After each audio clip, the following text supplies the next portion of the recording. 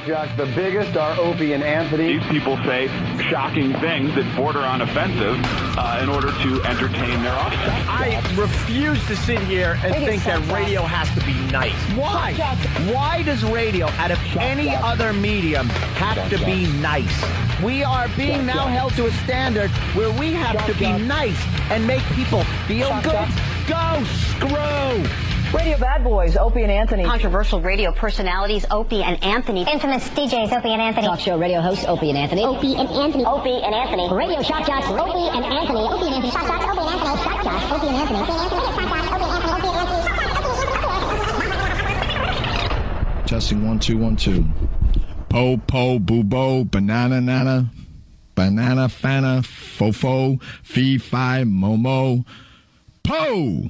Who thought you were dead? The people you were partying with? Dealers, yeah. Dealers and stuff, and they just threw them in a dumpster in London. Well, you know, and left them there. I think it's pretty funny, and no one wants a dead rock star. This is where entertainment is going. I shot my computer. You can't shoot guns in suburbia. And I fully expected the police to show up. This is showing responsibility. Opie and Anthony. I think worse than having sex with a man would be, as you're kissing one, to feel his man hands holding your head like the sweat of a man hand right on the nape of your neck.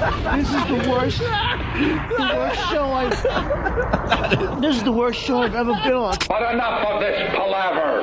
Let's get the show on the road. I'm sorry. Billy. So sorry. Billy. That I was such a fool. I'm sorry, Philly. I didn't know. I thought I did. Love could be so cruel. So cool. Good morning. Welcome to the Opie and Anthony Show. Good morning. The O&A virus spreading across America. I don't even think we should be broadcasting today. I think it's one of those days that you could take off and no one will notice. Columbus Day. Yeah. It's for all us Italians. For some reason, it's an Italian... Take it off. Yeah, a lot of the banks are closed, but then the stock market's open, and then it's one of those holidays that didn't quite get everybody to get to. It's like Martin Luther King Day, you know? Same thing. We'll stay open. Some of us will close. Traffic was nice, though, coming in. So yeah, that means we're not broadcasting to anybody. I know, exactly. Why waste this material when no one's good stuff. No one's listening. Is good I quality said we call it in today. Stuff. Well, first off, it's good to see Anthony awake. Yeah, good to, wow, how you guys doing? Pretty good, Anthony. Haven't seen you since, I think, Wednesday. Louis C.K. in for Jimmy. Jimmy's going to be on Jay Leno tonight. Let's not forget, let's all take a peek at that tonight. Yes. And we got Louis C.K. sitting in for Jim Norton. Morning, guys. Always a pleasure. And Louis has no idea what I mean by saying it's good to see Anthony awake. No, I don't. What happened? Anthony fell asleep.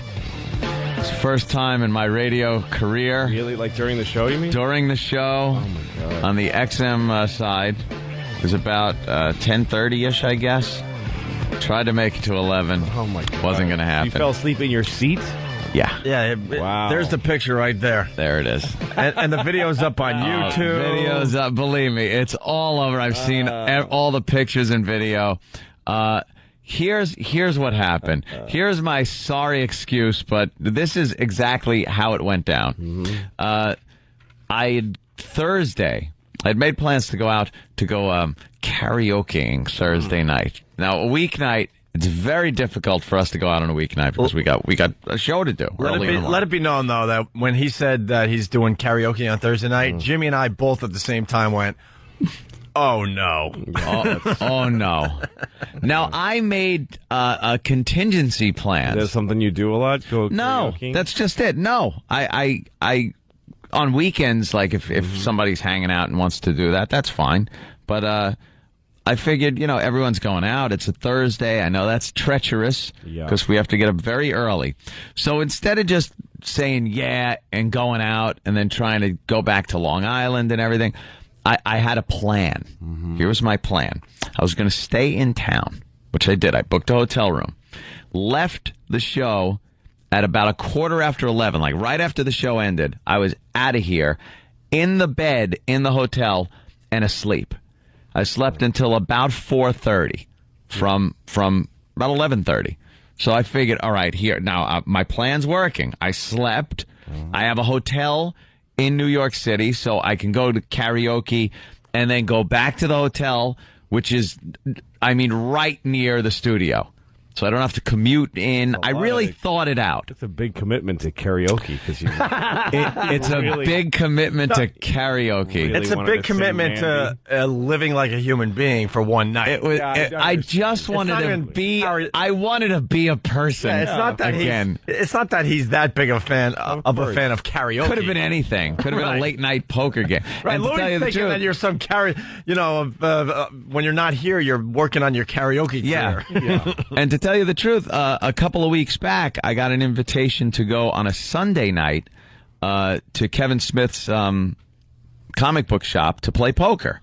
It's like an all-night poker thing. And he came in directly from that poker game without any sleep. And I was thinking I could do the same thing. I'll sleep, I'll do this. And then I thought better of it and thought, you know something, I'll just be a wreck. Forget about it. Yeah. But this just struck me as it's local. I slept. Yeah. I can do this. And got through this portion of the show, the FM radio portion of the show. The more important part. Exactly. I get. That's what Logan wants to hear. Far more people listening. Yeah, of course. Well, of course. I know that. Yeah. As long as you get through that. Long shot. And then I go over. Actual advertising being sold. Yeah, stuff like that. Money being made. Yeah. I go over to. How do you not phone in XM? When you already got it's their subscription. You've got their money. They actually tell you how many people are listening on this side. Yeah. On the XM side, it's this vague math they use. Vague. No way to know. Your career rests on how many people are listening. If you suck on XM, it'll trickle down to your actual show in like a year. It'll take. Yeah. They might start thinking, I've been making nothing for a while. I'm just. What are you doing over there? I'm just very suspicious of the whole XM thing because they say we're doing amazing. They say we're one of the most listened to channels on the whole platform. And I'm like, well, that's great. Why don't we send that out to the media? That would help our show. But we can't release those numbers. But for some reason, they can't release numbers that say that you're doing really well, which makes me very suspicious of what the hell's going on. A little over there. suspect. I don't think they know right no, what anybody's listening to or watching. Pull numbers out of a hat.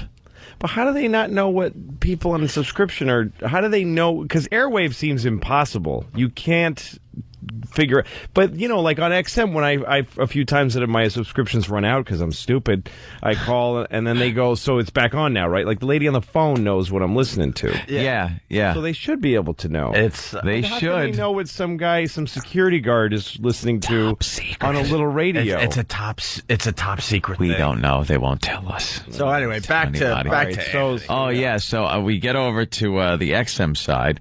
And I'm holding it together, really tired, feeling it, holding it together. And then around 10:30 or so, in the home stretch. It was before that. Oh, I looked at the time. I don't know. I have no idea. You were dozing way before 10:30. I was dozing. Look, we were having a boring show on Friday for the XMers. But we were trying our best. Well, we had Drew from Fark came in. It was interesting to about 1% of our audience. Yeah, from Fark.com. I don't know what that is. He came in. He's got Fark? a book. Yeah, it's a website that has a list of stories that good friend of happening. Of the show. Yeah. But, could be a little long-winded at times. Yeah, just a tad. And then, here was the kiss of death. The new studio over there is amazing.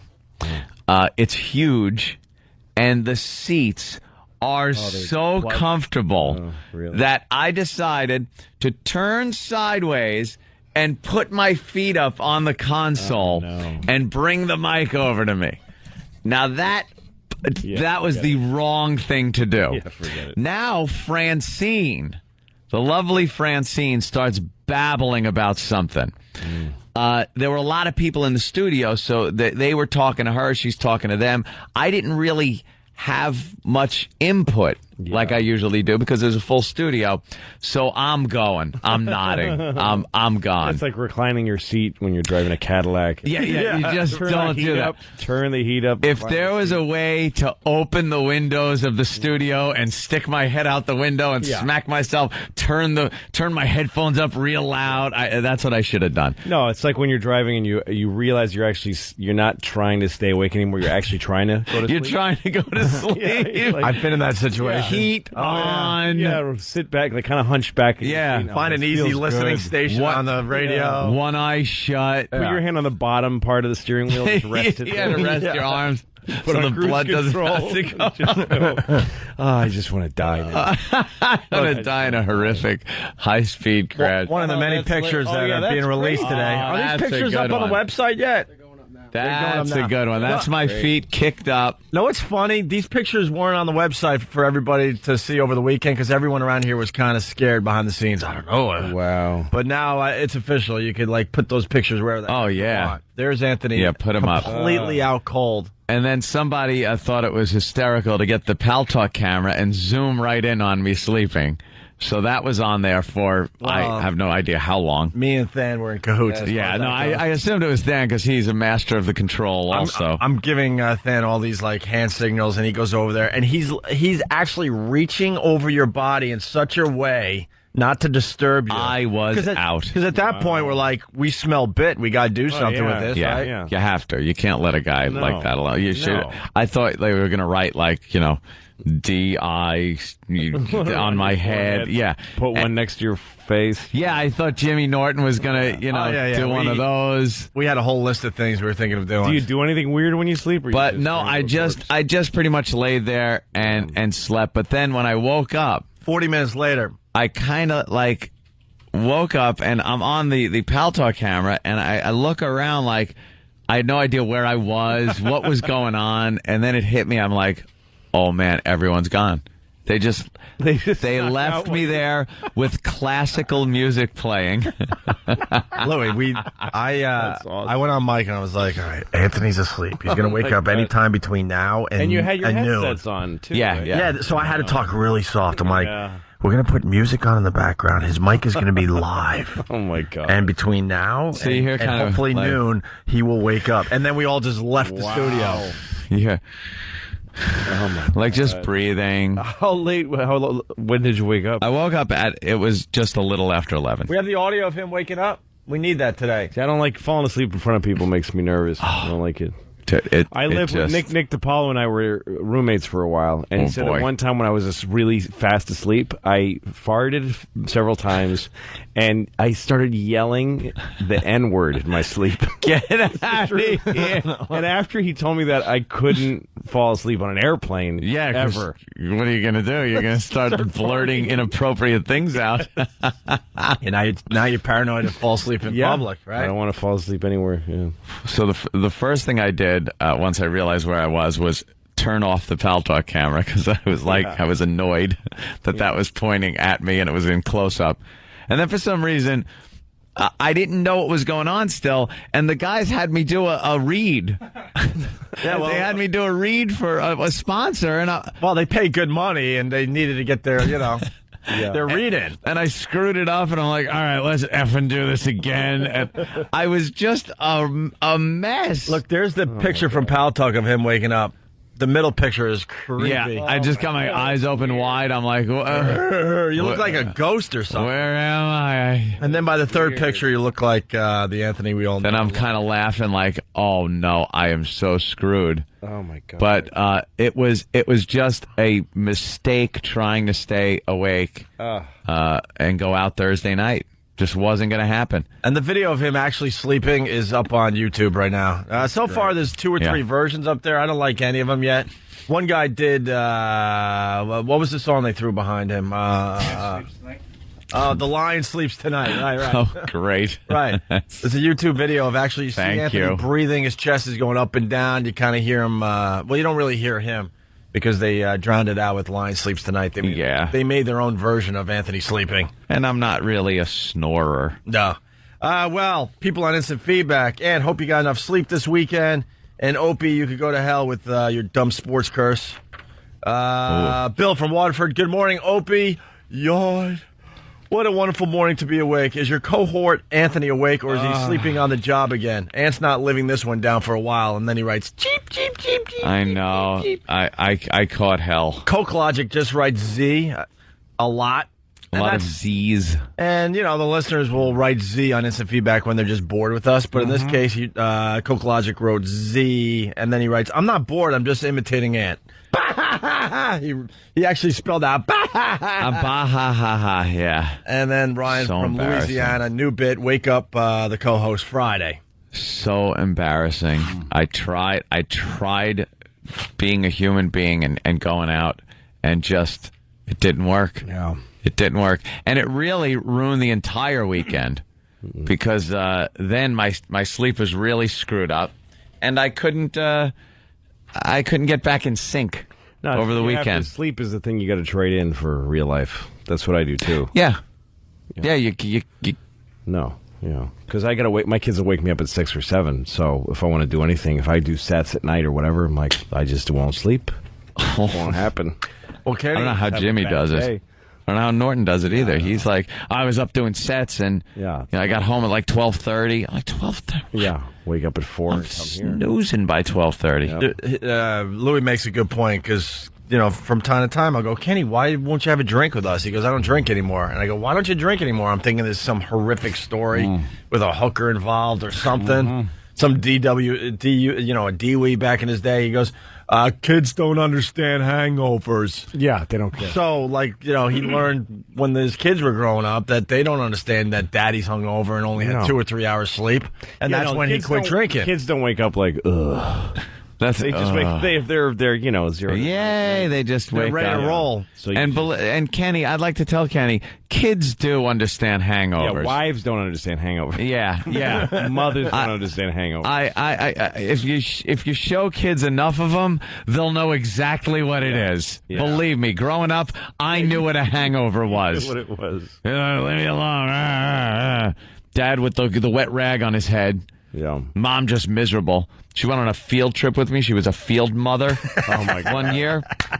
Remember when you went on field trips as a kid, and it was kind of cool to have the field mother was one of the moms, and my mother was very pretty, and I was very proud of my pretty mom, because all the kids would talk about what a pretty mommy you have. I picture your mom on a field trip with hot pants on or something. She did. She was wearing outfit on, white leather go-go boots and pigtails, and just CT the bus driver. It was just a mess. But the kids were just like, oh my God, your mommy's so pretty. And she came to a field trip once. We were going to Radio City Music Hall to see some Charlie Brown movie that was premiering there, some crap, and she was so hungover. She stunk of booze. She's sitting in the bus, and all I kept asking was, "What's the matter, Mommy? Do you feel good? Because everybody wants to talk to you." And what? Well, she's like, "Oh, I don't feel good." Oh, Mommy doesn't feel good. Oh no. So she's pregnant again. I think Mommy's pregnant. In the middle of the movie, I'm sitting there, and she just gets up and bolts to the bathroom, where I can only assume she booted the old Technicolor yawn. Yeah, as little Anthony and his classmates are sitting watching the movie. Oh, hold on, I'm looking around waiting for Mommy. Yeah, hold on. Where did Mommy go? She didn't even say she was going to the bathroom. Boy, this is a long time for Mommy to have to be in the bathroom. And she's just booting. Just blood coming out of her belly. Yeah. There you go. Where's Mommy?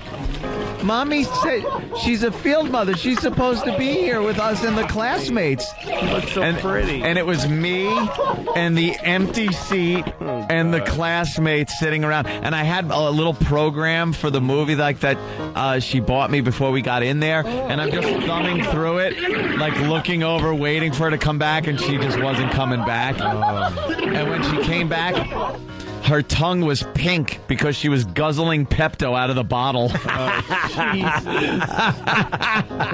That rocks. Yeah, that was my experience with the old field mother thing, and It was embarrassing, and I understood a hangover. Believe me, I knew what it was. That was it. I'm doing that on Wednesday. I'm going with my kid. To where? Oh, you're doing a field trip? Yeah, I'm being a field chaperone. Dad, chaperone, they call him now. Yeah, it was a field mother back And I'll then. probably be the same way. I'm not going to be Just awake. hungover, telling sea jokes to the kids. That's going to be me. Doing his material on the bus. All right, we got to take our first break. So, good news, Anthony's awake for the radio show today. Up as a pup. Some videos of that on YouTube. We'll put up some pictures up on our website. Enjoy it. Enjoy it and make fun of Anthony. Goof on me. To do, okay? We got lots to do today, man. Lots to do. Yeah. Very, very busy sports weekend, obviously. Yes. Very important for the Yankees. And we got to talk about Reverend Al. He's got to just shut the F up. Yeah. Where's the coalition against Al? Yeah. I ate breakfast right next to him the other day at the Four Seasons. At the Four Seasons. And what happened to the soul food place that he? No kidding. I think he's there every morning, pretty much. Him and Larry Flint. He wants people to boycott the Knicks until Isaiah Thomas apologizes. We'll get into that. Oh, after the break. Knicks. Yeah. Oh, Jesus! You scared the hell out of me. Yeah. Wow. Knicks. And, Okay. And Steinbrenner saying some crazy stuff. Let's just take a quick break and we'll do a little sports thing next. Okay. It's Opie and Anthony with Louis C.K. today. Good morning, guys. I'm sorry, Philly. so sorry Philly.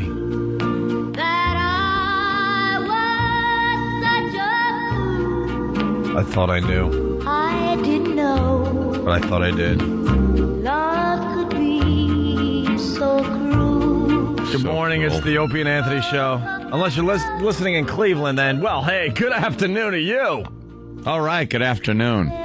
They hear us in the afternoons. They do? Yeah. Our phone number is 877-212-ONA. I don't know what to say to Philly today. I really wanted the Phillies to win it all this year. I really did. And it's you've proven that. Yes. You really wanted them to win, and that's why they completely self-destructed. Well, Louis doesn't Dunk understand. up We're the trying to joint. explain to him. I haven't had one of my sports teams win since, I guess, the 1986 Mets. Yeah. So it's been 21 years since I've had a winner. So, when your team is losing and stuff, you kind of, if you're a sports fan, you take a peek at other teams. Yeah. You're not going to, you'll kind of be excited, but you want to root for something, right? Yeah. And everybody I pick loses. Yeah. And And I'm he not can't going just- for underdogs. Yeah, he can't just. Looks good, and then all of a sudden they look like in the spring training when they play college teams. He can't just pick a team either. He can't just take a team and I want this team to lose, so I'm going to root for him. It's got to be sincere. Yeah. He's not even in control of it. It's just he wanted Philly to win. His fiance's from Philly. We had a great time when we went to Philly. We went to the game. We got the park tour. was beautiful. We met some players. We saw a tour of the entire park. It was fantastic. They gave us beautiful seats. We were on the field during batting practice. And Opes could just going And half the Phillies were trying to pick up my chick. It was great. And he's It's sitting fun there. for everybody. We're sitting there, and Opes is like, man, I could get used to coming here. This is a nice park and everything, really nice. So, when they make the playoffs, and the Mets didn't, it was like, hey, root for the Phillies. Right. Yeah. It was a natural. And people, ask me all the time, pick a team, and I'll go, look, I don't really care about either one of those teams. I'll even say that, I'm not just going to pick a team. Yeah, because it doesn't work that way. It's got to be something I'm feeling. So this year I felt the Phillies, they got shut out. I was feeling the Cubbies, they got shut out. Yeah. And this is all documented, too. He said all this before they even threw out the first pitch for the playoffs. Well, for Louis, here we go. Why don't you play that clip from last week, right? Before the playoffs started. Here you go. So what do you think, Hope? Go Phillies! Oh, no! Go Phillies! Oh, there it is. There it is. Go Phillies! You aren't saying go Phillies. Is this an official endorsement? You are picking the Phillies. I think it's to their take year. it all the way. I think it's their year. It's their year. Oh, They had a hell of a no. year. The cursed gods are now. All right, you heard it, guys. Get to work. Go Get Phillies. to work.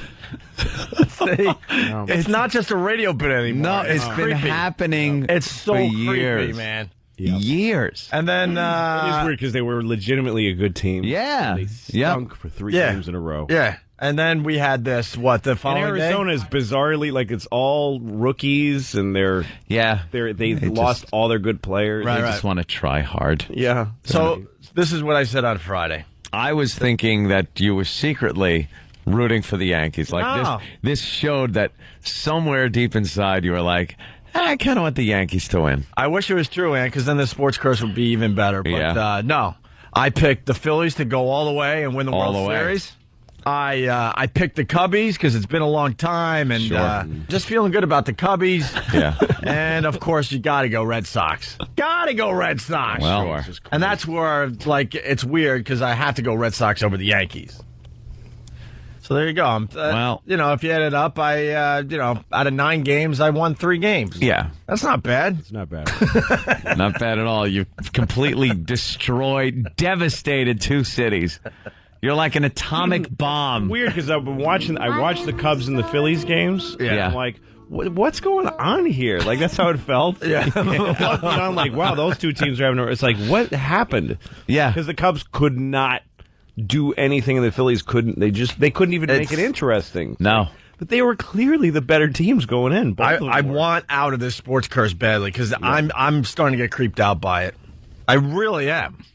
Like, my Islanders got knocked out last year in hockey, so I was like, I lived in Western New York for over 10 years. I want the Sabres. They got their asses handed to them. I mean, I lived in Buffalo when they lost all 4 Super Bowls.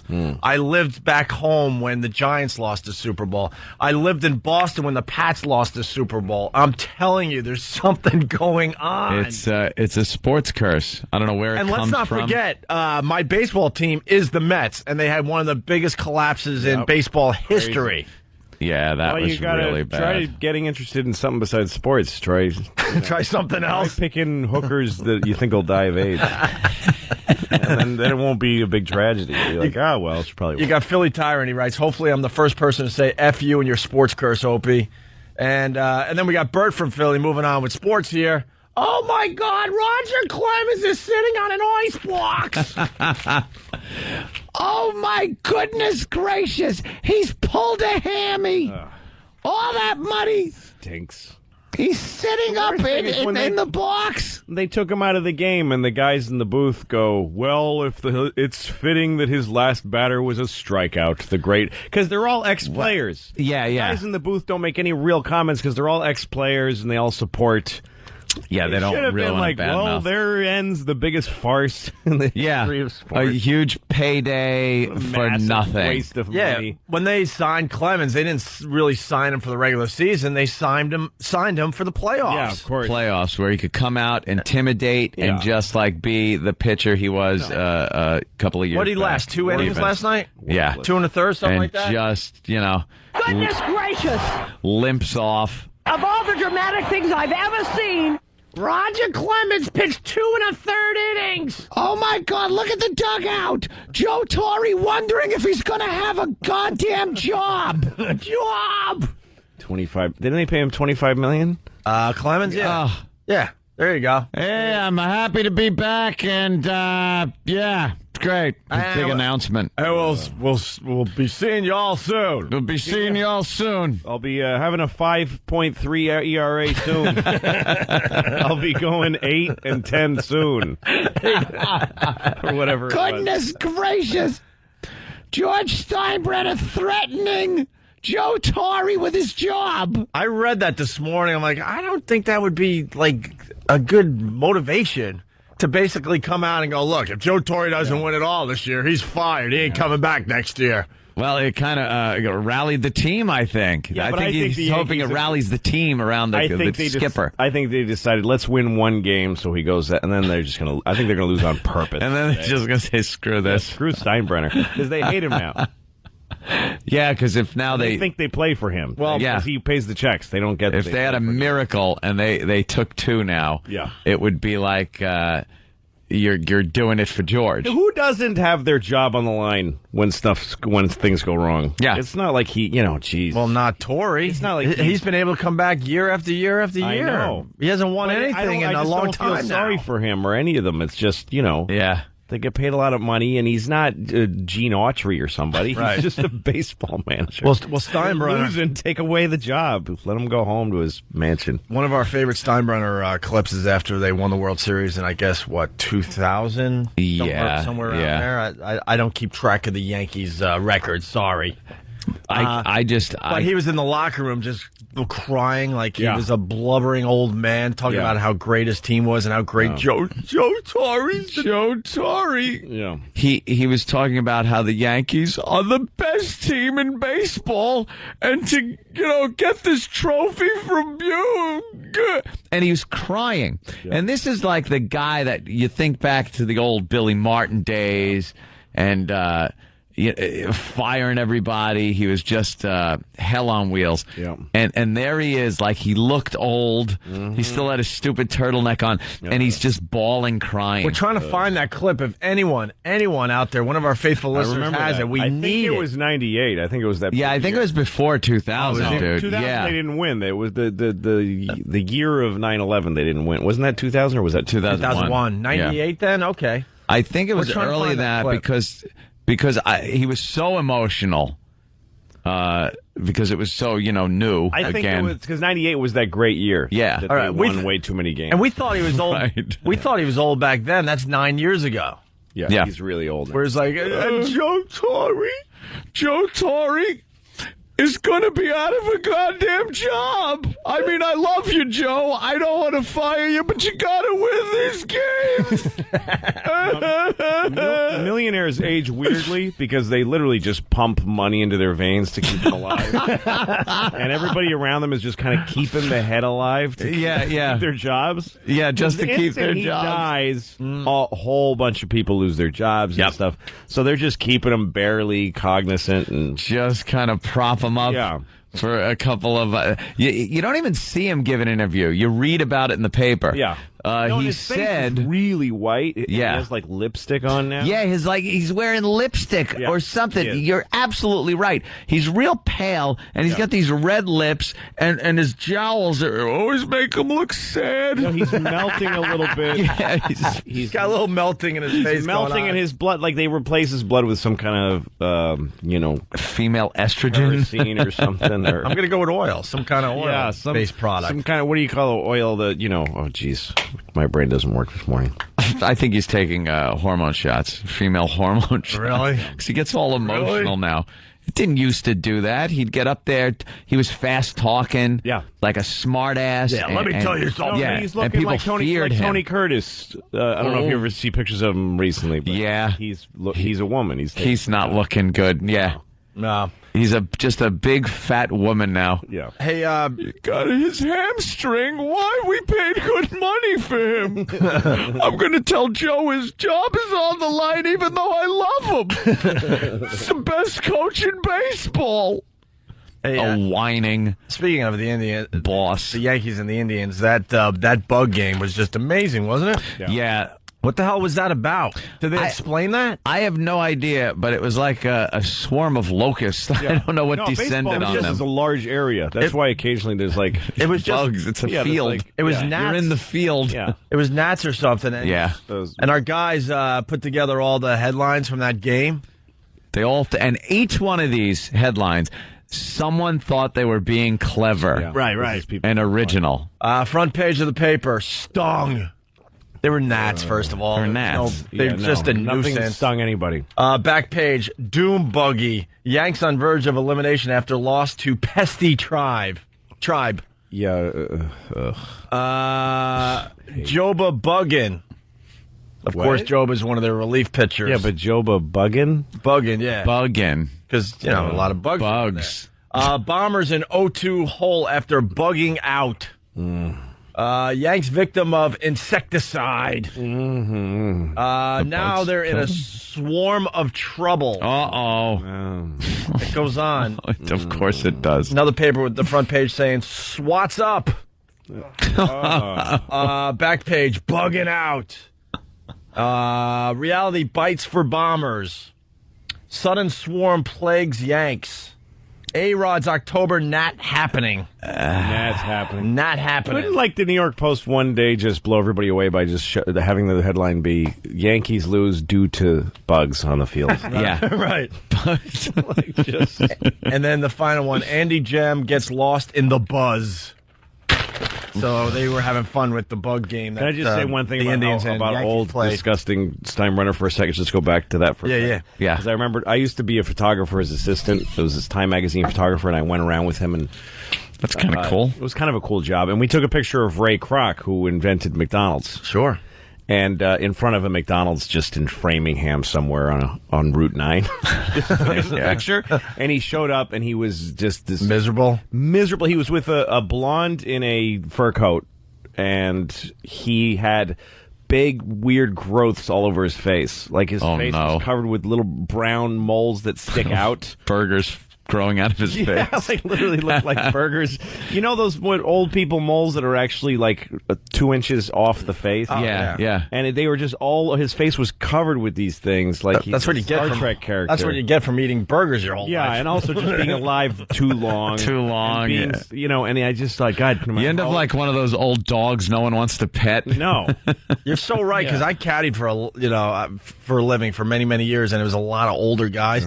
And if you're alive for too long, stuff really starts happening to that body. And there's something about millionaires that way, though, because you're like, couldn't he do something? Just go to the doctor and have those hacked off or something. I used to caddy for a guy. He would wear his golf shirt, and you could see through the golf shirt these huge, I don't even know what they're called, goiters? Yeah. They were as big as actual golf balls all over this guy's body that you could see even though he's wearing a shirt. I'm like, what is going on with this guy? That's frightening. Yeah, no, that's why Steinbrenner has his turtleneck, like from the neck down. Yeah. Gus. God knows what's happening there. Gus. Hey, by the way, speaking of the sports curse, Sergeant G from Iraq. Here's the sports curse. My Mets, okay. I'm a Mets fan. We haven't won since '86. Islanders, everyone knows I'm a huge hockey fan. Going to today, by the way, to the game. Islanders haven't won since '83. You're still trying your strive for 5? Yeah, right. Strive for 5 after a 15-year layoff. That was a hell of a dynasty back then. You got to really enjoy yourself back 30 years ago, whatever it was. Got cocky, man. Islanders since '83. The Knicks, I'm a huge Knicks fan. That hasn't happened since 1973. Yeah. And the Jets, what is that, 69, 70? Right? That was it for the Jets, the 69 one? Yeah. Really? With Joe Willie Namath? Yeah, and Broadway Joe? Wow. Guaranteeing the win? And Jesus Christ, were we even on the moon yet? I think we had just gone to the moon. I think the astronauts just got back. In July. 74, wasn't it? No, July of 69 we went to the moon. I thought it was 72. No. Oh, my God. We went in 72 also. But I think that was kind of Louis the so end far of it. doesn't know when 9/11 happened. And he doesn't remember when we landed on the moon. Yeah, it was July 20th I just know it was 69. Of 1969. I just know that I was helping my dad plant shrubs in the front of our house when that was going on. Nixon was president. That's all I knew. True. Yeah, you got that one. I went to the Nixon library. And they have the phone that he called the moon with. Really? Yeah. And it has an extension number, and I wrote it down because I thought you could call. That might still be the president's extension. Hello, Louis. It was like, Louis, what are you doing? I didn't think Nixon would answer the phone. Oh, well, that would be odd. Yeah. Louis. But it was one of those yellow phones. Tell me a good joke about a Jew. Yeah. Hey, really, really fast football picks. I didn't do well with that either. Football picks sponsored by Dish Network. It's time to get more TV from your TV. Sign up for Dish Network today. I think I got to tell my brother to get lost, man. He's doing my football picks this year. He's doing a horrid job. You're now in, I believe, last place. I am tied for last place with Sam, who has no clue about sports in general. Sam knows absolutely nothing. Yeah, Sam doesn't know which is the home team when he's looking at it. Oh, my God. He doesn't know. The second team. Yeah, he doesn't. He didn't know that. He's like, I don't know where they're playing. He goes, because Ope said something like, just pick all the home teams. He goes, I don't know which one's at home. Like, just look for capital letters. It's like the second team. Or just capital it's usually letters. At this. Yeah. When it's at, it means, so you know nothing. No. Do you know about the game at all? Any of the basic rules of the game? Like, could you watch the game and understand everything that's going on? Not everything, but I would understand why somebody was winning. Maybe I don't understand why they. Well, I wasn't even talking that basic. Jeez. Yeah, when everybody jumps up and down and the numbers on the board go up. Well, I get like you got to go to the end of the field and pass. Do you know about like first downs? No, I don't know anything about. Come on, are you serious? No, I know you don't know first downs. What? I know touchdowns. Touchdowns. Yeah. How many first downs? How many downs do you get? Wow. How many downs do you get as a team? 3. Come on, stop. That's right, This is 3. too easy. No, I have no idea. I went home over the weekend. Dude, you're you? tied with this guy. My dad was like, "How are you doing this weekend?" Out. And I was He's like, out. My What? dad was like, "How are you doing this weekend with the football picks?" And I was like, "I have no idea. I have no recollection of what teams I picked." Yeah, you don't even remember the names No, of the teams. I don't know what games we Wait, you picked. think each team gets 3 downs? And I then have no idea. And then what happens? Yeah, what happens after their 3 downs? They get a couple of points. They get a couple of points. Yeah. Let's say they have their 3 downs and they haven't made it to the end zone. What do they have to do? They gotta stop there and then make it to the end zone. But they're done. They're done? They're done. They did their, as you said, 3 downs. Are you gay? No, I'm not What- gay. What is going on? What happened? Let's say they had 4 downs. Okay. Now, what would they do on that 4th down? Turn around. To go the other way. Go the other way. Yeah. By the way, I didn't mean to insult the gays because they, but what the heck? People are football fans. Wow. Wait, how many points for a touchdown? That's 6, and then All the right. extra point. I know that. Oh, wow. Okay. Yeah. How many for a field goal? I don't know anything about it. I guess 1. If one That team- was the extra point. I don't know. Oh, come on, Sam. 1. I don't know anything about field. Thanks for the good radio, but this can't be true. No, it's true. I feel like I should be Damone. Yeah. Hey, and don't forget about the 20-point spread. Right. Yeah, I don't know anything about It's a lock. spreads You or win. anything Yeah. Yeah. If one team is on offense, what is the other team? Defense. All right, that's Defense. And who's your favorite team in the NFL? The Giants. They're blue. Oh my God! You're tied with this guy. Oh my God, brother Elmo. Elmo. Wake the F up. Elmo self-destructed. Well, He pulled a Mets. This is what happened, Louis. The football picks is pretty much who gives a crap. I understand that. We're trying to make something out of it. Last year, I was sucking with the picks, so I handed it off to my brother. He plays fantasy football, and he came out of nowhere to win the whole thing with Travis. He won me $10,000, I think, right? Or 5,000 each. We had to split the $10,000, which I still haven't gotten, by the way. I don't know what's up with that. Right. And so this year, I'm like, all right, I'll have Brother Elmo pick the games from the beginning. And all these guys are like, yeah, it's not fair. They're all bitching and complaining. My brother's a disaster. I'm tied with this guy. I'm tied with this guy in last place. Who thinks that a field goal is 1 point? Yeah. Name one football player. LT. Lawrence. He's getting a little old now, though. No, he's not. You're gonna have to pick another one. Cause What's his record been this year? Wow. Well, I know he's not How playing many right yards now, does but- LT have? Pick one player that's playing. Possession.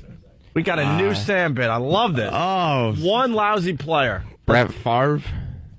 All right. Well, I didn't even. barely, like... Both football players Sam's named have been in movies. Yeah. Once they're in movies... LT wrestled at WrestleMania, too. Okay. He loves that's his why. wrestling, so. And he's blue, or he was. Yeah, he's blue. Yeah. All right, well, I'm in last place with you. Thank you, Dish Network, for helping us out with the football picks. Wow, Sam. All right, we have to take a break. So That is stunning lack of knowledge. I know other stuff. I don't know football. Yeah.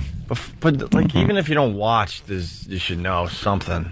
Have you ever sat with a game on, just sat for a few minutes? Yeah, I usually watch the Super Bowl. Then you should have picked it all up. You're Right. stupid. Yeah. Sorry. Even if you watch just the Super Bowl once a year, you should know all the rules, all the Every at one of least them. the basics. We're gonna have to sign him up for one of those chick courses they do right around Super Bowl time, where they have all the, they get the women together to teach him the rules of the game. Just watch a game. I'm not talking you should know every time a yellow flag goes flying what the penalty was. That's my mother's a football. She's a Patriots fan. She has 2 Tom Brady action figures on top of her TV. Two of them. Really? Made by 2 different companies. She couldn't decide which one she likes. 2 of them. Pats are unstoppable this year. Yes, they are. Oh, no.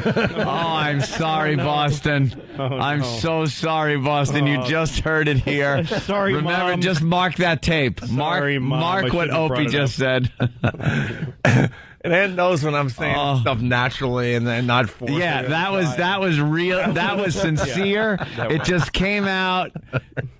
Oh God, I'm so sorry, Boston. The curse gods are like, dude, give us a minute. Yeah, hey, we're still dealing with your baseball team. They really are unstoppable. Let's be honest with you. All right, They have a hell of a unstoppable. year. You heard it here. My Jets suck, D. All right. How many yards to get a first down there, Sam? I'll go 15. Okay, 15. Come On a 5-yard penalty. What's a third back? What is that? Huh? What's a third back? It's like, I don't know, 33%. He's amazing because I made it up. It doesn't exist. But he found a definition. He has an answer, but he has an answer He for has an everything. answer for No matter everything. how stupid or wrong it is, Yeah. it's an answer. He's shot. throwing him out. He's giving it a shot. All right. Yeah, I'll take a little break. Yeah, we do have to take a break. School this boy in football. We get into the Sharpton thing. We got another guy getting kicked off a flight for wearing a dumb T-shirt. Lots of stuff to do. We got the audio of Anthony falling asleep on the air. We'll try to Great. do that next, actually. So stay there. It's Opie and Anthony with Louis C.K. today. Yeah, you're checking out the Opie and Anthony show. Tom Chiasano just walked in here. And I said, Tom, why are we even working today? And he even said, yeah, I really don't know why you guys are here today. I'm like, isn't this a great day to take off, recharge the batteries? Like, as far as morning show listening goes, today's one of these days where most people are sleeping in because they don't have to work. That's a great picture right there. There's E-Rock put up a picture of Tom Chiasano and Steve from Bayshore. Who now does the show rundown for the Opie and Anthony show. And he's, I guess, commenting on Tom's tie. Well, he does that every day. Yeah. When he sees Tom come into the studio on Pal Talk. By the way, 923krock.com, 923krock.com for the Opie and Anthony show rundown. It's great, and now Steve's doing it. And he links to all the stuff we talk about. So if there's a video in the news or a cool website or a cool picture, it's all right there during the, as you're reading the show rundown. Yeah. We're trying to get another website so the rest of the stations could enjoy it a little more because, the other radio stations don't like when we're promoting the New York station. So we're trying to come up with another website where that show rundown will be right there for everybody. Gotta love Steve. Give me Jack. I thought your guy also had a good response when you said that. What's his name? Tom? I don't know. Tom Chiasano. Yeah. You said, why do we not have today off? And he said, well, I didn't think of it. And then you said, neither did I. And he said, well, so my defense is the same as yours. It's yours. It's very corporate. It really was very corporate. I'm sure that gets said in a lot of corporate boardrooms. Well, my defense is the same as yours, sir. He learned We are on par. He learned at the right hand of Mel Karmazin. Yeah. So sometimes he will he'll kind of remind you of Mel in some of the ways where you'll be asked a question that has no answer. Yep. It is just thrown out there to kind of trip you up a little bit. Absolutely. My defense is the same as yours. Yeah. Yes. Brilliant, right? Perfect. Yeah. Very All right. corporate. That's in the corporate handbook. Yeah. Throw it back at them whenever you can. Yes. We got Sailor E from Jacksonville. Opie and Sleepy is easier to pronounce. Opie and Sleepy. Joe from Detroit. Pardon me, I just tuned in. I was wondering if Aunt brought a pillow today. I'm not a narcoleptic. Big news. Jesus One Christ. time in all those years. One time in 12 years, almost 13 years, I decide to snooze with a half hour left. If you're an air traffic controller, there'd be 1,000. That could be a people. problem, right? Yeah. Sorry. Can't afford once. A D joke didn't get out. Yeah. If you're just tuning in, well, Anthony he kind of went to sleep during the show on Friday. Not just a little nod off like Rich Voss does from time to time. Patrice O'Neill will doze a little bit during the breaks. You know, this morning radio it's a tough one. I went through a phase where I was just nodding that I could have recovered, but there was no stimulus there to get me back to the waking world. So I just poof out. So gone. Anthony was out cold. Mm-hmm. We decided to leave the show. Leave his microphone on, and I whispered in the background that we're going to just play some very soft music so Anthony could continue his sleep. Oh, it was nice. And eventually, he will wake up. So have fun listening to this crap. I'm going home early. That's basically what I found an excuse to get the F out early and still do Radio Gold. It was perfect. Hey, you know something? I was asleep, but by gum, I was there. So... just really quick, we had Steve do some voiceover. So could you play the first one? This is actually Ant sleeping, and then Steve just kind of checking in every once in a while. Go ahead. You're listening to the soothing sounds of the Opie and Anthony radio program. Anthony has been asleep for 9 minutes. All right. And then it just continued with like the a soft blackout. music. Now you got to remember, Anthony's mic was on. Yeah. Everyone was just waiting to see when he was going to wake up. And as that was happening, Steve would pop in every once in a while. You're listening to the soothing sounds of the Opie and Anthony radio show on XM Satellite Radio. Anthony has been asleep for 12 minutes.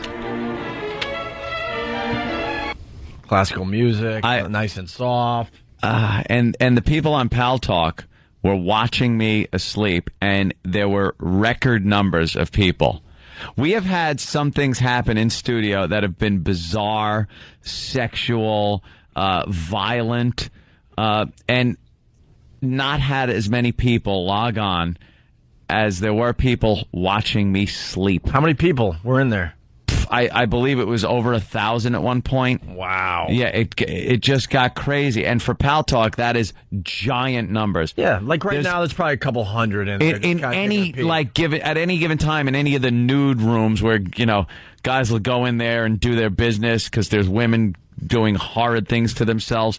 There's probably 250 people in there. Mm-hmm. There were like 1,000 people in there watching me sleep. Yeah, you sleep. And then it continued. Steve popped in, again. You're listening to the soothing sounds of the Opie and Anthony show on XM202, The Virus. Anthony has been asleep for 15 minutes. If you listen closely, you'll hear him wake up very gently and realize the microphone is still on and the studio is empty. Enjoy. And then finally we did get to that point. How many minutes was he asleep officially? Did we figure it out? 24? Was it that long? That's when we started keeping track, though. Yeah. He was out way before then. I think it was close to a half hour in, I got to say. All right, and this is finally Anthony waking up and realizing that everyone went home and that his mic was still live, and people were going to listen to him wake up.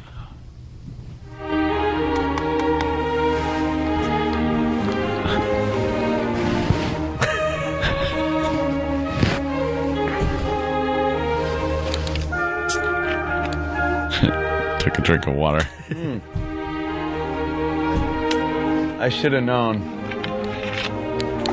Sam. Yeah. For the hyenas.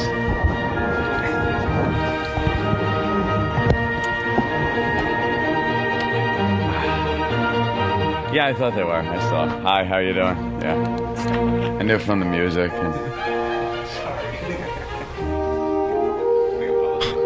Why else? You were out cold. I'm sleepy. Leave me alone. Yeah, I mean, not much there. It's just a guy waking up. What do you mean by hyenas? Yeah, was that in your dream or something? No. I was talking to Than and Sam. Sam is there with he's like under. It looked like something out of Wild Kingdom. He was behind a blind. He was actually hiding and videotaping me. And then I looked and knew that since the Pal Talk camera was zoomed in on me, that it was Than that had to have circumnavigated the camera. So I was just like, oh, hyenas. They're a bunch of hyenas. Well, they were kind of scared. They didn't know how you were going to react when you finally woke up. Yeah, with gunfire. No kidding. Let's go to Cigars and Scotch. What's up, Cigars?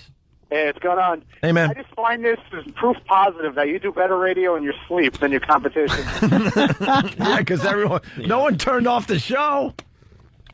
Well, we actually got more listeners because Anthony was asleep. Asleep. Note to self. Because people wanted to see how it was going to end. Note to self, sleep more on the air. It was a cliffhanger. More sleep on the air.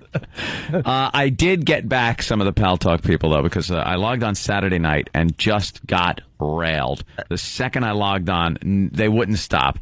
Hey, Rip Van Winkle. Hey, you want to snooze? There's not that many jokes. Not many sleepy jokes that you can do. Hey, you slept. But yeah, you falling asleep over there? So it was Saturday night, and I'm just hanging out on Pal Talk and talking about stuff after they got past that point. And as I was on cam, I looped a video of me being on cam, and then I just switched it out for my live shot and left it on and went to bed. I woke up the next afternoon. I woke up on Sunday, probably at noon. I got out of bed and went downstairs and turned my computer on. It was still there, and the room is still full, and people are talking to me. Some people are onto it, and we're saying it's a loop, but other people were just like, no, dude, what? And they go, dude, look at his windows. It's nighttime. It's noon. Where is he? India? Look how he jerks into weird positions. Yeah, and there was a little glitch in there. Yeah, of course. A little glitch. Jeez. From like the scene from Speed where he set the video. You could be dead for 2 years and keep your. You could just still stay on Pal Talk. Getting checked. You could still be alive on Pal Talk. Hey, so there you go. The video. Well, are we throwing up a video on our website? We got pictures of Anthony asleep on our website. Yeah. I like the one with my feet kicked up because that kind of makes it look like that's why I kind of nodded out. We also got some videos that are going up on YouTube. The fans are making their own version of you sleeping on YouTube. Oh, good. It's becoming the latest O&A phenomenon. Yeah. What do you got, Than? Yeah, the video's going up today. We kind of just wanted to see how it played out today because right when Ant woke up, it might have just been he was doing the eyes bugging out. I was like, but it looked like he wanted to kill everybody. Oh, yeah. 5 foot range. No, I was just confused. Okay. You sometimes you wake up in a hotel room and you go like, where the hell am I? What day is this? What time is that? Am I supposed to be somewhere? And I'm just like, that is confused guy eyes. That is how I'm going to look in an old folks home. Those eyes. Dude, what were you thinking? I need something to eat, and I wet myself. What were you thinking when you looked around the studio and no one was around? How creepy was that? It started sinking in that, oh, my God, I know I was nodding off, and I must have fallen asleep. I had no idea how long I'd been asleep. The music's playing, so I'm like... And I looked around, and I didn't see anybody, so I had no clue. It could have been 5 in the afternoon. How long did you think you were asleep for? Longer than I was. I thought I was asleep for a couple of hours. Oh, really? Yeah, so that freaked me out. The worst thing in the world is waking up in jail. And you go, because when you fall asleep in jail and you go somewhere else, you dream. You're not going to be in jail. Yeah, you wake up and you go, oh my God, I'm here. Yeah. Ugh. It's the worst. Naps are the weirdest thing after work, because usually you've got to take like at least an hour so you could just function for the rest of the day. And you wake up and you have no idea if you're supposed to be at work. Yeah. Like I look at the clock and go, oh my God, it's like 4 o'clock. I'm supposed to get up. And then you look out, but it's light out. But is it summer? What the hell's going on? Which 5 o'clock is this? Yeah. Those naps have no concept, though. I mean, sometimes I'll wake up and I'll think, all right, I slept my hour and a half. And I look at the clock, I'm like, 10 minutes. What? Yeah. Yeah. All right, so there you go. You can check out all that stuff for yourself. It's all over the place. Have fun. Reverend Al Sharpton, we should do this before break. He wants Isaiah Thomas to apologize. And if Isaiah Thomas, of course, the head coach of the Knicks, doesn't apologize, he wants everyone to stop going to Knicks games. This is insane. Isn't that happening? Yeah. Isn't that? Well, yeah, it's happening. Sharpton's the black guy, right? He's the black guy? Yeah, right. yeah. Just making sure. Why is he getting involved in everyone's business? Yeah, I don't know. What does he want him to apologize for? For saying derogatory things toward women. toward black women. Toward black women? Oh, right, of course, because he What did he doesn't say care about about anyone black- else. That's true. Yeah. Called her the B word. Bitch. He called her that went like... During the sexual harassment lawsuit that went down? That she just got awarded $11 million for, $11.5 million. He said that because of... Like, he said that publicly? Or? No, during work. During work. What is he... He's And paying that's him worth- $11 million. Yeah. Yeah, And that's now not he's good enough for Reverend Al. Now Isaiah has to apologize. Why does this guy think he can tell everybody what to do? Why does How he they think should he be can- apologizing and for what? Or in telling people not to go to the games. Yeah. And more importantly What a is... dumb way to try to activate socially. Yeah. What a stupid idiot this He's guy is. a jerk. He's the worst guy alive. And for some reason, and I blame the Democrats for letting him get up there and speak at their convention, he has this credibility that he never had before. He was always the goofy sweatsuit, big he was a hubcap joke. medallion joke that would be a race-baiting, taunting, Nobody white took him interloper. seriously, though. No one took him seriously with the Tawana Brawley debacle. And then he dresses in a suit, and the Democrats let him talk, and all of a sudden he's got this credibility that people seem to think if he says something, they should do it. No, he's an adult. Well, this is what he's saying today. Isaiah Thomas speaks to Reverend Al Sharpton, but so far... And now freaking Isaiah Thomas has to meet with Reverend Al Sharpton. Why are people meeting with this guy? Stop! Let him crawl back to his crap hole that he was in. It doesn't help if you said something like every time somebody says that, well, I got to meet with the Reverend Al now. Yeah, And yeah. what's going to happen in that room, really? Same thing that happened to Imus. At least they showed that live. Yeah. It wasn't a private meeting. It was on the air, and you just saw him crucify Don Imus. Don Imus did apologize. Reverend Al wasn't accepting it. No apology. Sharpton says he wants Thomas to say he's sorry for statements he made in a videotaped deposition shown in his sexual harassment case. In that video, Thomas said it is worse for a white man to use the B word against a black woman than it is for a black man to use the same word against a black woman. Reverend Sharpton says if Thomas does not apologize, he will launch protests and call for boycotts of upcoming Knicks games. Stop meeting with Reverend Al. I know. Enough. Just stop. He's It's good enough. Don't you think it's good enough that this woman got $11 million? Move on. He's not even He's the coach smart. of the Knicks. He's not even intelligent. No, he's not. That's the thing. He's not. He's stupid. He's a dumbbell.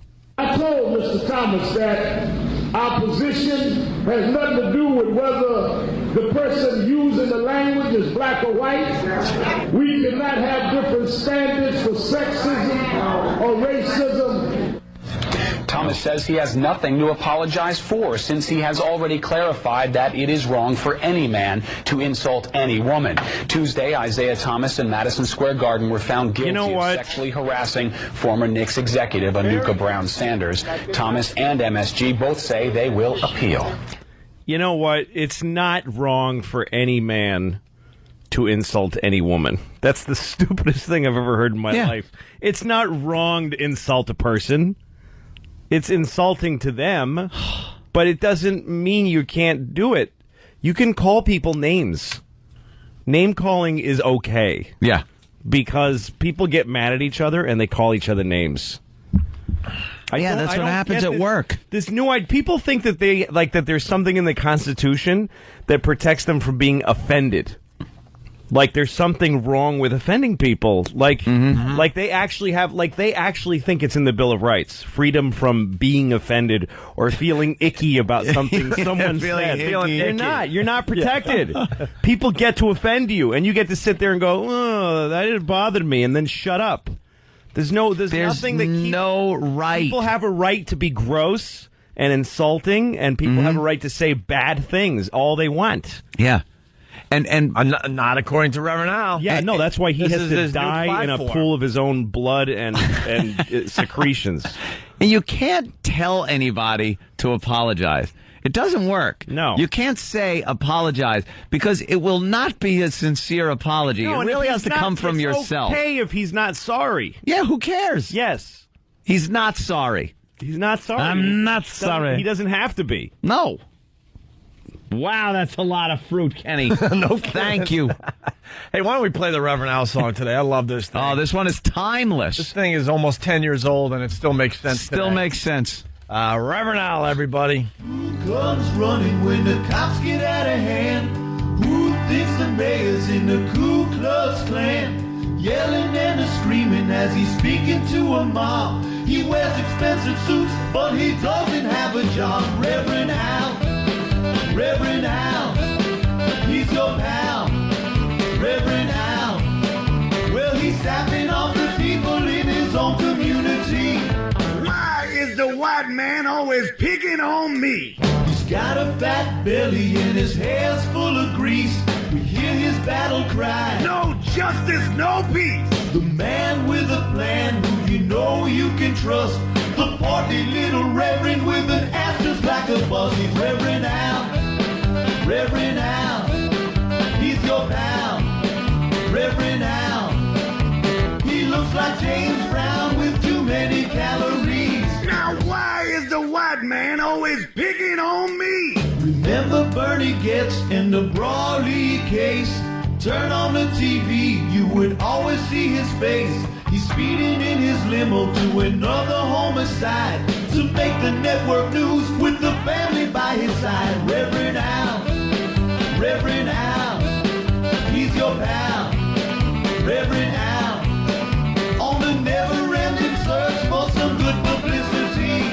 Why is the white man always picking on me? Reverend Al, I'm Reverend Al. he's Reverend Al. I'm Reverend Al. He's Tommy Brown. I'm hungry. He's Reverend Al. Reverend Al. He will represent your family and he doesn't charge a fee. Now, as long as the footage makes it on the TV. Reverend Al. I'm Reverend Al. He's Reverend Al. I'm your pal. Well, he's your pal. That's right, Reverend Al. Reverend Al. I'm Reverend Al. He's a race-baiting, white-hating bag of baloney. Now, why is the white man always picking on me? Reverend Al. Yeah, I'm Al. He's Reverend Al. I'm Reverend Al. He's your pal. I'm your pal. Reverend Al. Reverend Al. Hey, we got Anita from Long Island. What's up, Anita? You know, I think Reverend Al is not really hitting the target, the real target, and he's not really hitting the issues. If he wants to stop all this name calling, he needs to attack the first graders who are starting it. And then, and only then, if he attacks them and, you know, makes them pay money and boycotts the first graders, then he'll probably get somewhere with this whole thing. First graders. What first graders? What are they doing? Oh, they're name calling their asses off, right, Anita? Exactly. So if he attacks the first graders, Holla. at the source, then maybe he'll get somewhere with this. So you're saying, like the first graders of the world are the ones that are starting all this. Yeah. Exactly. In the playground. In the I think bud. he's afraid. I think he's afraid to really hit the issue. Yeah, something That happens. would be awesome if he. Timmy Just started Wilson yelling. called Right. Brenda Karloff. And unless he A stupid- apologizes, we're taking his crayons away. Now, Crayons. he said that she had cooties. Right. I demand an apology. It's wrong for any little boy to say cooties to any little girl. She does not have cooties. I do not want to disparage cootie Americans. People living with cooties. People are not dying from cooties. They are living with cooties. And if he don't apologize, we're taking his finger paints away from him. Oh, God. We are going to have him miss Friday Pizza Day. Right. If he does not apologize. What a complete tool. Wow. Anita, first graders, where did that come from? Here's the thing. It used to be. I have a first grade in the back seat right now. Huh? I have a first grade in the back seat right now, and you know she's name calling. What is her favorite name? What does she say? Give us an example of her name calling. You know, they just call Boogerhead and Boogerhead? Boogerhead! I demand an apology. I demanded a boogerhead. A head cannot be an entire booger. It is not only inappropriate, it is it is ridiculous to assume. Oh, by the way, let me fix this little girl up.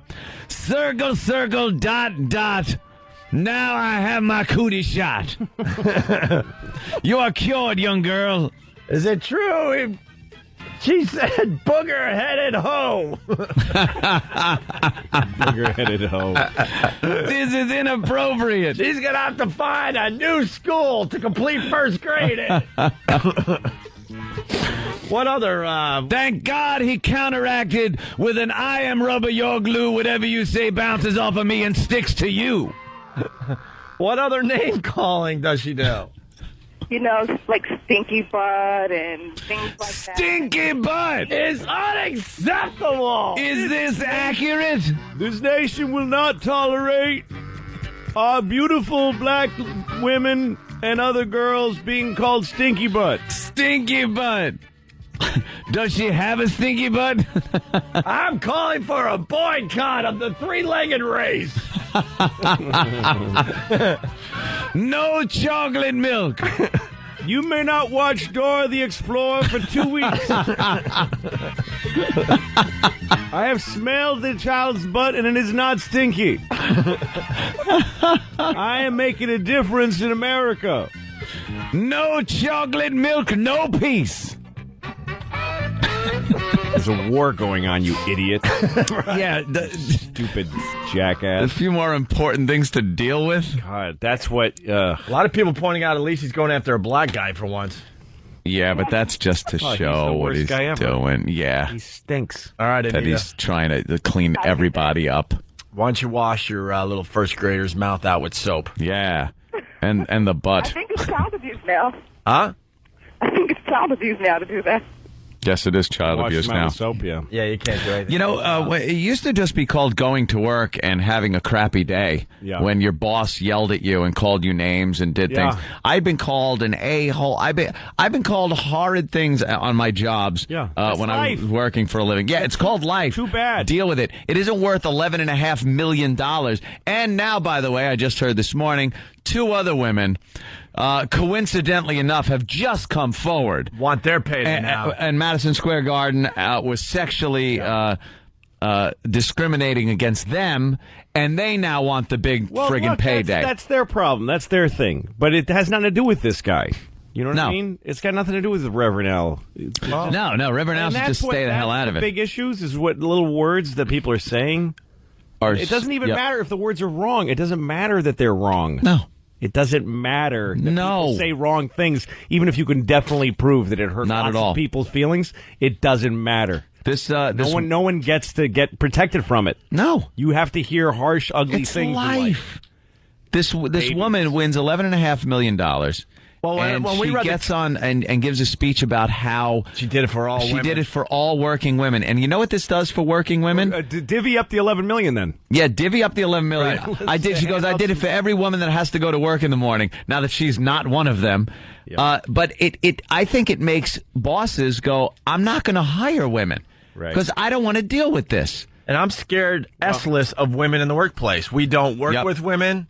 When I see a woman in the hallway around here, I'm very nice and polite. And very gentle pinch on the ass. Very gentle. I won't squeeze till it bruises. Not anymore. No, you can't leave marks. Little pat is good. Little pat on the ass. Good job there, Toots, I say sometimes. Good job, Toots is nice, you know. Yeah. Maybe a little hubba every once in a while. Hubba, nice stems. I just use lingo from the 20s and 30s, so hopefully they don't understand and think I'm talking about work. Right. All right. Just everybody, keep your nose out of everyone's business. Let's go to Mike in Jersey. Mikey. And by the way, I was doing a voice just to help the bit along. Relax. I'm not trying to do voices. Doing Mike. A voice equals not funny. No, it's not even Mike that said that. Go ahead, Mike. Mike. This is an important call. Mike, is that Why you? Are you in the boys' room, Mike? Mike. Hello there. Yeah. Is your name Mike? How are you? Is your name Mike? Good morning. Is your name Mike? Yes, good morning. Is your name Mike? Yes, it is. So why does it take so effing long? My brain is soft at this hour. Wow, that was really... Then maybe you shouldn't call the radio show. What do you got, Mike? Listen, you guys are doing a great job with this story. You're the only media outlet covering it all, the absurdity of it all. And not one mainstream outlet anywhere, TV, radio, has said 2 words about it. The girl in the Midwest somewhere was practically raped at a McDonald's and was awarded $5 million. She was bodily tortured for 2.5 hours by the nutty employee there. How is that related? How does that? I'll tell you how it relates. I'll tell you how it relates because it's a conversation Ant and I had. Like I was sort of following the Madison Square Garden Isaiah Thomas thing and the sexual harassment thing, and when she was awarded $11 million, I'm like, God, horrific things must have happened to this woman. Yeah. There must have been some of that what type of action going on. And then I hear that it was over a couple words. I'm like, and then we had calls coming in, Louis, all morning recently. Oh, yeah. Where guys are like, dude, I pretty much lost my arm on the job. I got $10,000. Got $10,000 because his arm was ripped out of the socket. And this woman was like practically raped and tortured, and she got not even half with that one. She got $5 million, but but $11.5 million for words. For words. Words hurt that much. That's the Jerky Boys bit. Well, I was hurt by his words. God. Were you injured? Yes. He'll distribute the money. And look, we don't want to have this whole issue confused here. We understand that you shouldn't have to work in a hostile work environment, but they've stretched that definition way beyond the bounds. I think if a boss is smacking her on the ass, saying, if you keep up, do a good job, and you know what I mean, you'll get that promotion, and she's got to go into his office and sit on his lap or something in order to get a promotion, there's a problem. If the boss calls you a bitch or an a-hole, maybe you're being a bitch. Well, maybe he's cranky. He's the boss. Is that why did he say it like insultingly because he was mad at her, or did he just call hey, come here, bitch? Right. Well, I don't know, but even that isn't worth $11.5 million. I think $11.5 million. I think every Knicks fan should be awarded $11.5 million because they haven't had a team on that court in decades at this point. So worth following. Sure is. What does it say about the jury system? It's ridiculous, Mike. Absolutely ridiculous. $11.5 million for a couple words. And now Reverend Al basically wants Isaiah Thomas fired. I mean, that's what he's hinting at. A few more words. That's what he's hinting at. Women at work, it's hard. I think it must be just the years, the centuries that we are allowed to rape them. For centuries, that it wasn't even illegal until like 1948. I think. That's why I love watching those old movies. We're like, hey, Toots, come here. Well, that's what I saw a movie recently about Doris Day having to land a plane because the pilot died. Oh, Jesus. And so the whole flight, she's landing the plane, and everybody that comes on, all these different people it's one of the original 1940s help the lady land the plane things.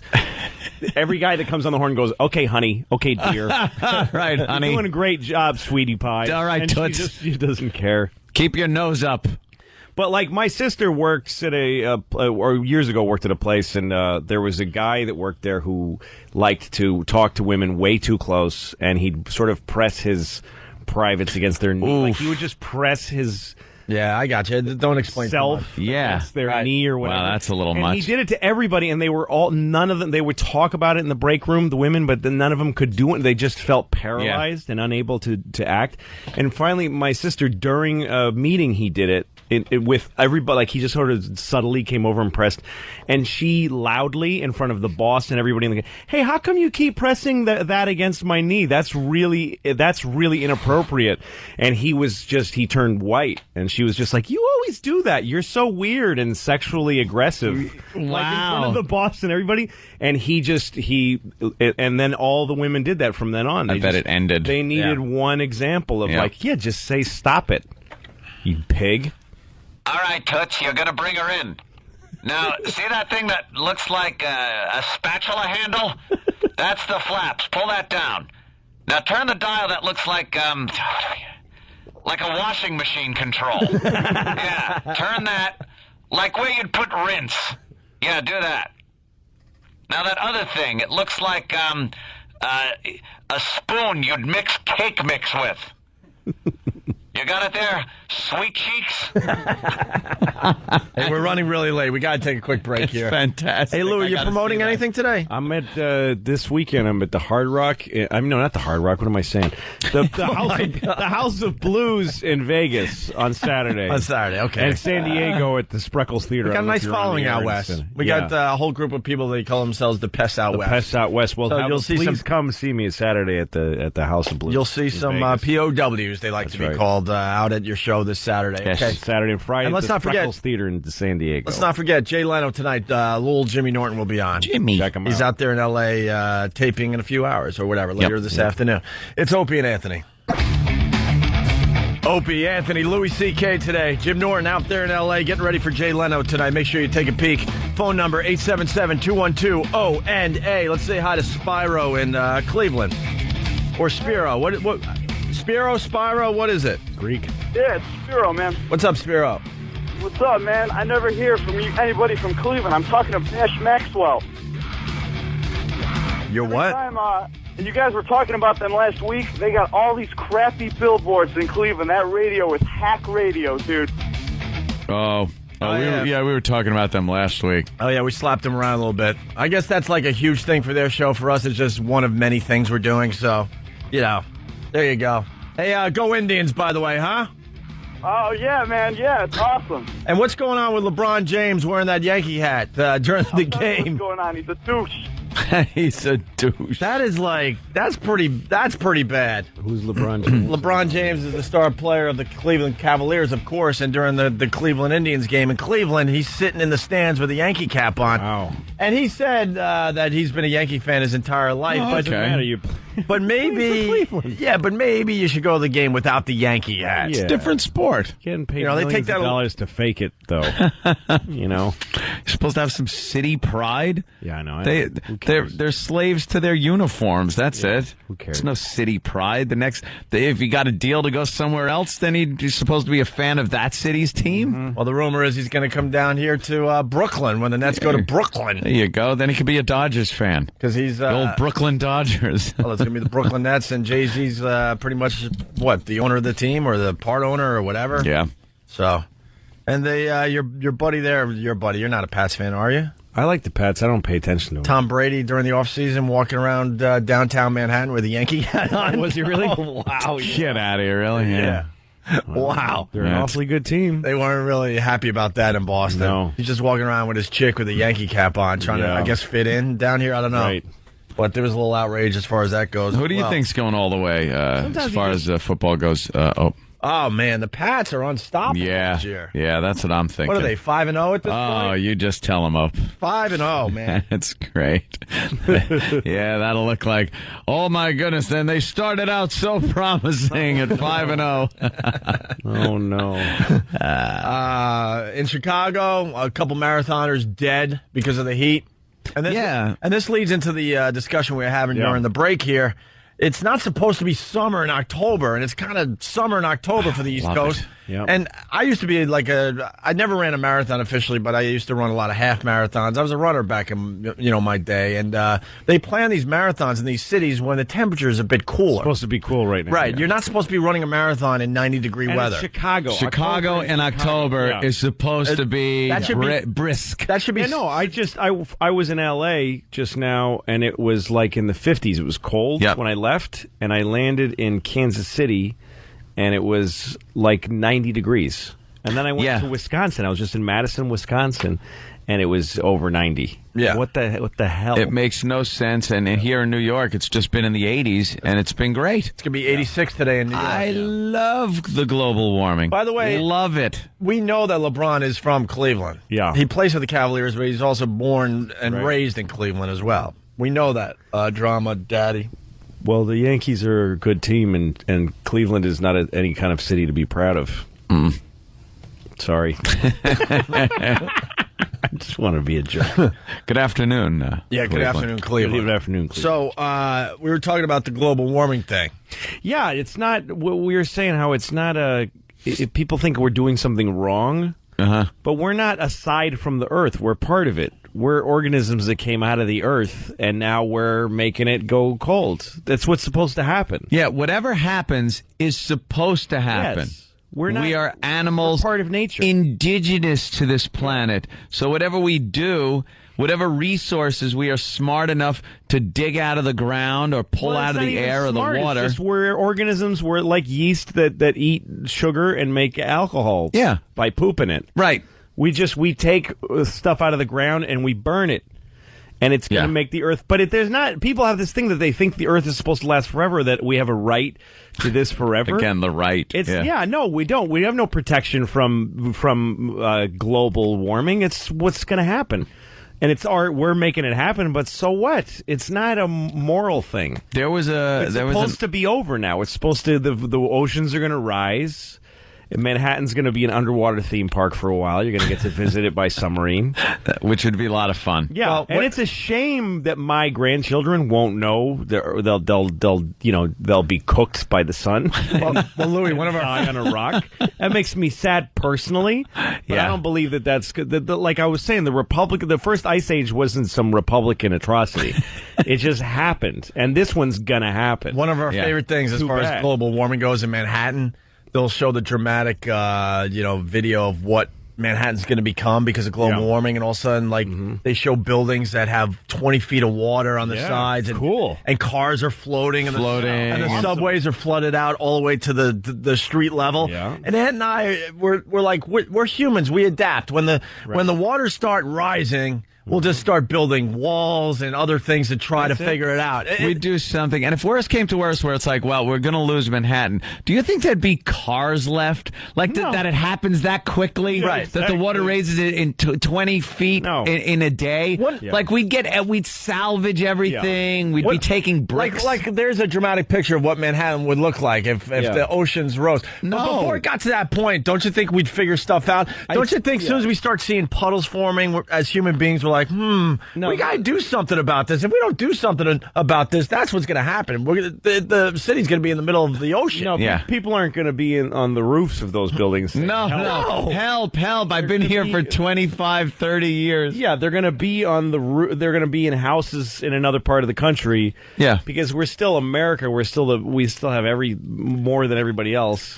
It's not like, the unwashed billions that are just going to get, that are dying anyway. They don't need global warming to die. People in Darfur and whatever, they're dying anyway. So you're a fan of don't even worry about it. Well, I just don't think. No, I mean, look, if people would like to have the Earth a little longer, then they should slow down. But it's not a moral thing. Nobody's doing anything morally wrong because we are we're part of nature. You know what? We're elements of nature. It's always amazed me is the fact that we just took crap that was laying around.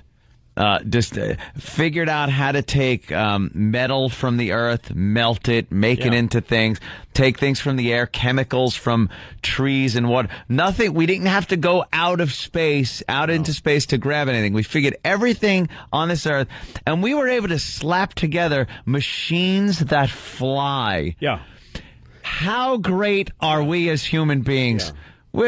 That's what I'm talking about. Global warming. If we were a little smarter, we would put all of the energy that we have, like nuclear energy and stuff. We would use it to keep making rockets to get off of the planet. Yeah, and make a new one. It's with it. We could do that. Make a new one somewhere. So that would, but we're using a lot of that energy to off each other to kill each other. So we kind of like doing that. That's a shame. I just don't think it's like. That's something we've been doing. Human race isn't supposed to last forever. We're going to go at some point. Right. We've been killing each other for forever. Everybody dies. Every band stops making hits. Hey, like when they show on VH1, they're like, what happened to Love and Spoonful? Why aren't they still number one every week forever? They just Because everything has a crest. Everything has a little curve to it. A lifespan. Hey, they're showing pictures of the Empire State Building underwater with a couple... Just two sharks. A couple sharks swimming around. Like if the Empire State Building is underwater, it's going to be crystal clear like you're in the Bahamas. Just like that. Just like that. That's what it's going to look like. Yeah, we're going to have Bahamas water all of a sudden up here. Not the murky crap that we do have surrounding Manhattan. I don't agree with either side of the argument, though, because the people that say this isn't going to happen are liars also. Yeah. People that say global warming is a myth and it's got nothing to do with mankind, those people are liars. They're just greedy liars. Yeah. And the people that say, "Oh no, it's horrible," they're just stupid. I have this third feeling, which is, it's happening, but so what? So it's time to die now. I can't see it happening this quickly. No, it's also not going to happen that fast. Yeah, I don't know. It might. People are freaking out that look, there it is, the taxi cab in the water. Yeah, like that guy got caught up in global warming. Yeah. Like I should It's have an saw the event that signs. it's like getting caught in a glacier. Right. Yeah. Oh my God, a glacier in 10,000 years. I'm screwed. Yeah. Yeah. Glacier. And look what we did. We dug out New Orleans, and then that's back to normal. Yeah, don't worry about it. Tourism's up. They got rid of some riffraff. It's called sarcasm. They're in But Houston now. We're back to getting it to where it was, okay? Yeah. We figured some things out. No, I don't think we will. I built think up that the New levees a little Orleans bit. is probably over. And people that are like, how is America going to keep being number one? It's not. Nothing lasts. You know what? And Rome didn't last. America's not going to last. No empire lasts. No, yeah. it just doesn't. So no, we don't get to be as safe as we were. We just don't. Yeah. And what is Somebody else's turn? It's China's turn to. We need to really kick the crap out of someone as a country. I don't mean an Iraq war thing. Yeah. I mean a devastating ass kicking Yeah. to give to a country that'll show like, hey, look, we still got it. Don't screw with us. Don't mess with us. I might even be talking nuclear. It would be funny if we just went after somebody like Spain. Random. Spain. Like just some invade country that a massive airstrike and then so an invasion. awesome if Bush did that on his way out, just invade Spain, and everybody's like, "What are you doing?" And he's Right. like, "So, So what do you we're want? taking Just some the- country that didn't Spain. expect it. Yeah, Just out of nowhere. just that's part of America now." It's ours. Yeah. It's like another state. What are you going to do about it? We got nuclear weapons, and we'll use them. we have before. It would work. What would they do? Oh, okay. I guess The UN would be, well, we have to speak very strongly about what the United States did. Yeah. Sanctions. Yeah. We got everything we need here. Shut up. Let's go to Adam in North Carolina. Adam. Adam doesn't know his name either. North Carolina, dude. Global warming is about saving ourselves. You. Oh. Are you there? Yeah. Yeah. All right, go ahead, Adam. Hey, I was just letting you know that global warming, it's not about saving the planet. The planet will always be here. It's about saving us as a human race. Well, it's but that's the thing. I don't think that that's a moral issue. I think if it's time for the human race to be underwater and extinct, then that's got to happen now. I'm sure the mammoth. It's time for that. I'm sure the mammoth wanted to hang out for a little while longer. Yeah, exactly. Or the three-toed sloth. You know, there's people that believe that we were apes. There's a theory of evolution called the aquatic ape theory, which says that we were apes that got underwater. Like that we were apes that were on an island, and we had to start swimming, and that's how. Ooh. If you take an ape and you make him swim for thousands of years, he'll start to have no fur, and it straightens your back. Your back straightened out through not walking but through swimming. And that's what made us smarter. It made us smarter. It made our snouts turn into noses because they're better for swimming. Yeah. And that some of us kept going and became dolphins, and that the rest of us are too humans. lazy. We're like, yeah, and we stop right That's here. good enough for me. I'm just gonna stop here. Yeah, this is good. Exactly. I like that. And we came back to Earth, so that just happened. There weren't the apes that stood there and went, "This isn't right." We're so pompous. I want to still be an ape. Humans want to last forever, and No, we're not going to. And of course, I would love to see humans last forever. But yeah, it's not in the cards. No, it's not. We're pompous. It's not, and it's going to be something so ridiculous that takes out, our humans. Yeah, it's going to be like a bee or something. It's going to be some kind of bee. Yeah. So the last person is going to be like, "Wow, who saw this?" As the end. Like, I it's gonna love be like, Pot it's gonna Talk be Monday. It is Pot Talk Monday. I love Pot Talk Monday. It's going to be some kind of space dust that was just happened to be on an Think that'll do it? An astronaut's sleeve that they forgot about. Just some dumb The thing Andromeda strain. that just wipes everybody out. Yep. And no one saw it coming. I think it's going to be one bee, like one specific bee. Just gonna like sting have everybody. some super sting, and, and just it's no one's lethal gonna in be able to swat 100% of the cases. Yeah. Yeah, we can protect and do everything we can to make sure we're here for a while, but it's going to be something so ridiculous in the end. How do you think you'd hold up in a post-apocalyptic world there, Louis? Yeah, I don't think I would do so good. Everyone likes to think they do really good, and it's like, I don't know. I wouldn't be one of the survivors. I would just be a psychopath with guns and just... Oh, really? Yeah, I would just kill people to take their stuff. You would hang in there? I'd have to, yeah. I would hit the woods. Would you just hit the woods? Hit the woods. find like-minded people like myself. In the I'd be a world. marauder until I get blown up. And it makes sense that, look, I have kids. I want them, like, when I leave a hotel room, I turn off the air conditioning. Ooh. You know, whatever. I do what I have to do. I leave the air conditioning on and open the doors in the Bahamas.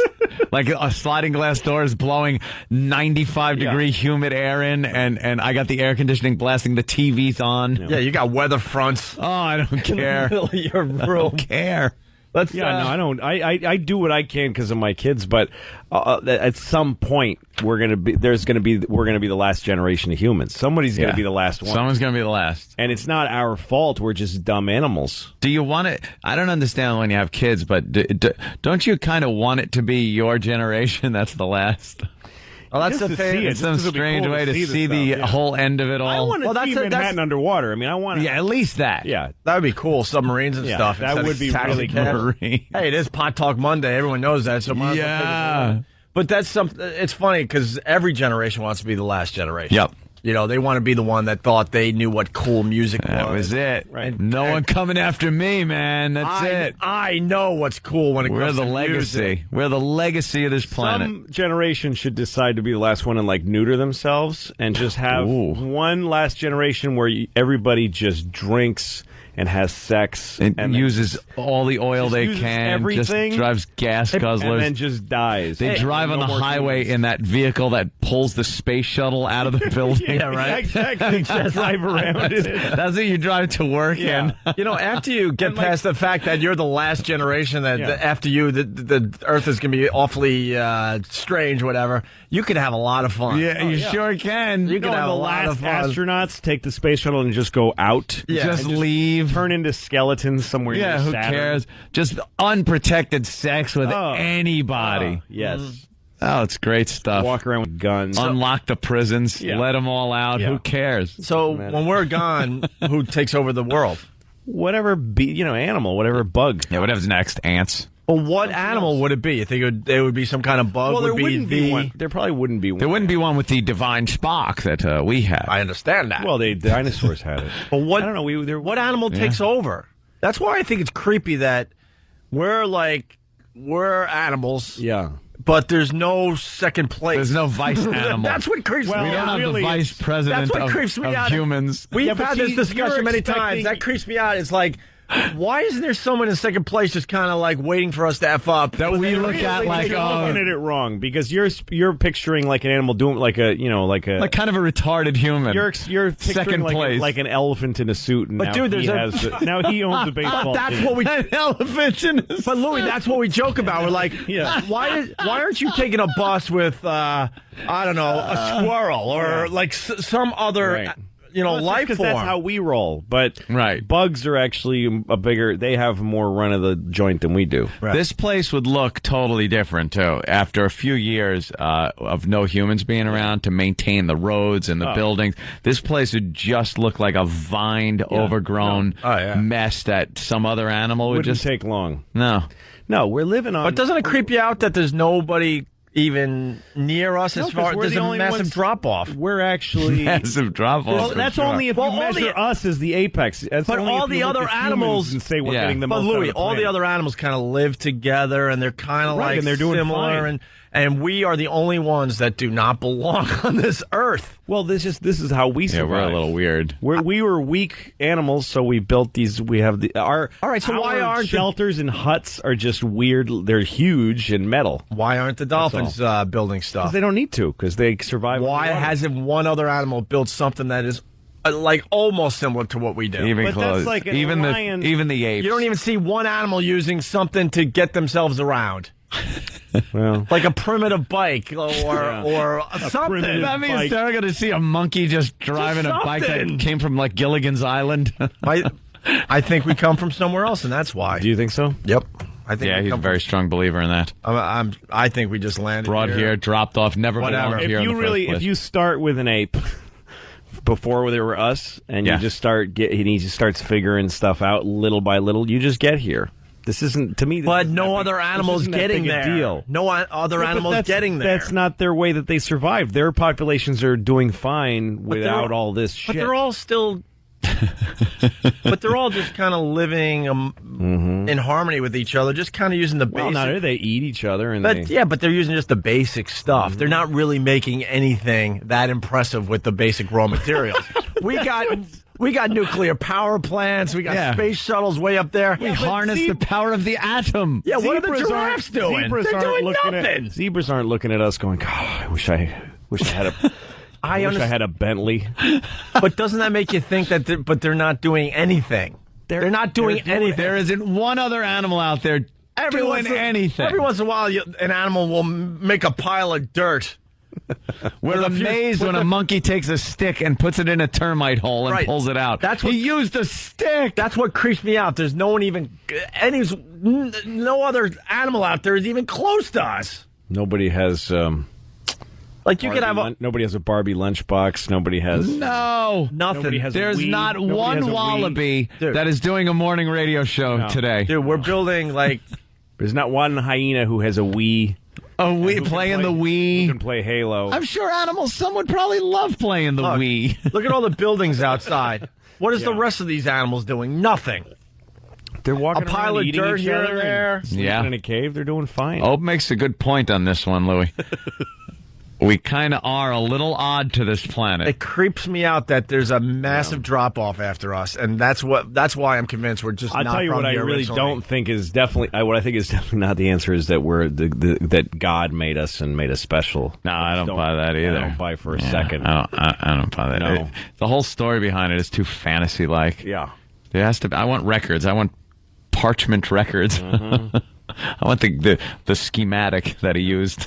Something. I would just we're an unchecked mammal. That's all. We're overpopulating. It's just all right. One out of needs us. All right, one out of all the animals out there. That's creepy. Know how many different animals there are out there? Not one. If you put us on a graph like what we've done and what everybody else does, they're all way down here. One's a little better than the other. We have medicine. No other animal uses that. If any other animal gets sick or injured, they're dead. That's right. They're dead. We came up with medicine. Mm-hmm. I mean, like Hope says, give me a close or even a distant second place animal. Well, who's in second place? Seriously, who's in second? And then who's? Well, again, I'd say people would argue. I'd say the gorilla. Or gorillas. In technology and chimpanzee. In literature and technology, I think we're definitely a far first. Literature? Yeah. Far first is not even another... But as far as taking not even care another of animal that can read a word. But as far as taking care of ourselves and being healthy and sustaining as a species, we're not that much better than the other ones. The other ones are keeping their numbers fine, and they're probably more stable. They probably don't get the same diseases we do. Most of they just die of old age. A lot of those animals, they don't, or something else ripping its throat out. yeah, exactly. Now, I don't think there's a big problem with breast cancer among the raccoons. You know what I mean? I don't think that I don't know. I could be wrong. Not one other animal goes to school, goes to work. That's right. Nothing. But I don't think any hippos have diabetes and are nearsighted. And they're overweight. Yeah, right. Good point. We just come from somewhere else. It's time that we admit that. The fan animal is panicking with the brakes. All right. Why don't very late. There you go. Pot Talk Monday. That's Pot Talk Monday. We still haven't done Free Ringtone Monday Mania or Feel Good Story Monday. We'll try to get to those before we get out of here. You have a feel-good story. Hey, you know that you have a bunch of crap lying around your place that you don't want or need. Some old concert T-shirts, CDs you'll never play, and perhaps even some gold or jewelry. Didn't that sound natural? Yeah. Well, the rest of that stuff is probably worthless, but you can pick up some quick cash by sending all that unwanted jewelry off to cash4gold.com. Just click on cashforgold.com. That's cash, the number 4gold.com. Giraffes don't have this service, by the way. Of course not. They don't even have jewelry. No. Nope. And follow the simple on-screen instructions starting with request a pack. Once your gold and jewelry arrives at the facility, your money goes out 24 hours later. Clean out your house, get rid of all the garbage, and pick up some quick and easy money with cashforgold.com.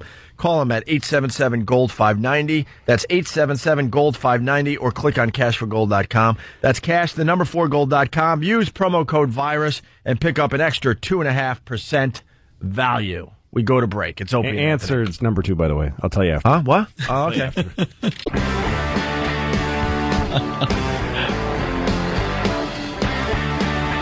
We're in the middle of Pot Talk Monday. Wow. It's a simple question. The humans, top of the food chain, doing a lot of interesting things on this planet. Yeah. It's a simple question. Who's second? Who's number 2? Who's number 2? And before you give your answer, Louie, a lot of people are giving theirs on instant feedback. You got CW from Scranton. Deer. They're taking over the world. Look at how many we run over every day, and they still keep coming back. Nah. It's not deer. All right, it's not deer. Nothing to do with pure population. No. How about Stephen S. from Bayshore? I give the edge to any species that can balance a beach ball on its nose. Well. The dolphin, the seal, the killer whale. None of that translates into any skill that's useful. And you can't really say that a water-based animal is going to take over. Well, actually, most of the world is water, and yeah. So they should be kicking ass right now. See, that's us over us. See, that's us being pompous. I guess that's us being pompous once again. Yeah, because we haven't even seen the bottom of the ocean. No. Yeah, but we've seen enough of it to know they're not building crap down there. We don't even know how many. There's probably like a planet like 10 feet away from Earth full of people that are like, look how dumb these things. Just look over here, ass. Jerk offs. We got a submarine that almost went far enough to discover a whole nother civilization. Yeah. And the people were in a panic as they see this thing slowly, going down. They're going back up. They're going back up. They got scared by those glow-in-the-dark fishes. All right, we're good. Yeah. We're good. No, we have no idea. Hey, then you got Bobby D from Brockton, Mass. I've seen a bear riding a bike at the circus. Again, because we were talking about imitations of human. But we were talking about other animals and why trained by a human. Why aren't they figuring out other ways to get around? To do that, like why didn't they figure that out themselves? But Bobby D, that's exactly what Bobby D writes. He goes, "I'm pretty sure they strapped his feet to the pedals, but he could do it." So yeah, but that bear is still just evidence of how cool humans are. If we can teach a bear to ride a bike. But there's nobody in second. That bothers me. We're watching TV here in the studio. Why doesn't another freaking species have some kind of TV network? Even just the big old CRT ones. Right. Even like just the... like with tubes. Yeah, something. Where they have one channel. Like seals have a TV channel. There's some penguin adjusting the aerial. Right. Nothing. It's ants, I'm telling you. So you said ants. Hold on. Well, we got more answers. A couple more. James T. He likes turtles, so he's thinking turtles are inside. I like turtles. I like turtles. Yeah, yes, certainly do. You little tyke. Beavers. They build dams and huts out on the water to live in. Derek from Jersey. That's pretty good. And you say, and someone says the bee. The bee is second. Shelter, communication, organized societies. That's from Nick in Ontario, looks like. Why do you say ants are even smarter than bees? They have an amazing society. Yeah. There's one detail about what ants do. They keep cattle. They're called aphids. Yeah. Ants they take milk aphids, them, which is a smaller bug, and they take them. They catch them. They bring them down into their homes, and they keep them in the coolest part, like the nicest part, the refrigerator. Yeah, and they put them they put them along the walls of their where they live, and they milk them. They actually squeeze their nipples and get milk out of them and feed aphid milk to their young. And they keep them. They feed their aphids very carefully, and they have food specifically for them. All right, they're getting ready to take over. That's pretty creepy. Good. It's pretty good what ants can do. And also, do they have ant TV though?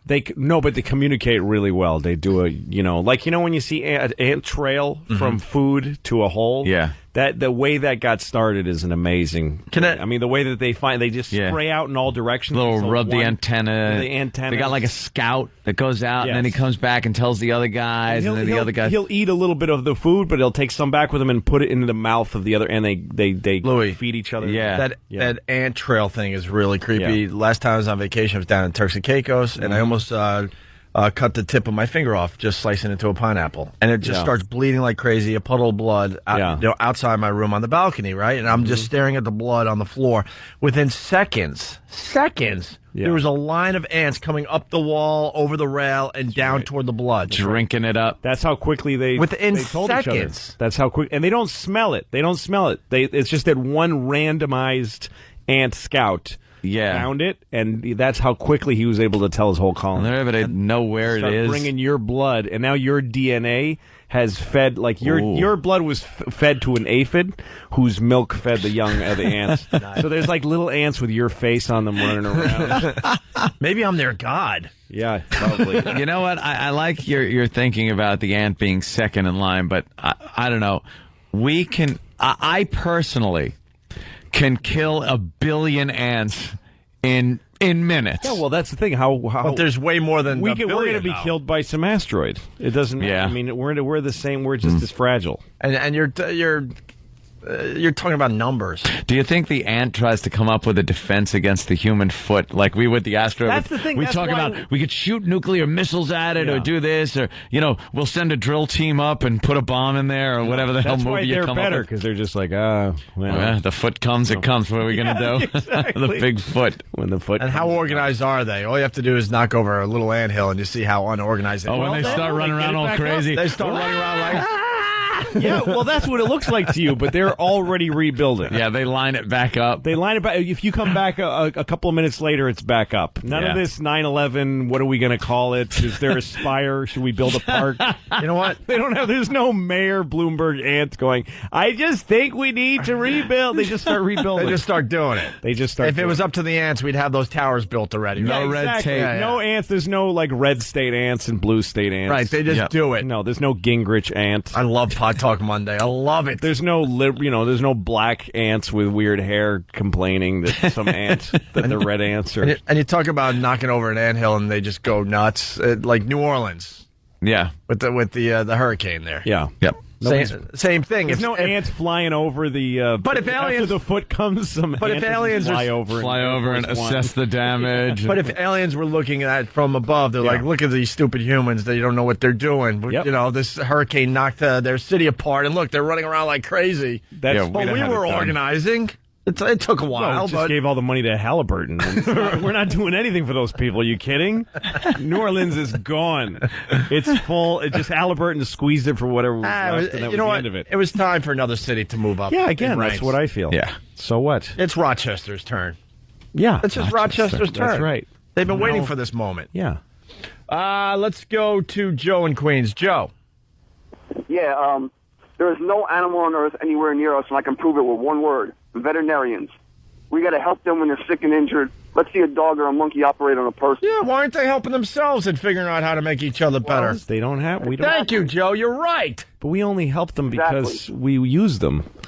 And have them as pets. They're just supposed to die when they get Joe sick. makes a great point, though. Why aren't they figuring Joe doesn't this crap make a great out? point. I'm sure a dog would like to live a little longer instead of sit there and No, die it of some wouldn't. whacked out. No, it wouldn't. No, it wouldn't. How do you know? Because they don't mind dying. They just lay down and die. They're not scared of dying? I don't think so. You don't think that old dog that's like got the hip dysplasia don't wanna live and longer. arthritis who's sitting there going like, Yeah, he's got like somebody put a fake valve in his heart, and he's like, "Dude, let me go. I just want to die." I haven't taken a hard dump in 2 years. Let me go. So when you see like a little doggy walking around with like training wheels for his back legs, Yeah, you that's think no. He was supposed to die. he really doesn't want that? He was supposed. He to really die. doesn't want that? No. Nah. We are really asses. He was. The thing is that if he lived, the problem is that he lives in the streets where he would like starve slowly.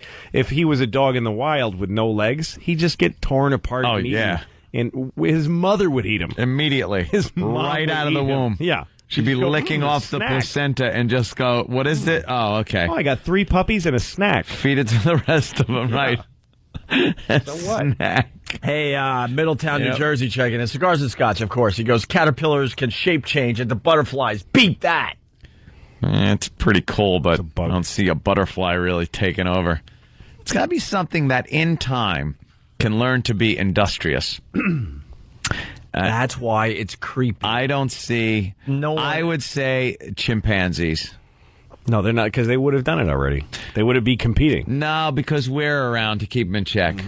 We keep the chimps in check. We absolutely do. We most of them are extinct. The only ones that we have around, we dress in little engineer uniforms because they look adorable dressed like that. Little suspenders. But left to their own devices, I think they do pretty well. Yeah. Yeah. Let's go to Pat in Belmore. Over time. Pat. Hey, what's going on? No, it's the hack answer, but yeah, they got thumbs. What's going on? I was going to say that actually killer whales have the most powerful brain on the planet. They can actually literally feel, using their sonar, literally feel everything within 5 miles around them. Right. So that's pretty impressive. And I think one of the things you're missing is that you're... hey, not that impressive because they're still not walking on land to take a look around. At least as humans, we've taken a peek under the water and figured out a way to kind of do stuff underwater. I never see a fish wearing like a big tank of water, walking around the beach, like just looking at people. You know, I got the. Would that be great? I got this powerful brain. I'm going to do something with it. That'd be hysterical. You're just laying, getting some sun, and this big fish or something comes out of the water with a big mask and a tank, and it's just pumping water into his gills, and he's walking around, looking around, kind of poking at you. It would be funny if fish were like competition to us. Like we were doing, like everything the humans are doing would be like, well, the fish, you know, they just got a wheel. Yeah. These guys are idiots. They're stupid. Let Pat continue. What else, Pat? Well, I was just saying that, you know, I mean, you're mistaking, technological development for dominance. I mean, technologically, obviously, we're the best on the planet, but there are developments with certain primates learning sign language, primates using skills. It's just that when we were hunter-gatherers... Wait. Slow down with that, because we forced them to do that by shocking them until they learn... Shock them. They learn a sign language. Spooned out parts of their brain. Right. It's not like they're doing it on their own. Like, we're doing that for our own amusement. Let's see how smart we can make one of these things. They're just these little... it's still us doing something cool. Yeah, they're not doing it on their own. We're like using an electric prod when the TV cameras aren't on and go, hey, look, you're going to learn this sign for bread or you're going to get shocked again. Like them in Planet of the Apes. Mm-hmm. The fact that they call the apes ran the town and they called it Ape City. Mm-hmm. Yeah, like even they're acknowledging in that way that isn't this crazy? That it's like this is insane. Yeah. Look, it's Ape City. That's crazy. We don't call our country like Man America because we think it's weird that men are involved. Ape Law. Ape law. Ape law. Oh, see, it's wild. It's law, but it's ape law. Yeah. We even see it's crazy. Think it's nuts. Look, we're monkeys. Yeah. We're not supposed to be in charge. What were you going to say, Pat? I said the only good human is a dead human. Dead human. Dead human. Damn you. Damn you. Come on, Taylor. What's on the scrolls, Taylor, when he's trying to get him to recite the scrolls? What are the third articles of Ape Law? I don't know your law. I don't know your law. True, I don't know your law, but... Through some kind of brain surgery, they've taught him to speak. No, damn you, I'm standing here naked. The weird thing is in the one where they show how it happened, you know, the conquest of the Planet of the Apes? Yeah. Where they show how apes used to be pets and servants? Yeah. It seems like the whole world revolved around ape problems. Like humans aren't any longer doing just regular jobs. They're just dealing with apes. Like and the problems that having apes doing these jobs, and it's like they drop ape something. Trouble in Sector 3. Ape trouble in Sector 3. Constant more trouble than it's worth. It's just constant. And these jackbooted cops that are just about ape control. Just to take care of the apes. Disperse apes on Sector 4. Disperse apes. Like nobody's running a computer company or like listening to music. It's just constant ape management. That's funny. Ape management. Yeah. That's what's going to happen. Let's stay out of Mike in Connecticut. Mike. Hey there, Mike. Is there a delay on the phones? Is it our fault today? Mike. Why does every person have this? There's a delay with everybody. Yeah, some kind of problem. Let's go to Boston. Alex. Go Pats, Alex. It's go Pats. Of their cell phones, right? Hey, what's going on, boys? I got no delay here. Okay, what do you got? I got two things. Cell phone. You might as well skip feel-good story for the day because nothing tops we're all alone and we're all going to die. And the next animal taking over is prairie dogs, man. In-depth civilization, predator warning system, communication, they're pretty good. Wow. They're getting there, but they don't have prairie TV. They can't run a company like Blackwater. No. Not one prairie on some kind of primitive computer. No. The second we're gone, think of all the apartments and office spaces. The Prairie Dogs don't even have those TR-7, those old computers. Yeah, the old Tandy or Texas Instrument calculator. I think one of them could have just gone to a dump and at least found a fan and plugged it in. Right. Just to keep cool. Yeah, you can't even do that. They can't even take the stuff we don't even want to use anymore and use it for themselves, which would make their lives better. Yep. No, they have no concept. That's why I would love to see, what would really put it in perspective, have some unbelievably intelligent alien race come down here and try to teach us tricks that we just cannot comprehend. Yeah, exactly. Like they're trying so hard and speaking in some weird language, and we're just stupid. And they're like, we can't even teach them to do the guanurbulur. Yeah, exactly. And there's some. Take electric prod to our side until we figure something out. We couldn't. Hey, Duncan Booth douche from Pittsburgh. He writes, "What about the kangaroo? It has a pocket for its money and smokes." There you go. It's pretty good. Kangaroo smoke. And then someone is talking about the chaos theory with butterflies. Can we explain that next, maybe? What, the fluttering of the wings? Butterflies. I think that's a rumor. They're already attacking us. They can make hurricanes. Urban myth. Have you heard of the chaos theory? So now we got to look up the chaos theory. You know that some people say that, the whole thing that Dick Cheney is a lizard. Yeah, that's that guy. That's your answer. Dick Cheney. Dick Cheney is a changeling lizard. This is like a big. There are many people that believe this. Seriously, there's a big that he is a lizard. That he's part of these lizard people that can change into humans, but that he's a lizard, and that's who's taken over. All right, that's kind of cool. Already taken over. Lizards. There are people that believe this. I'm telling you, it's a planet 10 feet away that's full of lizards. 10 feet. What do they just camouflage themselves really well? It's already 30% of us are already these lizards that are right over there. I love your theory that there might be a planet 10 feet away. Well, we're just not looking. We're so blind because we keep finding, there's another planet and Pluto's not a planet. Like there's one right there and we just keep missing it. Like every time people turn over and the planet just moves. And we just don't have the equipment to pick up. We can't look at it. We just can't look at it. No, it's like the dark side of the moon. It's just right there. And people kind of take just a shuttle spaceship cab over occasionally. Yeah, these lizards, they dress like humans, and we're too busy looking far away. Yes, so maybe there's already an animal that's getting ready to take over, and they just decided to disguise themselves as us. Yes, black people like it. No. Jesus, the lizards. Wow, lizard people. I was avoiding that for the last hour, by the way, on instant feedback. I know what the second most. Oh, Jesus. And it was every race you can imagine. It's Opie and Anthony. If you can imagine. Hey, we're getting ready to play What Did We Learn on the Opie and Anthony Show?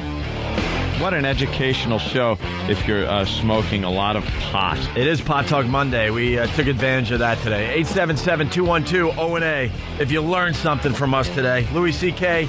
playing House of Blues. Now you got me confused. House of Blues in Las Vegas on Saturday. The POWs will be out there. You'll see a few of them. The Rainforest Cafe. Yes. And, of course, Jim Norton in L.A. for the next few days. He's doing Jay Leno tonight. Make sure you take a peek at that. And he's also doing Chelsea Handler's show. Oh, he is? She does a pretty good job with that show. Ooh, look at him. Oh, it's me. It's also... yeah, look, it's Louis. I see that pop up, and I go, hey, look, it's Louis. Wait, were you just... Yeah, I just saw you. Of course. Yeah. I'm at Town Hall on November 8th. The New York Comedy Festival. Always a good time. All right. Hey, it's also Feel Good Story Monday. It's Feel Good Story Monday. On the Opie and Anthony Show. Yeah. Aw, do we have a feel-good story? Yeah. I don't know. When I was looking through the paper this morning, I didn't see one feel-good story. I got it. It's right here. In Orlando, Florida, a Walt Disney World worker faces felony charges after authorities said he'd made plans to have sex with a minor he met online. This man, Michael Bott Jr., was arrested because, as it turns out, the minor he allegedly planned to have sex with was a police detective posing as a 14-year-old girl. So authorities say Bott repeatedly told his chatting buddy that what they were planning was technically rape. Police say Bott confessed to the charge when confronted. He's being held on $20,000 bond. There you go. Your feel-good story for this Monday. Wow. Goofy. Well, the creep's not going to be doing it anymore. All right. So you can spin anything into a feel-good story. So that's a feel-good story? I thought feel-good stories were all feel-good.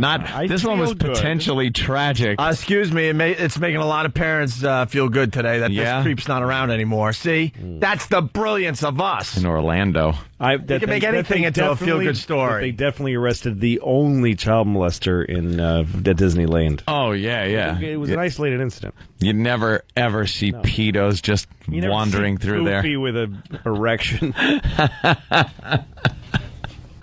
He's taking a picture with 2 4-year-olds. You know what his face is doing behind that mask? Just, if you could take the head off, you'd run away. You don't think that's a feel-good story for people out there? No, I consider feel-good stories like a dog comes back to the owner after being lost for 2 years because he got dumped out of a car in that's kind of Arizona. Yeah, even that is depressing. All right, give me another shot at it. I'm trying to think of any feel-good story, to tell you the truth. I got it. Because they're all based in tragedy, because in order to feel good, there has to be something bad there that someone overcame. How about this as your feel-good story? Okay. Let me see your character pie. What did you say? It's true that in some situations, disabled children are held back from the normal activities which others. So far, so good, or? Sounds like they're having fun. And yeah. Sounds like had some disabled children being given a chance to have some fun. Okay. Yeah, this could be good. From the normal activities which others may get to enjoy. But for Friendship special ed teacher and cheerleading sponsor Casey Ketcher said that simply wasn't an option. If anybody in the school deserves a chance, I feel it's these girls. She decided that for 7 disabled students at the middle school, it was time to shine. Well, I had one of them the other day tell us that this was her dream her whole life. I always prayed that I always want to be a cheerleader. Oh no! Yeah, look at me. Oh boy, they're making them cheerleaders. This is what Feel Good Story Monday's all about, Anthony. What? Yeah. What's the problem? Samantha Hudson has a special honor. Leading the squad, a dream come true. I'm a team captain, and also I take care of my team and make sure they have fun. I feel like I can go out there and... I also like to eat pennies. They have fun. I feel like I can go out there and just be myself. They don't think that they're different, and that's what I love about them, is they're ready to go out there and cheer for the Tigers, and they don't even think they have disability. What? Here's the thing. There's nothing wrong with these kids. These kids have slurred speech. Yeah. They're having a good time cheerleading, and they're not bothering anybody. But this young woman, I hate her. Because actually, the kids doing their cheerleading, that's great. That is actually great. But she's like, they don't think that they're different, and that's what I love about them. Yeah, they don't think that they're different. We all know they are. They're not different. Right. You're making them different. The fact that they don't see how hideous they are is so cute. And R E T A R D retard yay woo cheer for the Tigers, and they don't even think that they have disabilities. And they don't even think. The chance not only to achieve we're trying to really tell them to be a part of that Tiger spirit. Stop your hands and retarded. Oh, right. Be retarded. Be retarded. I want to see the black retarded cheerleaders. You know we retarded. Yeah. We are retarded. Double time. Yeah. Retarded. I show my ass. I am retarded. Yeah. Stomp your hands and clap your feet. Retardation can't be beat. Yeah. Yeah. Smokezilla, Kentucky. I think the whole school as a whole is starting to see these girls as being, part of the heart of Friendship Middle School. Ketcherson says it's amazing to know that something so simple could provide the girls with the experience. Oh, that they're talking about the kids. It's just so heartwarming. So simple. To know that these girls may not ever have this opportunity again. So it's really important to all of us. Oh, you self-serving. Why is George Steinbrenner talking about the Yankees like that?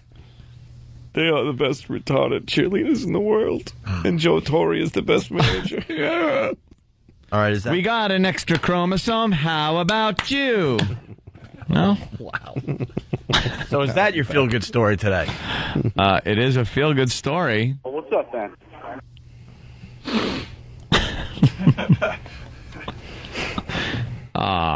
Yeah, are they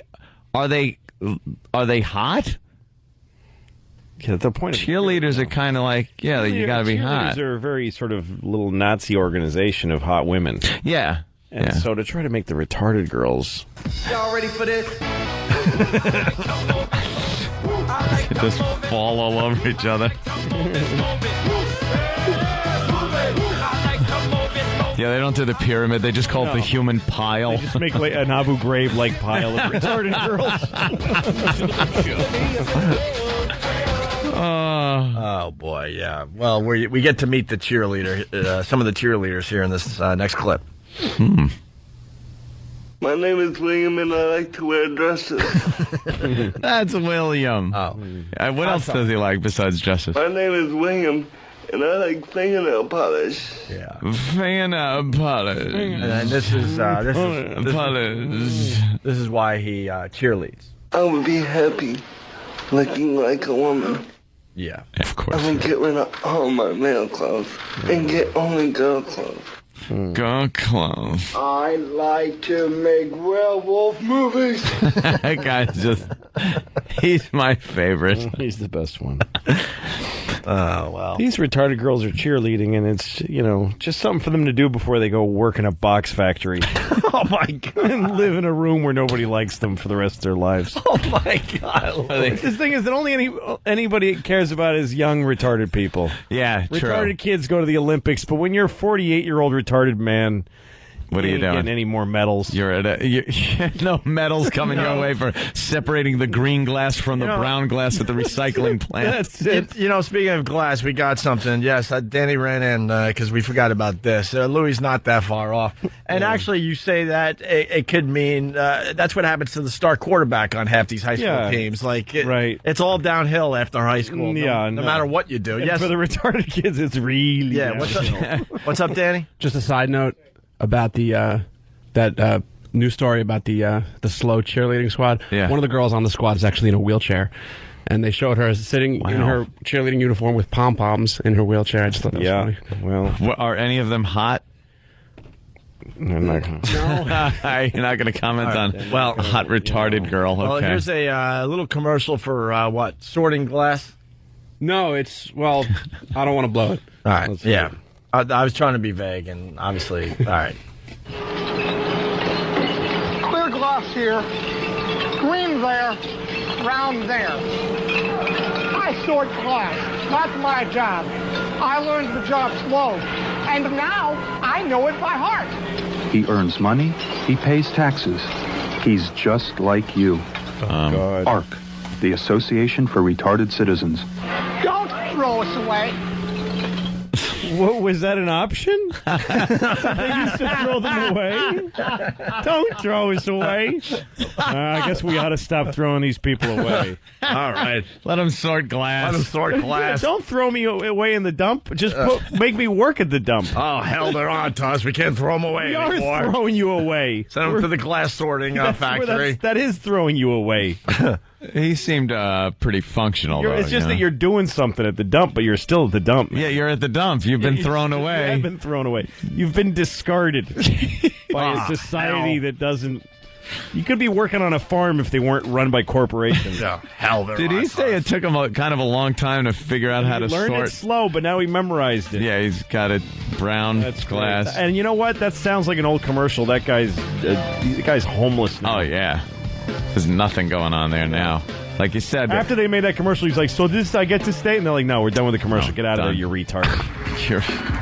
You keep getting the brown glass in with the green. You're worthless. My balls are okay. My balls are okay. Rapping retarded people? I understood. How to do so bad, so good. The way that I was born, I heard the doctor say. Isn't this Biz Markie? Want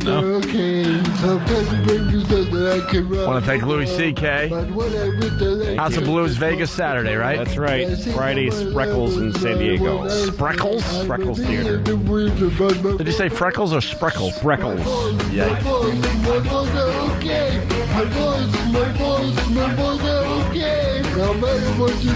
This is 1 cent. If you're not joining us over at XM, have a great day. They want to look exactly like I say, ladies, Marble Mouth talking about.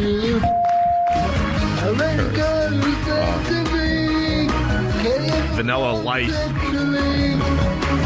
God doesn't love you.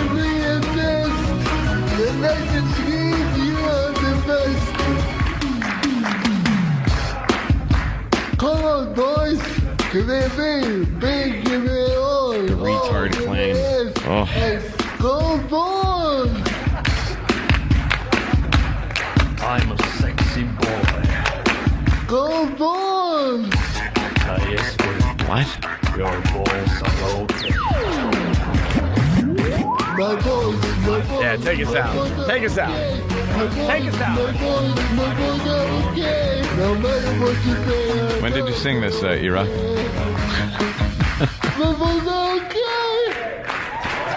This is the Opie and Anthony Show. Opie and Anthony. Opie and Anthony. It's the Opie and Anthony Show.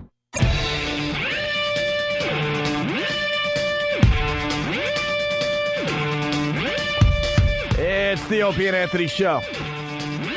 I don't know. Hey, are you fiddling somewhere? Yeah, I'm fiddling like crazy. Like the first day we were in here, everything sounded great. Since then, it just seems a little different. Yeah, then I don't know what happened. Oh, you know why? Why? What are they? Oh. All right. Ah! Ow! I think I found the problem. Your headphones are up way loud. Hey, can someone get my screens up? Oh, perfect. What I'm looking at.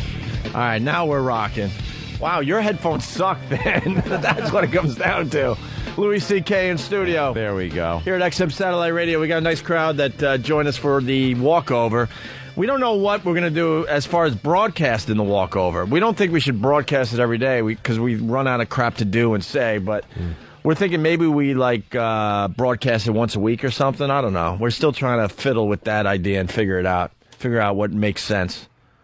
Yeah. And Fast Freddy, another great walkover. What the fuck? What the fuck? Well, people are still walking with us every day, and then you get to come up and sit on the bleachers. Dude, you are a tool.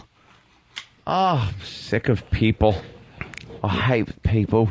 You know, they try to do a best of the walkover and make a whole show out of it, and then realized, wow, most of this is shit. Yeah, it's just people walking from one building to another. What could possibly be good about that? Wow, Opie made fun of a homeless guy. Yeah. Wow. I mean, after a while, there's not much you could do with that. So we're thinking maybe once a week would be kind of cool just to do it, you know, and then blow our wad once a week. Yeah.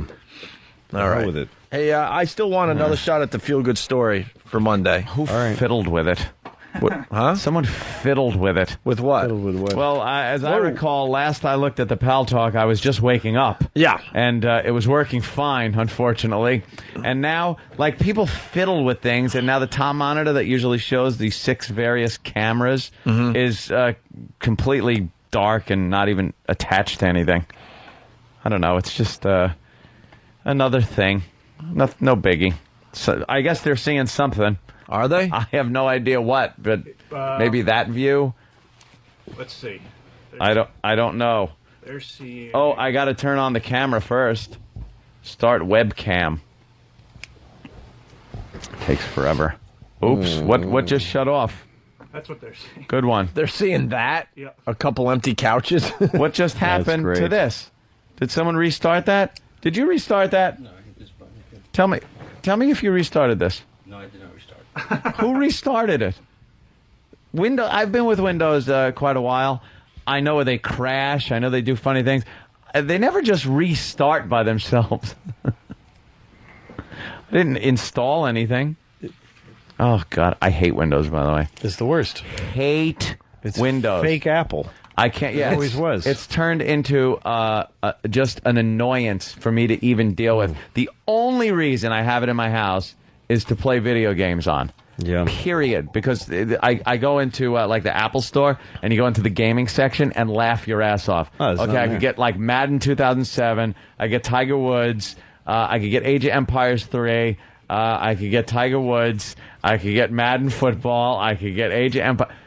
Now tomorrow, Half-Life 2, Episode 2 is coming out. Team Fortress 2, which people have been waiting for. Dude, a long time. 10 years. Wow. This game, people have been waiting, and I'm so psyched for it. Wait. What took so long? You can't just like... It's fucking Valve and the people that make Half-Life. For some reason, they think they're the band Boston. They put games out like they put out fucking albums. So... yeah, really psyched for this one, and they don't run on a Mac, so it's my Windows. But that's all I use it for now. Everything else, I got Mac. No, with the Mac you can actually make a movie. Display. Yeah, you can make a movie with it. All of my software that I was using versions of on Windows that would crash every 5 minutes. Yep. You'd have to be like save, because God forbid you went 5 minutes without saving and it crashes. Yep. Now you got to redo everything you did. Sure. The Mac just doesn't fucking crash like that. No, it's a great machine. It really is. Not doing a commercial for it here either. It's just the way it is. Louis. Windows sucks ass. I got to interrupt. Louis, don't put your feet up. I know. I already feel that Louis, could it's the kiss of death. That could lead to a major problem. Let me show everyone the position never to take. Here it is. Do we have a microphone on out there so we get some sound from the audience there? Never pull your mic way over here. Right. Yeah. Never lean back in these comfy new chairs. Do you feel like comfy these are? Yeah, no, they're really nice. And never do this. No. All right. And here it was. Okay, let me see if I can reenact the pose. That's how I ended up. They're all laughing out there. Just done. We haven't mic'd the audience yet, but they're laughing. They're laughing at you. How was your neck, by the way? It was killing me. I could imagine. Oh, like a $5 hooker. Right. My neck was I'm sleepy too. I couldn't get into. I went to bed at 9 p.m. last night, but I couldn't. Doesn't matter. I've learned it really doesn't matter what time you go to bed. I said I could go to bed at 4 in the afternoon. When I wake up at 4 in the morning, I'm going to yawn and go, holy shit, I'm exhausted, tired. Yep. It doesn't matter. It's very true. There's a big difference between 4 and noon. Like, if you went to bed at midnight and had to get up at noon, you'd be fucking zippity-doo-dying out of bed. It wouldn't be a problem. It's fucking noon. But there's something about even 12 hours sleep, getting up at that hour, it's not meant for humans anymore. Maybe when we were farmers... and there was no electricity and stuff. 4 in the morning was great. You have your big breakfast. You get out in the field. But now, no. Sorry. No, there's a reason there's no roosters in New York City. Yeah. Yeah, we killed those fuckers a long time ago. Right. Shut the fuck up. A little observation. Louis C.K. is a wonderful father. I am a good dad, Oh, my I guess. God. You trash your wife, you trash your kids over the years, doing the show with us, over the years, probably the last year or so. Yeah. It's rare I call a man adorable. Right. Louis, you are adorable. We were privy to a nice conversation Louis was having with his daughter about Thunder. Yeah. Yeah, Thunder's a black gentleman that she's dating. And we had to be asses in the background, and you were kind of giggling, but like, look, dude, chill, man. This is my my daughter. This is what I do. This is being a dad. Because you were basically telling her that thunder can't kill you, and we're like, yeah, but the lightning can. He's explaining, she was scared of the thunder. No, she called. My wife called me, and I got during a break. I got the message. She said, "Call if you can."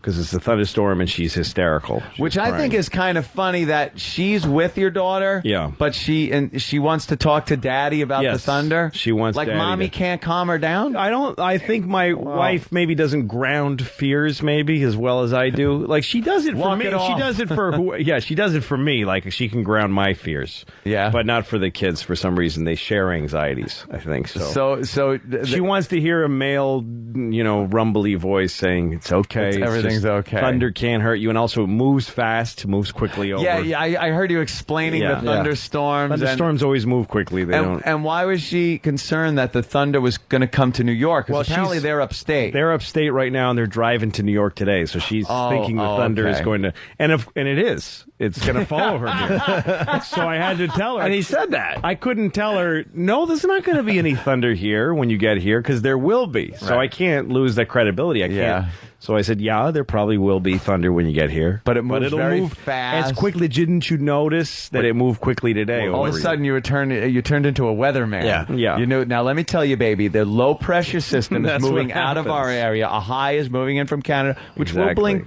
cooler temperatures. No, and then I started telling her about when I was afraid of thunder even recently, and it was because I didn't know why it was so. I was in Austin, Texas, visiting my sister, and they put me in their guest room, which was like this corner room with big windows, and out of nowhere, thunder, hail, fucking wind. It was crazy. And I was like, we're all going to die. Like, I thought, this is the worst thing that ever happened in the world. The weather's going to kill me. I never seen it before. The windows are getting cracked by hailstones. And he's explained this to his daughter. And I told my daughter this story, and then I went and I woke my sister and her husband up and said, there's a shelter, right? We're all going to the local high school. Right. I'm going to be wearing an army blanket in about 5 minutes. Sleep it on the authority's going to take care of us, right? Yeah, the National Guard is on the way here. You tell the story to your daughter, and you go, and I was 35. I was 35. Yeah, she doesn't even know what the number 35 is yet. Right. But I'm like, I was 35 years old and I was scared out of my mind because I didn't know. And then my sister told me, oh, it's like this every night. And after that, I experienced the same thing every night, and I didn't care. And they went back to bed and they looked at each other and went, oh my God, this is the worst fucking storm. I think the roof's going to blow off. Exactly. You were yelling. Keep Louis safe. You were yelling for your daddy and your mommy that night. Exactly. So she's okay now? She's fine, and I think it's, she's scared by thunder because it thrills her, I think. I think it's she's a very sensitive kid, so she's really... Thunder is really dramatic and cool. Have you told her what she has? I don't want to take that even away from her that much. Have you told her what she really has to worry about? Arabs, planes flying into buildings, exactly. Yeah, honey, don't worry, because we're destroying your planet anyway. Yeah, you don't. We're wrecking it for you. Yeah, don't worry. Imagine if there's a parent out there that takes that approach. You don't have to worry about thunder. What you really need to worry about is that pretty much the rest of the world is trying to figure out a way to set off a nuclear weapon in the middle of Manhattan. Right. That's what you should be worried about. Another religion and dark forces that don't believe in human rights. And if they had it their way, they would get a dirty bomb into the city. Yeah. That's what you should be worried about, sweetie. Sweetie. Not dirty clouds, dirty bombs is what you should be worried about. Yeah. I've never seen Anthony sit straighter in my life. Are you trying to make an impression today? I'm trying to make an impression. You're like... I don't want to fall asleep. I'm working on... I'm trying to get Pal Talk running. I think I got a camera. But it's a rug that says the Opie and Anthony Show. That's pretty much what they're getting. But your back is... Millions of dollars of technology. Your back is straight as a board. Oh, yes. You're at full attention here I'm going to drink a nice sugary smoothie. Yeah, I don't want to be falling asleep. Hey, do we have that the feel good story sweeper? Because I want to attempt this again. Okay. Do we have that, or it's at the other joint? Because we don't. We have Monday's production there, E-Rock. E-Rocktober, everybody. E-Rocktober. Oh, they're screaming out there. Wait, take two. E-Rocktober, everybody. Wow. Yeah, we got a nice crowd out there, yeah. And he's doing nothing. He's looking for a disc. He's it's panicking. over here somewhere. He's, what? It was new today, buddy. You know what one of the funniest things I saw today with E-Rock was when Ope came in and the worst of, or best of, whatever you want to call it, is playing between the two shows. And Ope goes, who chose this?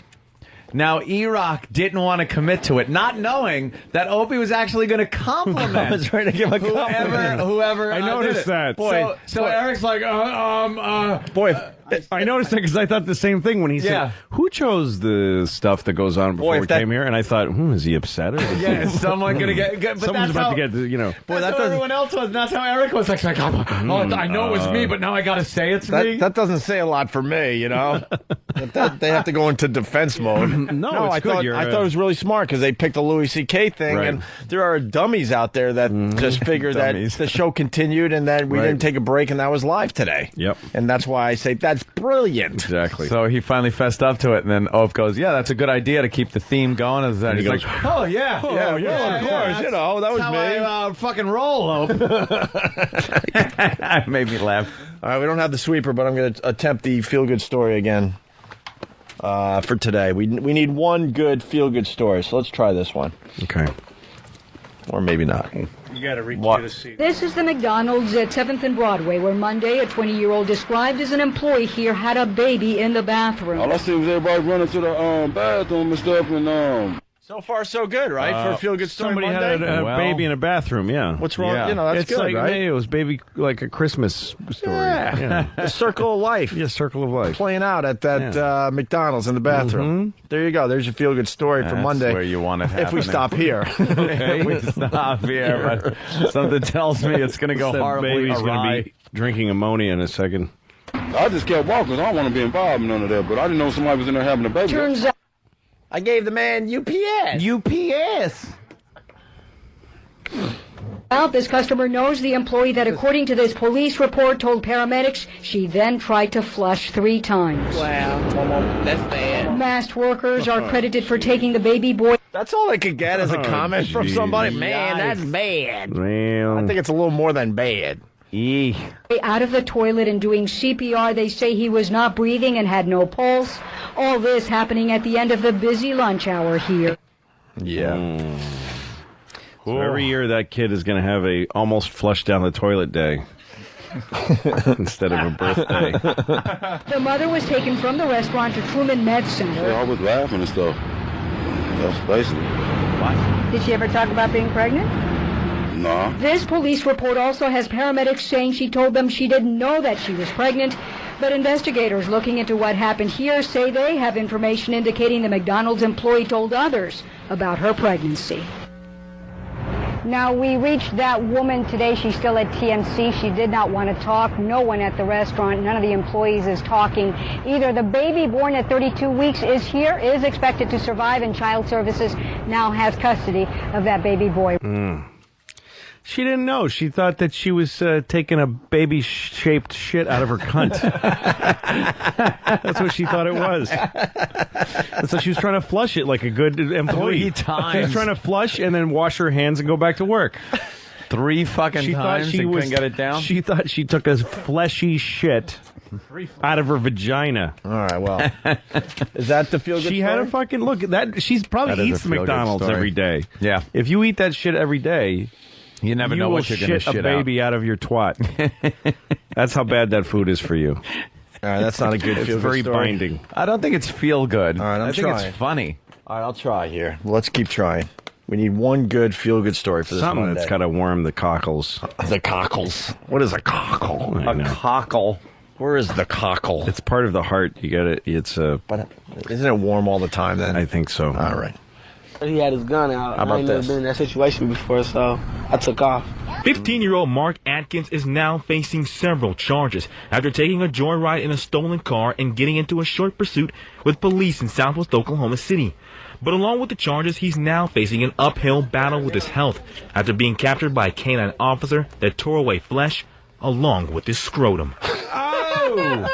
Now that's a feel-good story. Along with his scrotum. Oh, we almost Flesh. there? And oh, by the way, Oh, yeah. his ball bag. Some of that flesh was his scrotum. Wow. Yeah, I got to hear that again. He just casually throws in, and oh yeah, the dog ripped off his scrotum and started chewing it like they bubble didn't need gum. to tell us. That's not Oh. newsworthy. Right. The fact that it was his balls was not newsworthy. Right. Leather chew toy. That was just a little throw-in. Yeah. Battle with his health after being captured by a canine officer that tore away flesh along with his scrotum.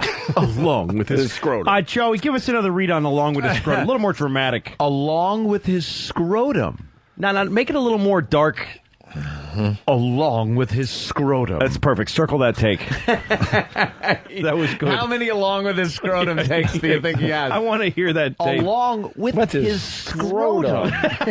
No. You're not getting the essence of along with his scrotum. No, because the first one was tore away his flesh along with his scrotum. Wait. Slow down. You can't just glance We over have that, a baby. You got to slow down a little bit. Slow down on the There's a scrotum. yield here. You got to slow a little bit. How many stories have you read with along with his scrotum this week? Right.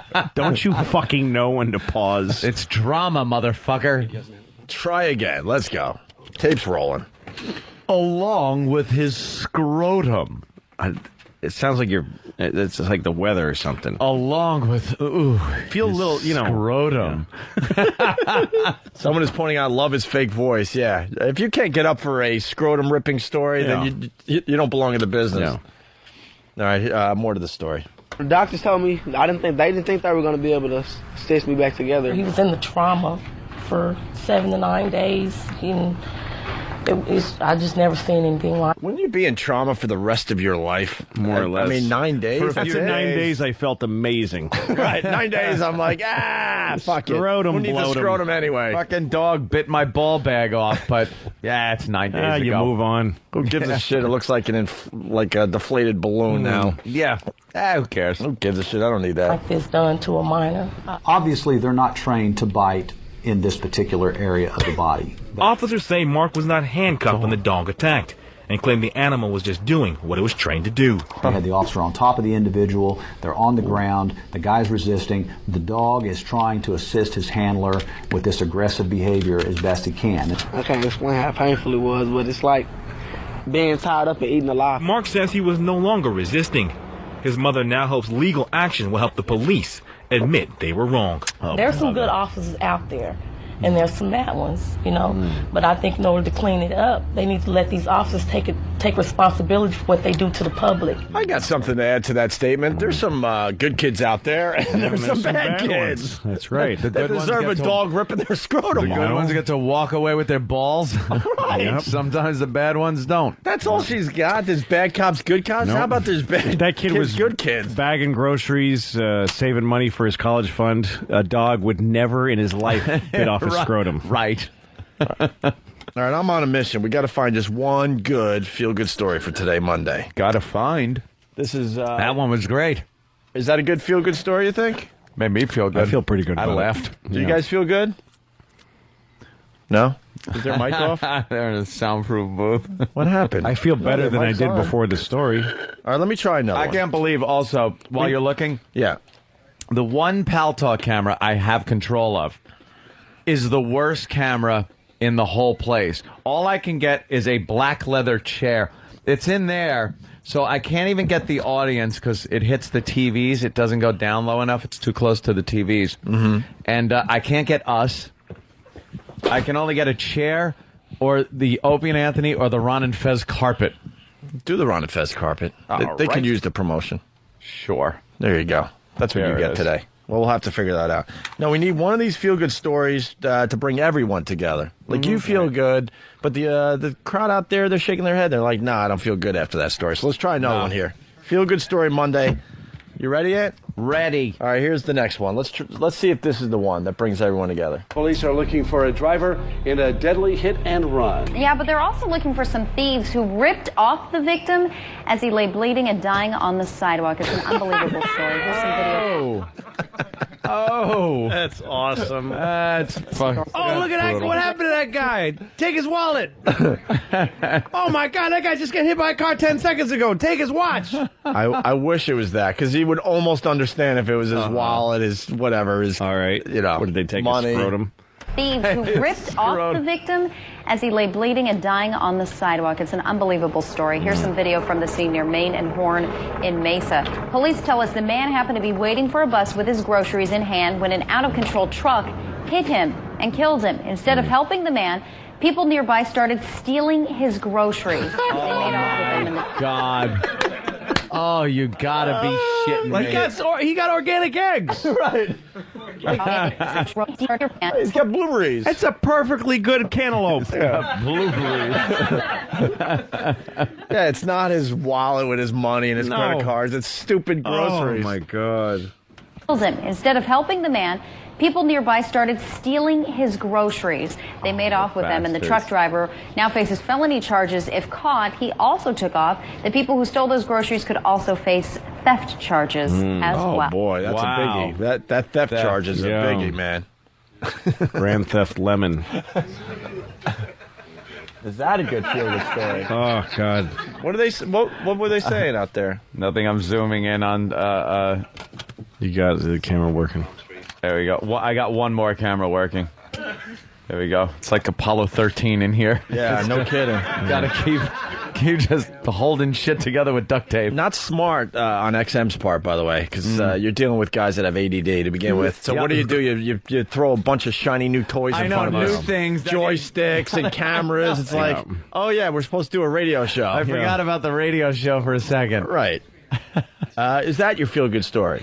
I don't feel good about that. That was no. That's not a good one. Yeah, the poor bastard. All right, how about all right, I'm gonna try two more, maybe one more. We'll try this for your feel-good story for this Monday. I put Cromwell on the camera. Stupid Cromwell. Cromwell's on cam. A name I like to say. He's the only one I could get on camera through the slot in the door. Cromwell. Cromwell. He walks into FH. I go, "Hello, Cromwell." Stupid Cromwell. I think it's some abuse. Pick a worse name. In the O&A community than Cromwell. Even Flea is, whatever, Flea. But Cromwell. That's his first name? Flea? No, Cromwell. He's right there. I guess that's his first name? That's his handle. That's his handle. Ugh. Mm-hmm. Yeah. Cromwell. All right, here's another feel-good story. Let's try another one here. Wow, there's quite a delay in that fucking thing, huh? Yes. Police describe it as bottom of the barrel. Surveillance tape rolls as a toddler is forced to steal at a Boardwalk arcade in Seaside Heights. The real-life case has a lot of parallels to Oliver Twist. Watch as the woman sets down a little girl at Lucky Leo's arcade and kicks her under a swing gate below a glass counter. The child then grabs an employee's purse. The purse had approximately $165 in cash. It was a Coach purse and had numerous credit cards in there. If this woman can do this to this child now, to use the innocence of a child to commit a crime, it's much easier for that woman to purvey this child to do more crimes. Police right now are working on leads. They say an arrest is imminent. That was very poorly stated. Worded. Yes. If it was easy for her to use the child's innocence to do this, then it will be easy for her. Oh, never mind. In the future, forget it. It's bad. Hey, we got a tattletale on instant feedback. Save my upstick from Whackbag. He writes, "Oh, by the way, Cromwell said he could last 30 seconds with Poe." Really, Cromwell? Wait, he's nodding to that. Yeah. What do you mean, that in a fight he could last for 30 seconds? Yeah. Cromwell. Get a mic on Cromwell. There goes Danny. You can last. Based on. Oh, that mic sounds great. The rules that you had last week. Back up a little. Wrestling. Yeah. Yeah, it was Joe's lead singer, I think, who wrestled Poe. Yeah. He lasted for 30 seconds. Yeah. I think I could last 30 seconds with Poe. Wrestling. Do you wrestle? I did wrestle. Karate Crumbs. Karate Crumbs. What does that mean? Good one. Cromwell. Yeah, you think you could 30 seconds with Poe. Based on those rules, which is no eye gouging, no choking out. Well, we need a new waiver, man, for these listeners. No choking out. They have to sign their life away. Basic wrestling.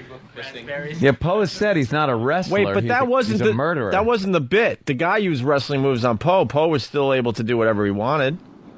Poe didn't turn into a wrestler all of a sudden. There's Poe now.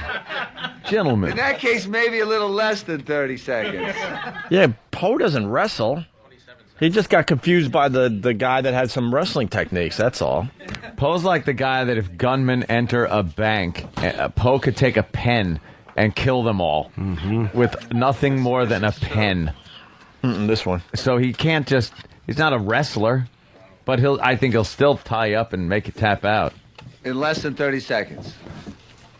Yeah. 30 seconds is a long time. Yeah. No, not really.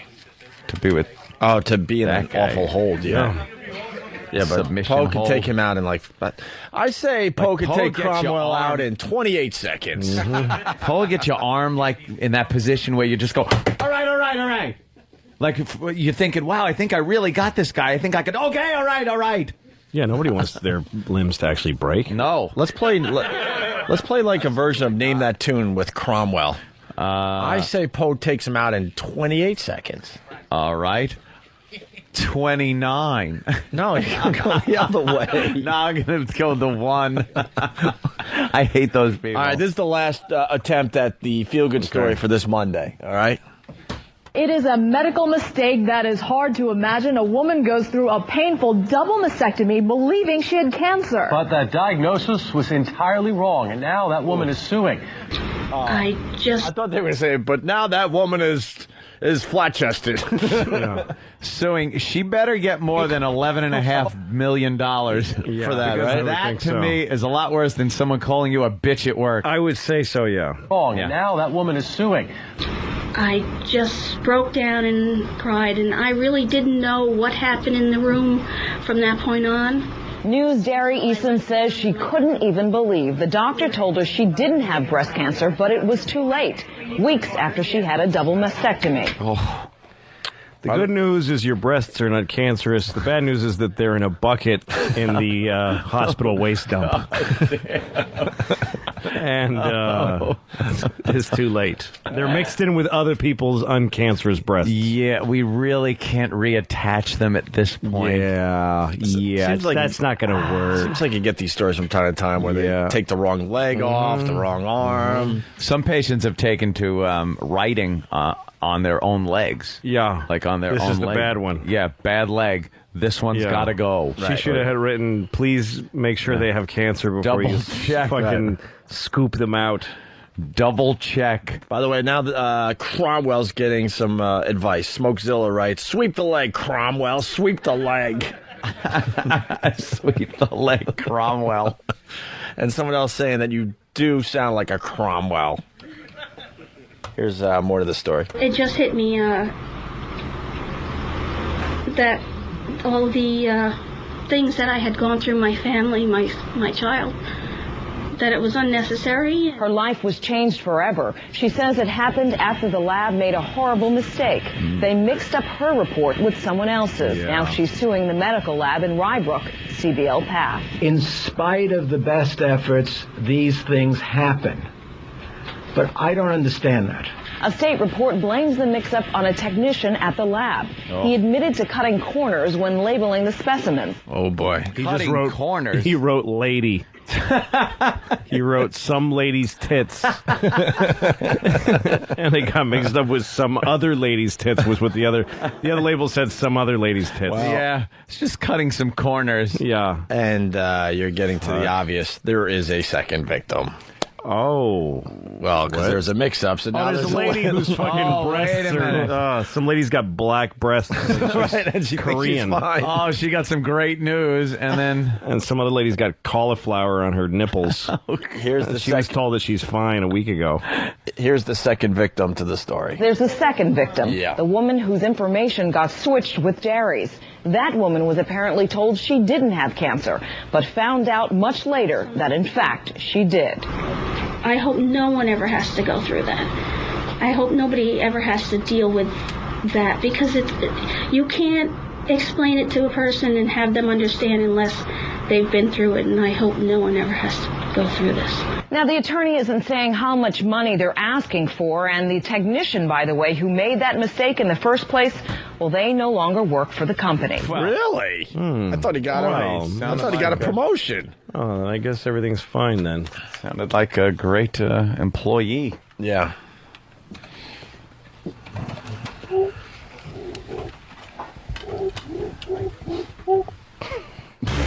What is that? He has the old squeaky mic. I thought it was a dog barking in the background. All right, we have a lot of stuff that we haven't got to in a long time. So yeah, it's time to clean house. This isn't a bad idea. In search of your feel-good story. Yeah. I don't think that was it either. No. Both people lost. It wasn't like the other woman, learned that she didn't have cancer and saved her boobs. Right. At the last minute. Right when they were ready to slice. Why did he tell her is the thing? Why did the doctor tell her?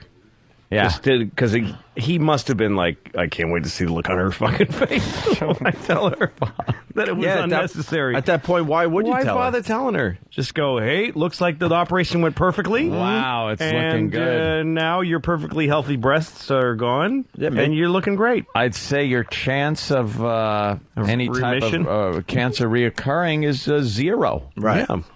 We beat it back. All right, you're welcome. Here's something crazy that happened to a senior citizen. It was just basically a misdemeanor shoplifting call. $25 worth of candy from a Safeway. Officers came to the Governor's Park retirement community to question a man in his late 60s. Police say the man met them at the door with a handgun.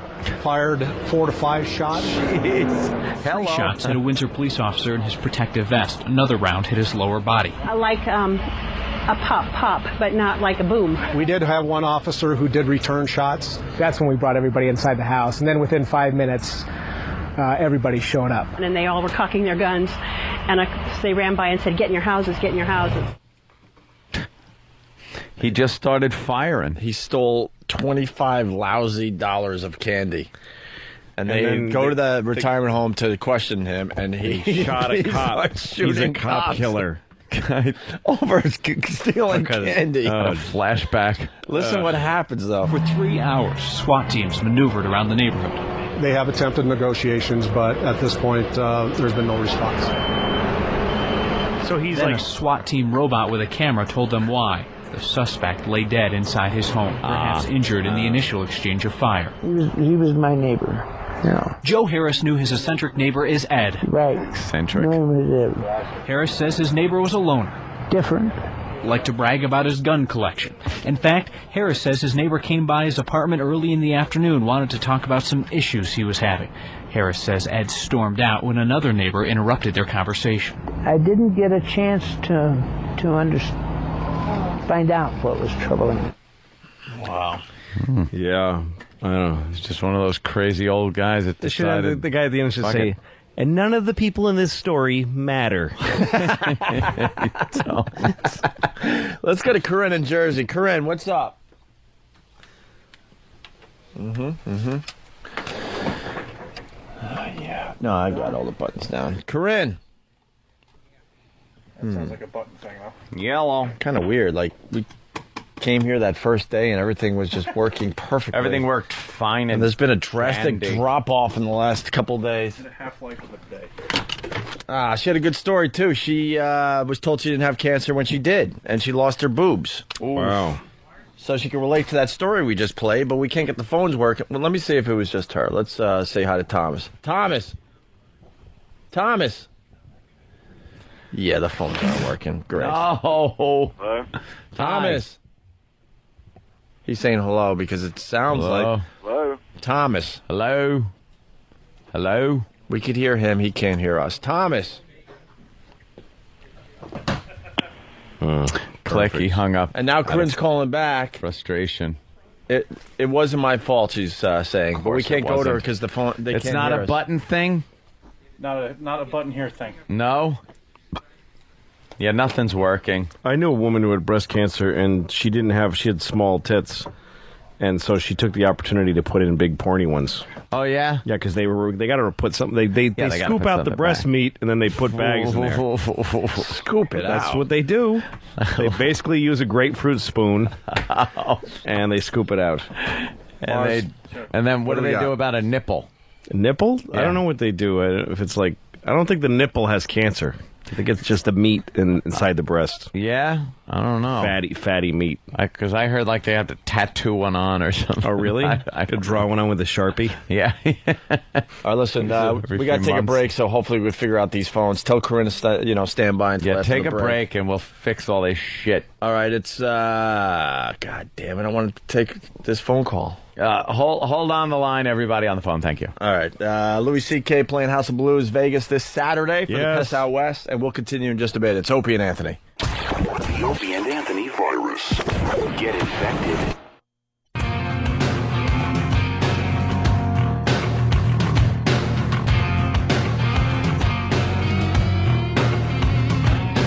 All right, we're back with the Opie and Anthony Show. Louis C.K. in studio. Let's not forget Jim Norton on Jay Leno tonight. Make sure you take a peek at that.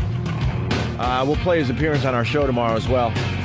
Cromwell, yeah, Smokezilla from Whackbag. He writes, is Cromwell oiling up for the big match with Master Poe? And then you got, Pat from Menaki. Cromwell will use the, you can't hit me, I'm wearing glasses. All right, we're going to try the phones again. Do we know if they're working? They should. All right, let's say hi to Corinne. Corinne. Yeah. Guys, if you have me on, I can't hear you. Corinne. Hi. Hi, Corinne. Hi, can you hear us? Shout out the window, I just Ed. feel like yelling. Hey. Corinne, can you hear us, please? Answer.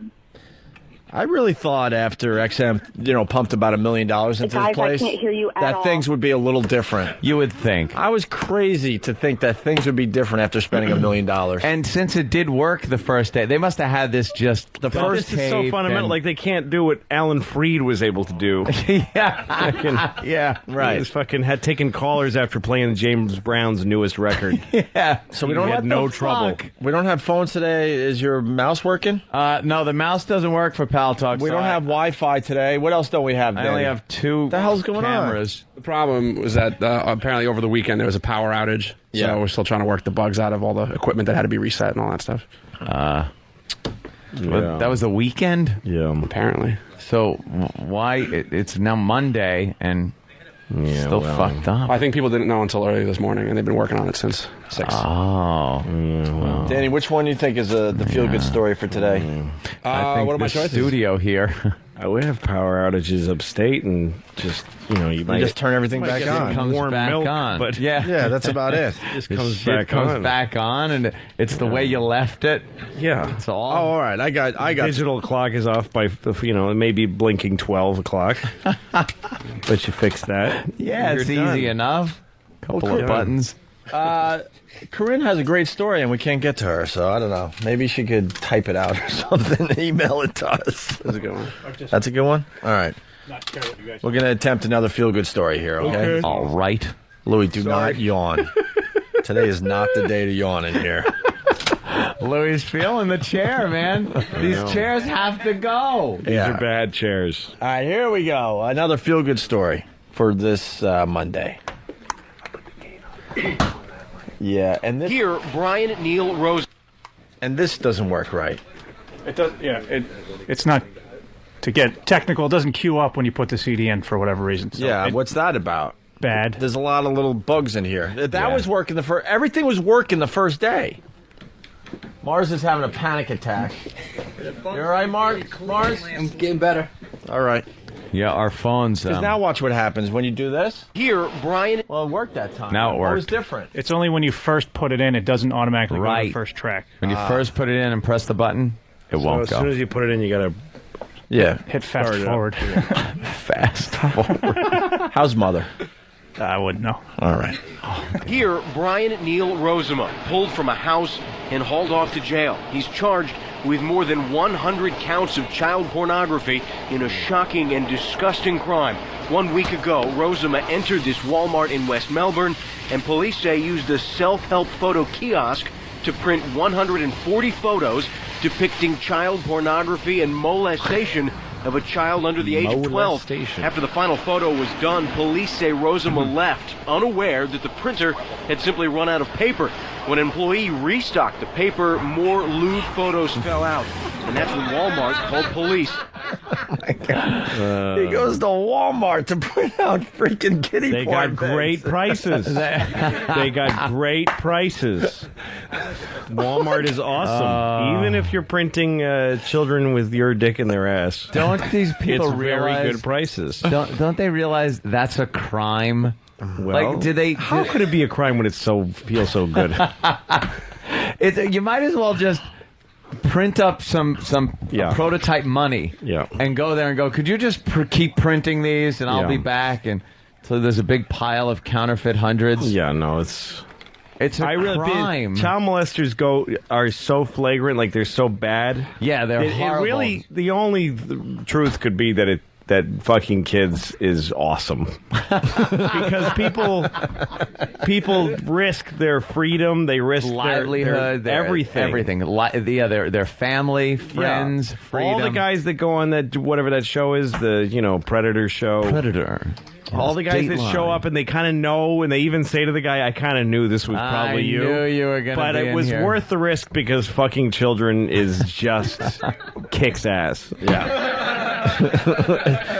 His logic is brilliant. Yeah, Your logic is brilliant, man. It must be just. Hey, is it true It that must be. Is it true that Cromwell's talking shit about Poe out there? I'm hearing that Cromwell thinks Poe is a Nancy boy queer. Is that true, Cromwell? Absolutely not. I did not say that at all. A Nancy boy queer. Wow. And what does Poe think of all this? Where's Poe? Well, very angry. And I did say I was a fan of the new studio. Not anymore. Until these bugs are figured out. Poe, are you allowed to beat the shit out of one of our listeners? Is there a rule? I don't know. I'm serious. What's the rule? The rule? Well, do we have another form in that file cabinet of yours that protects you if you kill this fucker? No, not at all. I'll definitely won't be protected with what I'm thinking about doing to him. Really? Yeah. Can you wrestle him down? Opie, I'm not a wrestler. And then let's get this straight. I'm not a wrestler. However, why don't you just throw a couple moves on him and then just crush his glasses in couple front of of him? judo moves. Yeah. Crush his glasses. His glass may fall into his eye. Can't you get him? Because I've seen this before. Mm-hmm. I've seen Poe get some guy on the street that might be a problem and get him into a hold where the guy's completely subdued on the ground and cannot budge. Now, that isn't really wrestling, but that would fit the rules because you're not eye gouging or anything like that. So, pain compliance. Pain compliance. No, he could wrestle and you could do whatever the hell you want. Yeah. As long as you don't leave a mark. Yeah, don't. What kind of form has Cromwell filled out today? Just the basic one. Oh, yeah, that covers you giving him a beating. Great. The basic one. Yeah, that's in there, right? Life limb. Yeah, we would have to find out how we... Cromwell, you really want in or what? Yeah, man, definitely. See? He's not scared of you, Poe. Sorry to say, he's not scared of you. Well, that's all good. It's a sport. You want to do a little demonstration? Cromwell? Sure. Cromwell? All right, get Cromwell in here. All righty. Wait, they're going to set up the studio. Hopefully the phones are working now. Corinne. Yeah, they told me to try the phones again because they work. Corinne. Yeah. She'll say hi once the delay hits, and then They're still not working. Yeah. Hold on a minute. Let's try this one. Jason in Rockland. Jason? Yeah.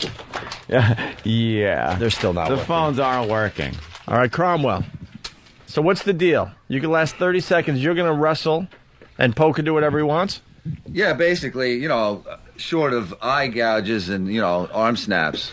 Correct, Master Poe? No, it's not an arm snap. It's going to be, he's going to do something to your arm that's going to make you scream. Yeah. I mean, obviously, armbar, if, I'm tapping out if he's got me, locked up with some Brazilian jiu-jitsu. And what's your tap out word? Tapping out is, tapping the body. All right, Poe, are you in? Where are these fucking people? Where is these people? I'm your man, Louie. Let's get a. This is just so weird. Here, there's rules. Out in the street, there are no rules. But Let's get a verbal from Cromwell. How long? 30 seconds, he said? A verbal from Cromwell. You will not sue if Poe hurts you. It's verbal. Huh? Binding verbal. Yes, Say it. correct. Say it. I will not sue if Poe hurts me. Poe, please don't hurt me. Yeah, that's No, he's not going to hurt. legal and binding, I'm sure. All right. Taking off his jacket, Poe is. Oh, he's also taking his shirt out of his pants, like untucking and it. the tie comes off. Takes off his tie. He's just getting Don't himself. forget the pen in your pocket. Wait, open the doors so the crowd we can get the that crowd. could injure you. Because the oohs and ahs from the crowd when they see Cromwell and a pretzel is going to be just brilliant for the show today. Remember the stripper pole platform has corners. Yeah. That could, put a gouge in his head. We really need the phones to work. I hope they figure that out for maybe tomorrow's show. Yeah. All right. What else is okay? He took a quarter out of his pocket. Usually, wallet. He's ready. Yeah. Poe's still not happy about what happened last week. So Cromwell, I think you're going to suffer because of that. I'm serious. Keep the doors open so we can hear the crowd. You got the mic on. Oh, it's working? Okay. All right. All right, Paul. A little demonstration. All right, the only thing I want to say is, again, this is not real. On the street, This is it would not be real? different. Okay. Oh, basically what he's saying is if this was on the street and no one was looking, you would be fucked. Yeah, there's just he's I going don't doubt that. All right. He'd fish hook you in your asshole. Yeah, because he plays nice for the radio show, but if it came down to it, he would take one of your eyeballs right out of your head. Yeah. Without a doubt. That said, I still think I can last 30 seconds. 30 seconds. By the way, Cromwell equals Tapwell from Zeus in Bridgeport. All right, who's it's the one fucking camera I got working, Sam, and that's it. So don't stand in front of it. Cromwell. All right. Hey, by the way, Cromwell just texted us and gave us some instant feedback. It says, from Cromwell in studio, so it has to be real. Master Poe is a limp-dicked faggot. Bring it on. Oh, Wow. Did you just write that? As you can see, I have no texting device on me. Man. I don't know, man. I mean, I believe it says sent by Cromwell, location in studio. It says it right there. I so see it's it gotta right be there. True. I think there's a lot of culprits right out there with texting machines. Texting machine. Texting Yeah, machine. that infernal texting machine. By the way, Get you. by the way, Smokezilla writes. machine. Dot. Smokezilla writes, Cromwell, the pain you will be feeling is not real either. Oh. Yeah. All right. Let's see now. All right, Poe. What are you going to do to this kid? I will react on his action. Ah, interesting. But he thinks he can last 30 Confucius. seconds. Yeah, he's going to use his own mistakes. Fair against enough. him. Start the 30 seconds when we make physical contact. All right. Ah, that's good. I All like right, that. okay. No Did we dilly-dallying move the around. nice leather couches out of the way? I would hate to get blood on them. I mean, they're still brand new. Try to stay on the Ron and Fez carpet there. It just makes it easier for me to keep them in frame. All right, a lot of people saying 15 seconds tops for you. All right, here we go. Let's see. All right, as soon as they make contact. Okay, now it started. Okay, no, not Wow, yet. you don't know There's how to the like bow. shake and bow your head, Cromwell. Oh, you got a pen in your pocket. your heads. Without wrestling. All right, here we go. Okay. There they go. And all right, There they go. They're at it. Oh, God, that's an There goes machines. out of bounds. Huge mistake. This Out whole of thing. bounds. he's tapping out. He's tapping Not out. yet, not yet, not yet. Not yet. Damn. Hasn't tapped. 10 seconds, I think. 20. 10 left. 10 left. He might last. He might last. 5. That was a head hitting the floor. Time's up. All right, time's up. He lasted 30 seconds. Wow. Cromwell. Cromwell. Cromwell. He just left They're Paul all hanging on the floor. cheering. And he just did the For superstar movie. He Cromwell. went, superstar. And then they hugged. I wish I could explain what happened. It was just it then they looked like hug. two men having gay sex. That's all I don't really know what it was. How'd you guys get to the couch? It was fast and furious went gay for, sex. Chokehold, and he had it right away. I don't know how he didn't choke me out. I think he went easy. You're basically Yeah. saying that he's lost a little. Oh, I think he could have choked He's me lost out, a step, but he yeah. didn't finish. Yeah. Right, He sir? didn't pull the finishing move on him. Yeah. It was Yeah. kind of a lot of like man-on-man hugging. Yeah. And then Poe actually flipped him over one of the leather chairs. Poe, Yep. you hit your head on the floor. I heard that. That was Oh. a nice sound that Damn. everyone got to hear out Have there. that wood checked for any dents. Haha, hard head. I need aspirin. Yeah, Poe's got a serious head injury there. I mean, he's got a red mark on his head. Oh, do ya? Yeah. Oh, shit. Where? Let me see. Look on his Paul. forehead. Let me see. It's going to be a welt. It hit a hardwood floor. Look at that. Oh, damn, bro. Buddy, you really need Just an got ass. pwned. You need, yeah. What happened? He hit it. Oh, what happened? He My head and hit the floor. We heard the thud. Yeah. My head hit the floor. Are you feeling woozy No, I just have a headache. already? he's worse than he's showing right now. I think he's a little bit You of know, water in the brain right now. We didn't talk about if he would have been injured, you know? Yeah. We just thought... Well, he took his and Cromwell's weight to the floor, and it landed on his head. Wow. By the way, someone's bringing up a very good point. Even rape victims last 30 seconds. So. Damn! You just been pwned. That's a very good observation coming in from instant feedback. Ush. I think you should have Poe checked out.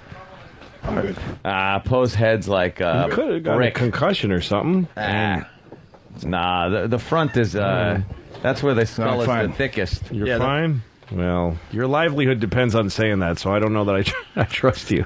You should get somebody to look at you. The front of the skull's like thick. You got no problem. It's the back you got to worry about, the top, the sides. Yeah. The front is made to be hit. Does anyone know what Cromwell did there? What were you doing? Yeah, what the hell were you I was just basically defending. I mean, you basically, I do study a little bit of martial arts, and one of the things they tell you to do when someone's got you the neck hold is, catch the arm, tuck your chin. And basically, I was hanging in there for the 30 seconds. I almost tapped a couple times. I heard people saying, not yet, not yet. I mean, my hand was up. I was waving and going for the tap. And, I just knew I could Did a hang in Hulk there. Hogan, like he's going to tap, and then he started shaking and gets up. Didn't All wait right. to get E-Rock so excited. Cromwell, everyone. We still hate your name, though. Cromwell, there he goes. Cromwell, good job. Very Good job. impressive, very impressive. Yep. Still trying to look for the feel-good story for this Monday. Poe, you all right? Yeah, I'm good. Master Poe is 0-2 in these 30-second competitions. It's not fair, though. He can't use all his tricks. It isn't fair. I mean, they're not tricks, but he can't use everything. All the liability is on him. And plus, Yeah, it is. I mean, he got hurt, and nobody gives a shit.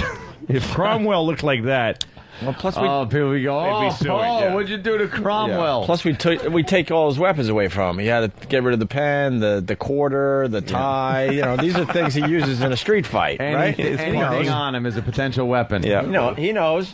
That tie, he could take out a whole battalion. Yep. With just that tie. The pen, forget about it. Guys, thank you. Us. Us. Hey, I got wow, this is kind of interesting. We got a guy that goes by the name Opie's Spy from Philly. Oh. Ask if Cromwell would like to address this comment from Friday. Why does a part of me think this is a cheap cop-out way for Opie and the rest of the crew to get out of doing any more work today? Is he angry typing guy? Are you angry typing? Where's Cromwell? Come back in. Wait, you think Anthony falling asleep was a cheap excuse for us to go home early? Oh, my God. Huh? I don't think I wrote that. Did I write that? I don't think Oh, I boy. wrote that. When someone says, I don't think I wrote that, that's like, oh, sounds fuck, they're guilty. on to me. That sounds guilty. I like this guy. His name's Opie Spy. Now, Cromwell. It says, have him address this that he wrote Friday. Why does a part of me think this is a cheap cop-out way for Opie and the rest of the crew to get out of doing any more work today? He was only joking. Well, that was in the listening thread where just people talk really fast.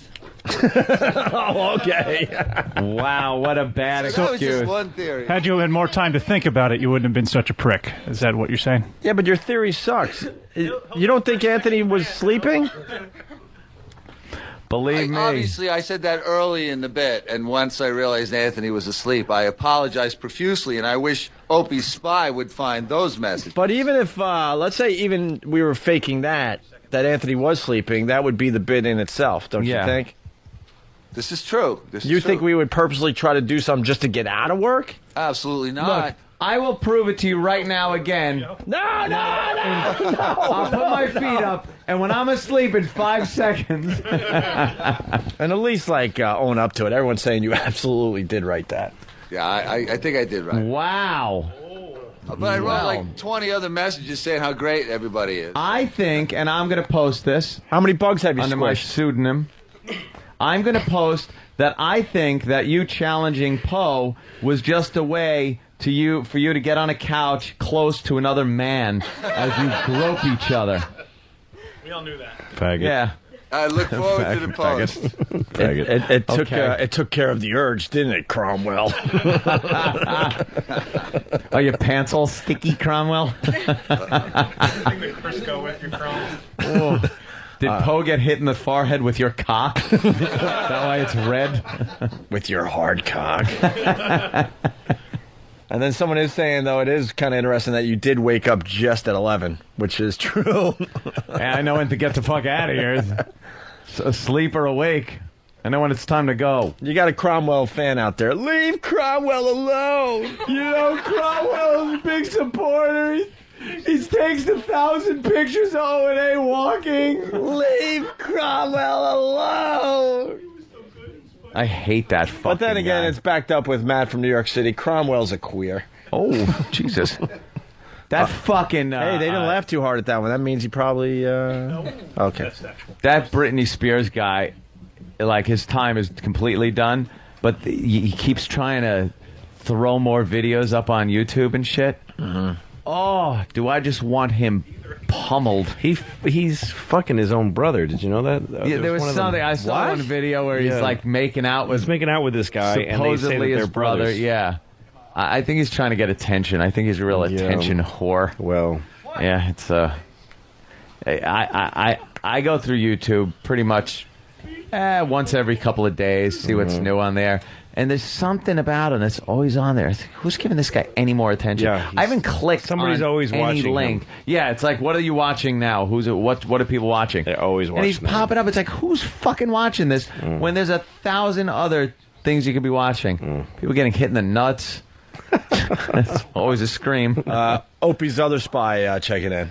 Louis and his robot dog.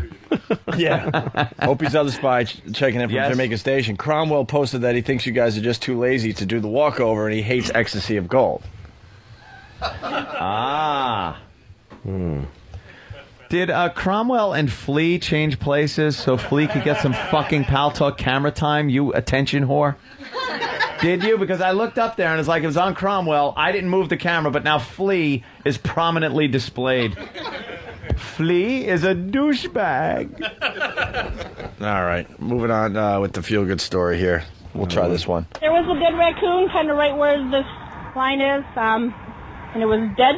Then when they were striping the road here on Archer, they just striped right over it. The raccoon was gone today, but in this picture, you can clearly see the dead animal with the telltale yellow paint right across its body. No, it was very real, and it was, pretty explicit. You could see it. The kids were kind of grossed out by it, and I as well. It's a dead animal in the street that they just striped right over. The animal was first spotted on Archer Avenue in Lamont by residents on Saturday. I just thought it was ridiculous.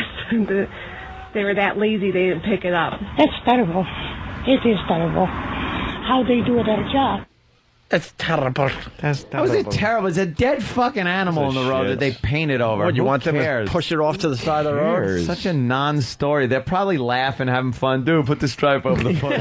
Make them a It's skunk. funny. Let the guys have a laugh during work. You might be onto something because as this continues, it's not the first time. And Yolanta Wilkes says what's worse is that it's not the first time. Another animal painted right over. The same thing. We followed her directions on Archer and came up with this roadkill. A close-up reveals what appears to be the critter's tail, protruding from a line of paint. We contacted the Illinois Department of Transportation, and they confirmed that this stretch of Archer Avenue is in their jurisdiction.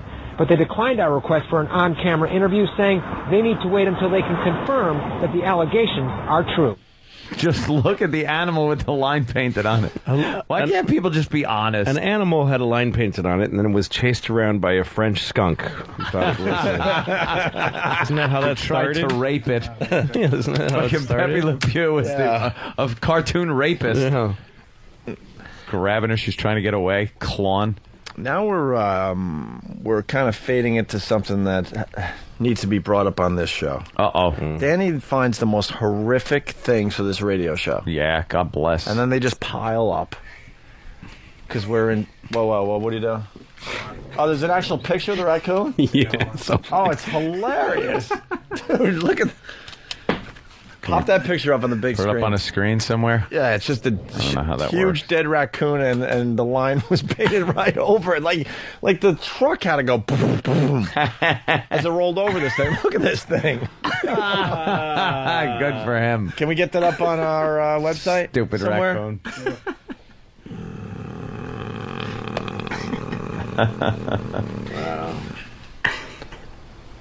Well, that'll happen. You're fucking painting lines on the street. Yeah. What else are you going to do for entertainment? So what? Get out of the way. You know what the best part is, though? It should be a person. Go die Be a somewhere baby. else, you faggot raccoon. The road crew probably saw it ahead and were just praying that their paint was going to, they're like, oh, dude, I think we might just go over it. Yeah, like if we keep it's this, right in the it's middle of right the in the road. middle. This is going to happen. I think they probably, they probably saw it coming. We're hoping and having fun on that truck, just waiting to paint over that shit. Even better, I bet it was probably a little too far to the right or the left, and one kicked it got over. out and Yeah. kicked it over a little. Of course. Kick a little left. Of course, That's what you do when you're fucking working. That's it. That made his day. Gotta have some fun, and they laughed. All right. Well, Danny also picked out this fine animal story. This is just some of the stuff he collects for our show. Robstown police arrested this man, 26-year-old Eduardo Ramos of Victoria, on September 12th after they found him naked inside his pickup truck. Now they are accusing him of sexually assaulting this dog. The dog rolled up in the back like he was scared. Yeah. I stopped to talk to the driver and found that he was completely nude, covering his genitals with his clothing, sweaty and nervous. Sweaty and nervous. You too would be nervous if you knew the thing had claws. Oh, What a man. weird description. Yeah. Can I hear that again? Covering his What, genitals. just the end? Just the description that guy gave of the, just the story narrated by that individual. This dog. There was a dog rolled up in the back like he was scared. I stopped to talk to the driver and found that he was completely nude, covering his genitals with his clothing, sweaty and nervous. Covering his genitals. It's a strange way of talking. Yeah. Let's see if there's more to Completely this. nude. When they opened his truck, the female dog ran off into this field. When officers found her, they say she seemed frightened. She was We in a inspected shower. The After dog a was. while, and The dog was taking a shower. A rape kit. Found her, they say she seemed frightened. we inspected the dog after a while, and the condition of the dog led us to believe that he committed some type of sexual act with the dog. Ramos later told detectives he picked up the stray dog near a gas station. He denied having sex with the dog, but it was obvious to them the dog had been sexually assaulted. I couldn't believe it. I searched for some other explanation, but everything led to that. Ramos was charged with public lewdness and disorderly conduct, both misdemeanors, but police say he could face felony charges of animal cruelty. The district attorney is waiting for DNA results to determine if Ramos had sexual contact with the dog. Ramos. There you go. They found a human load in the dog's van. Yeah. That's pretty much it. I searched for another explanation. That's pretty much it. You find that load in there and do a little go, DNA well. testing and go, yeah. Yeah, why couldn't he was just jerking off and the dog just happened to be in the car? You're Dog right. fucker. No, you're onto something. Again. That's what happened. I don't like animals in the room when I'm fucking. I can't, because my dog always. Well, when I'm jerking off, my dog looks at me. Yeah. Like, get the fuck out of here. They give you a look. Fucking look at me. Or the worst thing is, and I've heard stories of this. I've never owned a dog. But you're going at it, and just cold dog nose goes right up your ass. Yeah. Right up your ass. And then, God forbid, you have a cat, and you're doing some kind of, your balls are swinging. Poof. That's got to hurt. Yeah. A nice claw. Actually, that's in the paper today. Where's the Post? It Give me is? that Post, yeah. It is? They referred to that famous, let me see. Go ahead, keep talking. I'll find it. Take me 2 seconds. I'm on the fucking, I'm on the condoms for like another fucking month. What are you going to take? The girlfriend, Mr. Pills. Mr. Pills for like too many days, and then she goes, no, I got to get him, and then start on a Sunday, and then you wait and wait and wait because I don't want to be in the type of, hell. I don't want to be telling, no, it's thunder, it's okay, it's all cute when you do it. For me, I'd be going, yes, it's death incarnate. It's coming to get you. It's the Grim Reaper. So, yeah, condoms. Yeah. Should I fucking be wearing condoms at this I age? guess I Give me a don't I break. don't fuck anything, so I don't really have that to complain about. You have sex with your wife, Louis? Oh yeah, all the time. I gotta say, you can fuck like a champ with them, though. 3 times this morning. Yeah. Once you get things Yeah. going, as long as you can fucking, roll that stupid thing on without feeling like a complete ass, and you're all worked up, you could just fucking fuck. It's amazing. Great. Last time I fucked my wife to fucking what do you call it? The national security level, threat level was green or something. I don't know what. Wouldn't it be like red or orange? No, just green. All right. Green. There was no threat at all. Last time I fucked my wife, my iPod had fucking 5 gigs hard drive in it. Oh, see, if we had phones today, we could go with this bit. Mm-hmm. The last time Louis C.K. fucked his wife, boom. Well, we can't use the phones today, so instead you get this. And you don't even get that. You don't get Now you can sit right down and write yourself a letter, and you can squirt a bib squirt then. When you're sitting in the tub, you can squirt it while you scrub. Who cares about the weather, as long as you can squirt together. If you wanna do some spraying while you're playing, then you can squirt a pip squirt pen. Pip Squirt Pen. It writes, and it squirts water. New from Lake... Oh, the fuck was that? Squirt pen? I don't understand. Interesting. It's an old commercial where it's a little sexual innuendo going on there. Yeah, because you could squirt each other. Yeah. Oh, I get it. With a pan. All right. Yeah, any of that birth control stuff should all be on the women's side. Yeah. That's what I say. That's what you think? Gotten a big to-do on the show the other day about vasectomies and stuff, and I'm just like completely against that. I like the pill, but then, the rubbers. Yeah, they're a drag. It's just, because then right when you're done, you got to just fucking pull out. Yeah. You can't just leave that thing sitting in there like a time bomb waiting to fucking go off. Then you have a bag of your own jizz. Yeah, and when it pulls out, it kind of goes like, you know? It's and then, you got a bag of it, and then you got to take it. First of all, and as you fucking go to come, you got to, like, real quick grab the bottom and hope for the best. Yeah. Hope you don't fire it off like a howitzer cupboard or something. You know, you don't want any spillage. It's just a big paranoid mess when you want to just fucking come. Yep. You know, you're worried. Is it going to slip off? Is it broken? Are you going to pull it off and the thing's going to look like the end of one of those cartoon exploded cigars with not an ounce of jizz left in it? No. I've had one disappear completely.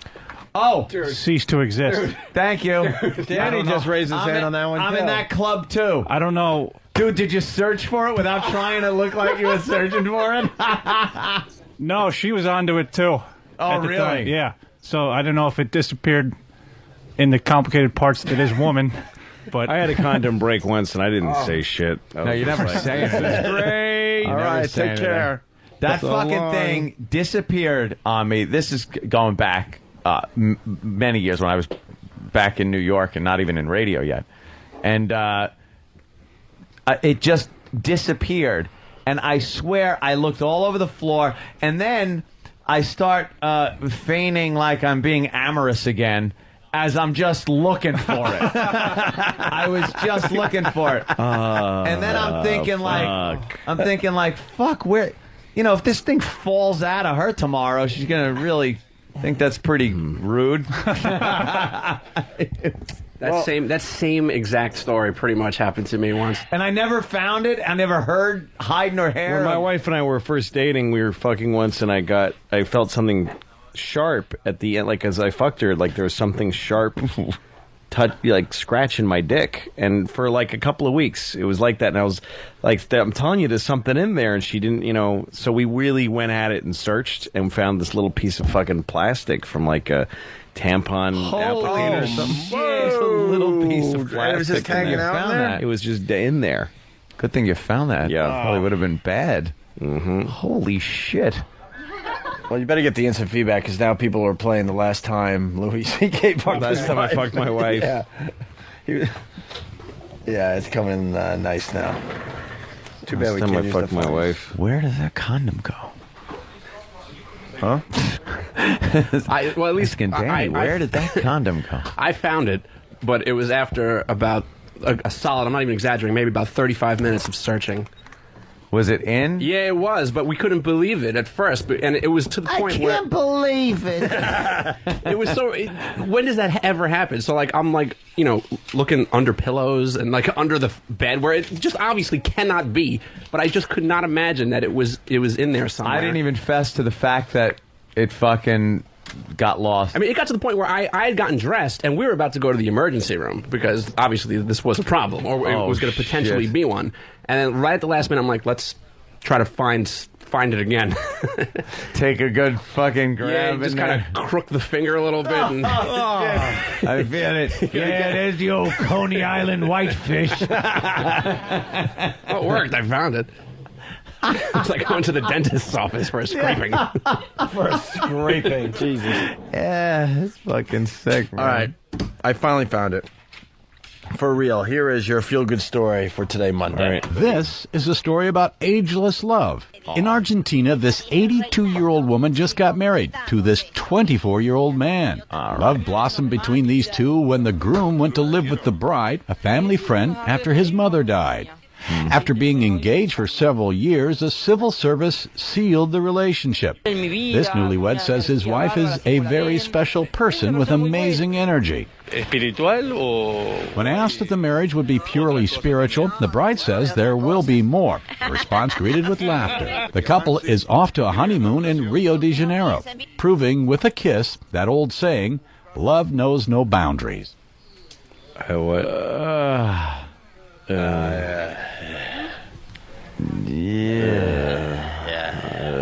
Everyone laughed when they said Okay, they're terrific. gonna be fucking, because that's pretty much it. Is it spiritual or anything else? We'll be fucking. Sure you will. Of course you will. In Rio de Janeiro. She's 82, he's 24. That'll work out well. That's good. Fucking. I hope they don't bring the KY in their carry-on because there are limitations to fluids you can bring on the aircraft these days. He's got to burst the scabs on her pussy to get any lubrication. Yeah. Eating her out. He looks like Colonel Sanders. Oh, God. All flakes on his... Got dandruff flakes on his beard after eating her out. Hoodie from Philly. The last time Louis fucked his wife. Can I say fucked his wife, or are you going to get mad at that?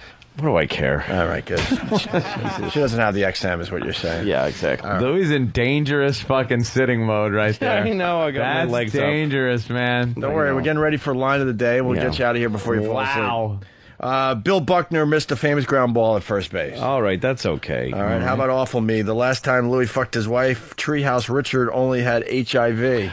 That is. Linger longer. You know, by the way, on Pal Talk the other day, my sister had sent me pictures and said, I found these. They're pictures of the real Treehouse Richard.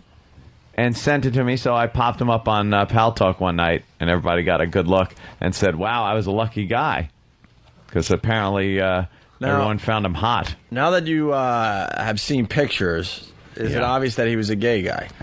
Oh, yeah, it was pretty always obvious, yeah. Even when you were a kid? Yeah. Like when I was a kid, I had no idea, like, there were gay kids around me. I had no clue. Yeah. But then when you get older and you start looking back, you're like, oh, yeah, of course he was. He looked pretty gay. But at the time, when you're just, like, riding bikes and trading baseball cards or whatever, you really didn't know. Because I was growing up with him. It was so more it wasn't like, you know, you got to high school age and you see him and like, oh, yeah, all right, now all that makes sense from the old days. Right. Because when I started, like, chasing girls around and stuff, and girls were always after him, like, always after him.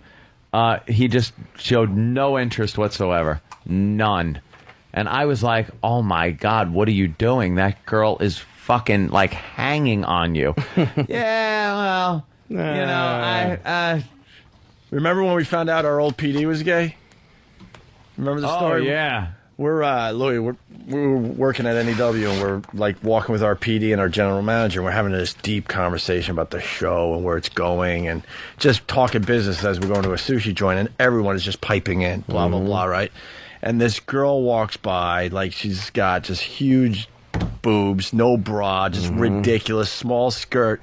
And it stopped us in our tracks. We just stopped talking, and we're all just like, ah. And the guy who we learned later was gay. And then what you guys got to do? He's still talking. Oh my God, are you still talking? We're like, we don't even know what we were talking about at this point. In the restaurant, when this girl comes in and sits down, and she had real low-ride pants on, and her thong was sticking up out of the pants, and again, conversation comes to a screeching halt. We all just turn our heads and start looking. Even our GM. And he's just like, can I have another order of the edamame? Like, all right, we get it. We get it. You like the cock. I worked with a gay guy who was he'd see a girl and go, oh my God, look at her tits. I'd like to fuck them. Like he didn't know how to do it. Oh, very that's sad. Sad, yeah. We all go, you don't have to do that. Don't force it. No. Don't force it. All right, we wanted to do this story on the other side. Another person got kicked off a plane for wearing something inappropriate. Oh, yeah. Now the first two were like, hot girls with hot outfits. But the one that I saw in Southwest, it was not a big deal. No, it wasn't ridiculous. She was wearing a skirt, but it wasn't ridiculously short. No. And then she was covered up top. And up top, it was a sexy top, but she had a bra and everything. Who's taking some? I don't know. If it was the case on every airline, it has to be Marissa an ugly. there would be on a no-fly list with terrorists. She wouldn't be allowed to fly. She's always showing cleavage. That was a compliment.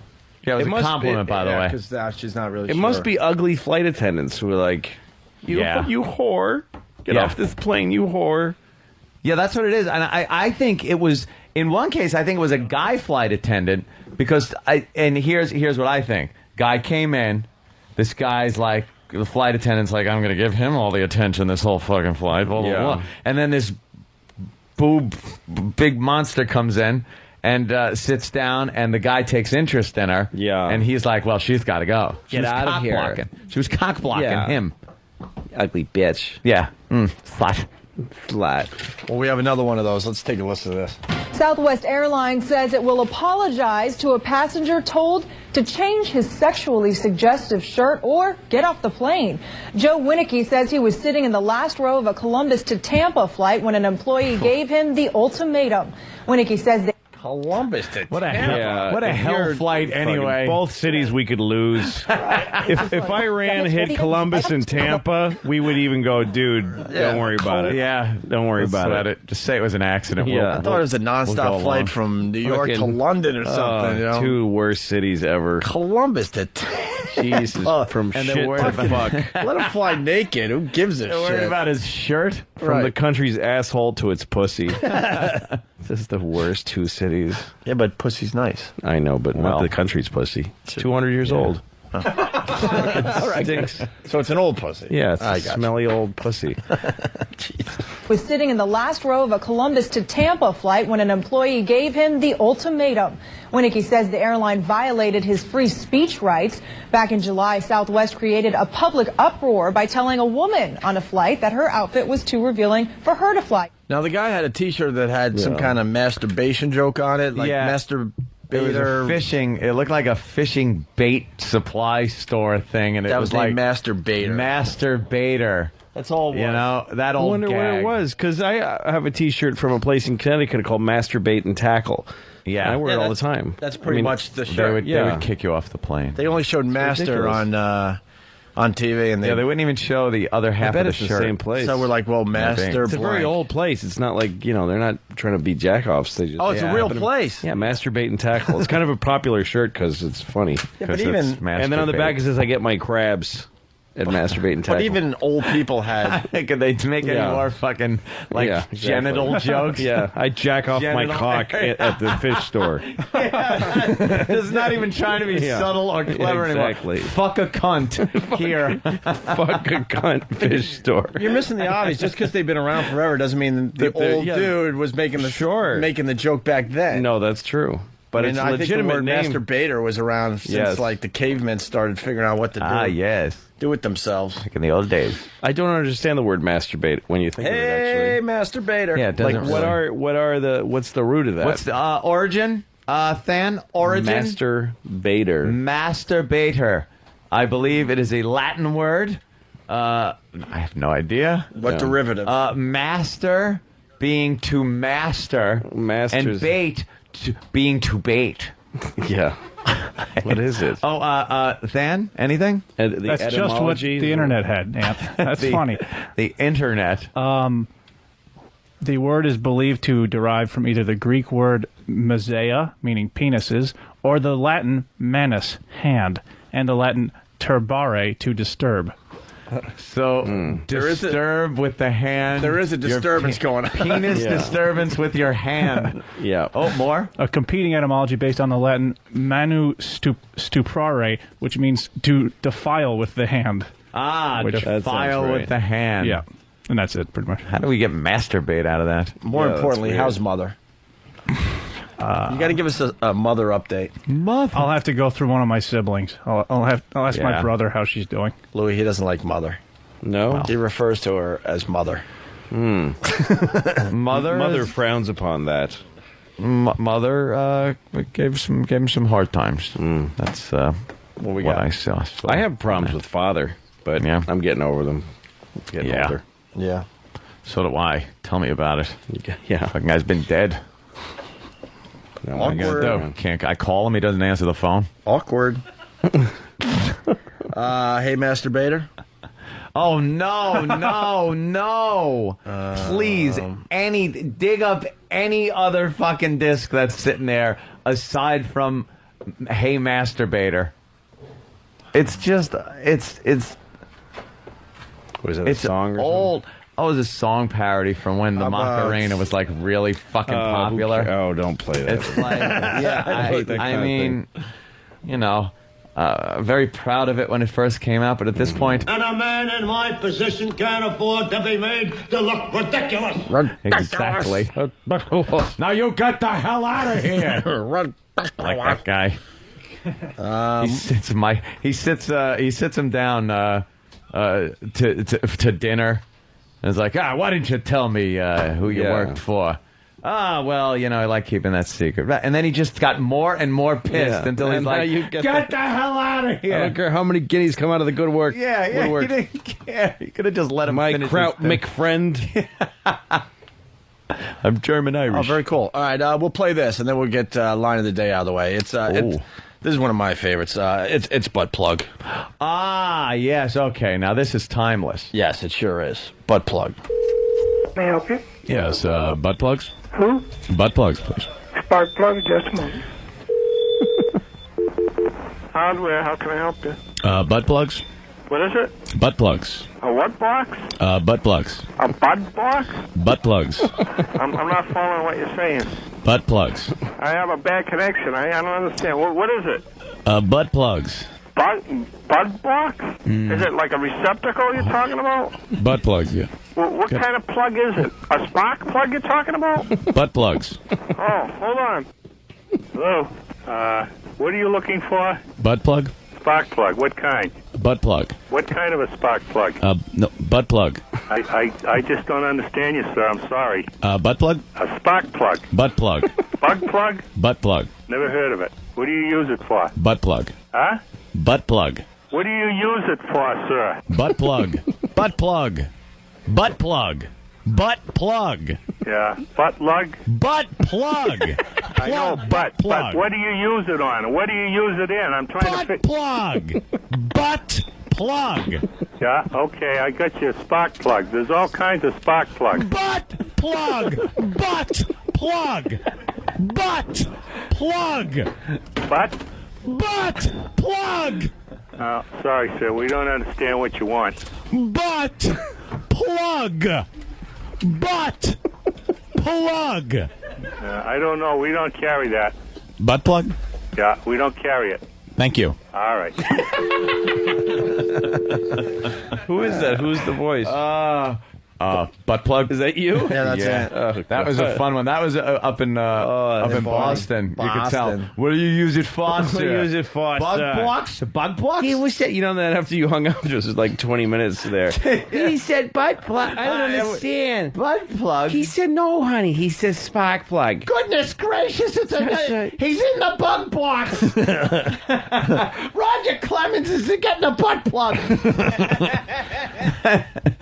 They're getting line of the day ready. Why don't we play this one too? Hi, Mom, I'm in porno. This is one of my favorites. That was a favorite for Butt plug is right up Mother's there. Day. This one as well. We had a daughter, Lou. Yeah. Call her mom at work to tell her that she's going into porn. And was it Because she's in college. No. Just to win it as a joke. Just to to fuck her with her. mom? Yeah, she went to college. Just to win like a CD or something stupid. Oh, God. IAF, who's this? Wow. Michelle? Hi, Michelle. You want to play Hi, Mom? Who's this? Yes, I do. All right, fuck that. Hi, it's Opie and Anthony show. Hi, AF. Hello. Opie's voice is a little higher. He insists the tape has been altered. Sped up like the Charlie Chaplin film. Different different frame rate now. That's why. Yeah. It was actually on audio tape at one point, right. and the tape may have stretched or something. No, that's exactly what happened. But for some reason, it didn't affect Ant's voice. I don't understand that part of this. I must have That's because you were talking a lot lower. I was talking like this back then. You had a growth thing happening. Butt plug. Like Imus. Yeah. Like Imus. Yes. Here's Hi, Mom, I'm in porno. Ignore the high voice, please, because the material's still terrific. All right? Don't get distracted by the high voice. All right. IAF, who's this? Michelle? Hi, Michelle. You want to play Hi? You're still laughing, Low. I said ignore that. The funny thing is, it's high because you're so earnest and you want to keep your radio job. That's what it's saying. I swear to God, this is all. No, there won't be any quiet. Nothing will get quiet. We're gonna talk the whole time. It'll be really good. Fuck you with your logic. I hate you. It's only in contrast to now. You're yourself. You're a grown man. Your logic is brilliant. Hi, please don't fire it. I swear to God, this is good. It's good radio. Don't worry. Hi, you're on the air. Quickly talk before it gets quiet. And keep talking. And now we let like dead air go a little bit. Yeah. Our voices are deeper. By the end of our career, we're gonna be way down here with our show. I did a radio show in fucking Tampa a couple of weeks ago, and they have music playing behind the talking. It's one of those. Yeah. We had that. We worked on one of those stations. And there's this guy and this woman, and he talks like this, and she goes like that. And it doesn't. They are so desperate to talk that they say stuff that makes no sense. Anything, yeah. Like it just. Oh, you had a show. What was it called? Like it was called Lucky Louie. That was on. Yeah. I'm like, what? What did you just say? We have to fill up the air with Don't stop talking. Something will happen. As long as we keep talking, we don't answer the phone and say we're fired. Fuck this bit. Let's. I want to hear it. I won't make any comments. Please. The material still holds up. Totally. Do you understand that? Totally. IAF, who's this? Michelle? Hi, Michelle. You want to play Hi, Mom? Yes, I do. All right. I hear you want to play Hi, Mom, I'm in porno. Yeah. Yeah. Awesome. All right, listen. I think officially I can't hear this shit anymore. You can never go back. Because I know it's coming. Yeah, awesome. Awesome. Oh, that was awesome. Why could I just said, all right, cool. Yeah. Okay. I had to be. Yeah, awesome. Here we go. Because we just had to be over the top fucking there. Joey from Howard Beach. Ha ha. Eager Opie rules. Eager Opie. You just created a new character, you know. Mm-hmm. And punt. Douche. Duncan Booth douche. Hey, Ope, can you follow the Yellow Brick Road in your original radio voice? All right, well, here comes the awesome. Play Hi, Mom? Yes, I do. All right, I hear you want to play Hi, Mom, I'm in porno. Yeah. Yeah, awesome. Now, where does Mom live? Montana. Well, what are you doing in Boston? I'm a nanny. You're a nanny, cool. Yes. Maybe you could tell your mom you lost your job as a nanny and you had to make ends meet, so you jumped into porno. Okay. All right, I got your mom's number. I'm giving it a call right now. Okay. Amazing. Center. Hi, can I speak to Jean, please? Is this Michelle? Yes, it is. It's important. Okay, hold on, hon. Uh-huh. Now play it up. Say you lost your job. You had no other choice. Okay. You were And all this woman alone. doesn't know she's on the air. Hello? No. Mom? Yes? I have a problem. I lost my job. Why? Because I just wasn't doing it. I couldn't cope with it, you know. I thought you said it was going great. It was, but things just fell apart. I'm having a really hard time, so I didn't tell you sooner because I was too scared to, but and now I got a different job, but I don't know how to tell you this. What? I'm doing porn movies. No. Yes. No. Mom. No. What? It's No. too late. No. Mom. No. Oh my God.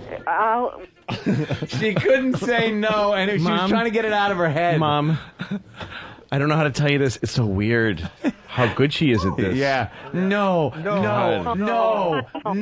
And then after the nose, she can't even get listen, a I backed fucking up. thought together. I backed up. Porn movies? No. Yes. No. Mom. No. What? It's too late. No. Mom. No. How could you do that to your mother? You hold on. Okay.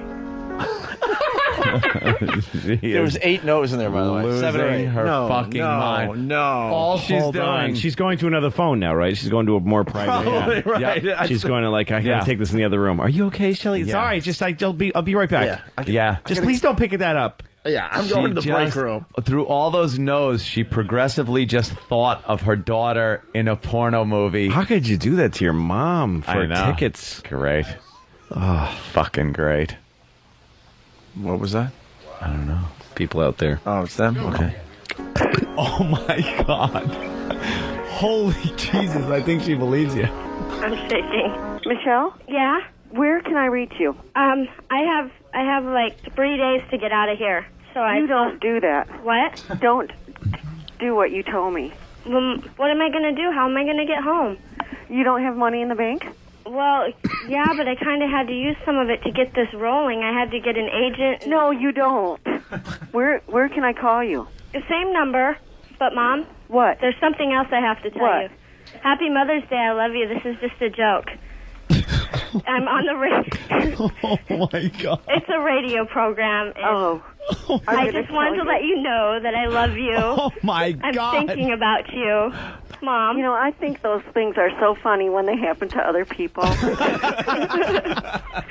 I mean, I would sit and listen to them all day long because they're so funny, but you killed me. Oh my God.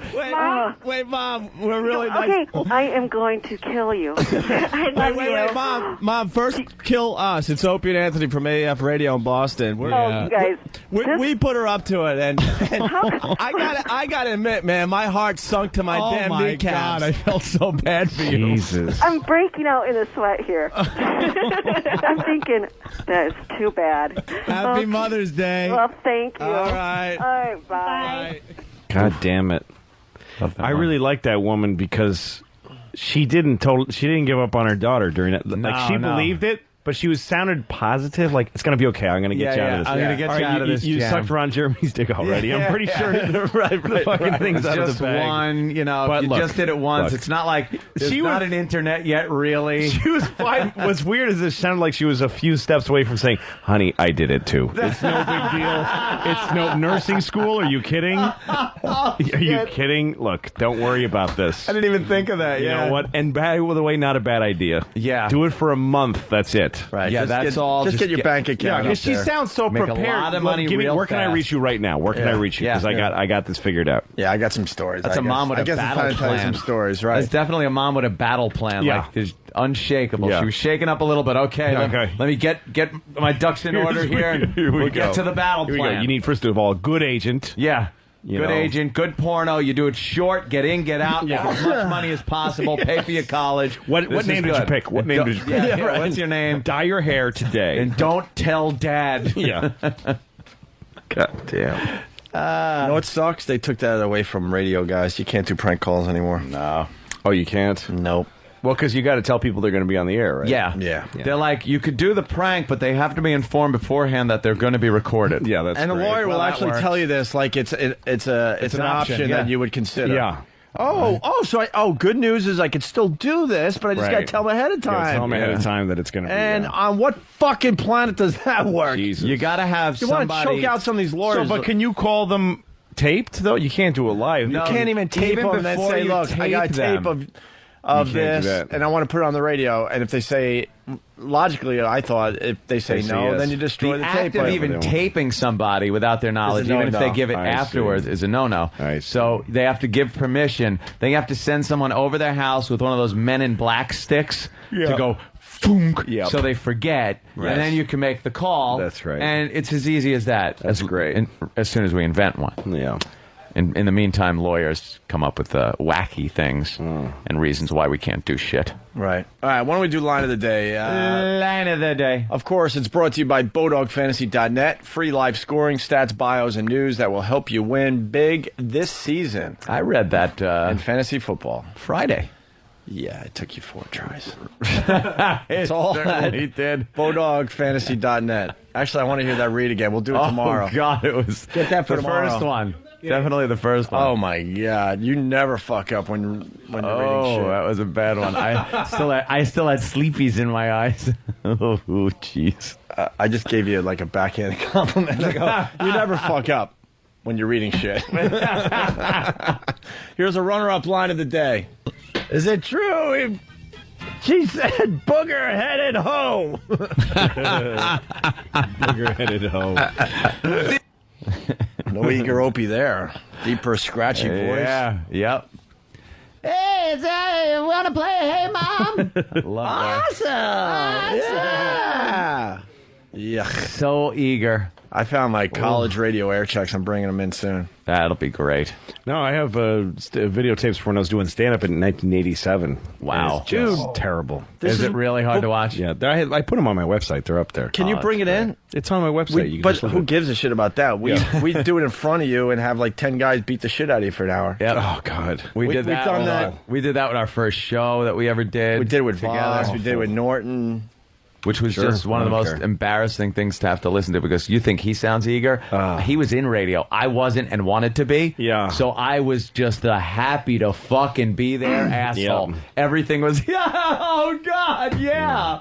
Yeah. Oh, Yeah, dude. I was saying stuff on stage like, come on, folks. Come on, folks. Can you know what I'm saying? Come on, folks. Dude, write a note and come on in with that. Yeah, Okay. that would really be fun. Sometime All right. this week. Let's get it done. Okay. That Do it would over here be because we fun. could go long form with something. And like we that. could Yeah, say of your course. shit sucked instead of, Right. Just that was bring it in one day subpar. this week before you subpar. head out to Vegas. Oh, you've gotten much better. Here's another runner-up line of the day. We were privy to a nice conversation Louis was having with his daughter about Thunder. Yeah. Yeah, It was Thunder's a black gentleman that she's dating. That was really fun. That was just mean. That was just mean. We always spirited. offset black with gentlemen Yes, gentlemen. when using them negatively in a story. What the fuck? Why is that? Here's Black gentleman makes us with feel a top better. hat and a cane. A monocle. Yeah. a couple things you need to know before line of the day. Louis is going to be at the House of Blues in Vegas Saturday. Saturday night. And Jimmy's going to be on The Tonight Show with Jay Leno tonight, of course. Tonight. So take a peek at that. Okay? Right. Here's your line of the day. Here comes line of the day, line of the day.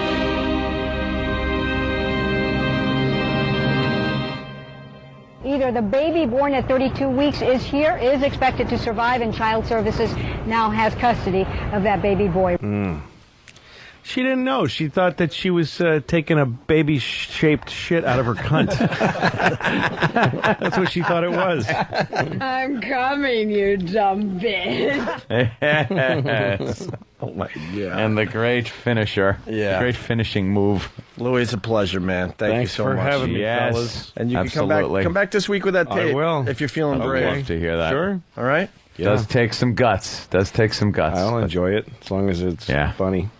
It's fine. Actually, Wednesday would be the day because Voss is coming in. Because know what happens? I think I don't know if I could do Wednesday. I think that's the day I'm chaperoning my daughter's trip. Aw. Yeah. Where is it? Like, you don't have to say exactly. We're going to but is it a... Yeah, I don't know exactly. We're taking her to see show of some kind. I don't know. A show? The school's taking kids to see a show. We used to always just go to the Museum of Natural History. That was our big hop on the bus from Long Island, drive out there, and walk around and look at the I know that place dinosaur bones. Too well. Yeah. My kids. Oh, yeah. It's just a hot, sweaty walk through, especially when you go to there with your coats on and you're carrying her coat and my coat, and pretty soon her. I'm just carrying pounds of shit. I can't imagine it. Oh, enjoy. Another plug for Stephen S. from Bayshore. He's now writing the show rundown, the Opie and Anthony show rundown. It really is good. We want to get the word out there officially to everybody. So go to 923krock.com. And it has all the links. Like we were talking about Anthony falling asleep on the show Friday. Wide awake today. Wide awake today. Yeah, but as part of the rundown, you don't have to search any of that out. It'll be part of the rundown right there. Bam. Yep. Here's Anthony asleep. You get to see the picture. And Stephen S. so far has done a great job at that. It's 923krock, all one word there, .com, okay? All right, we're out of here. Louis, thank you. Thank you. See you guys tomorrow. It's the Opie and Anthony Show. Opie and Anthony.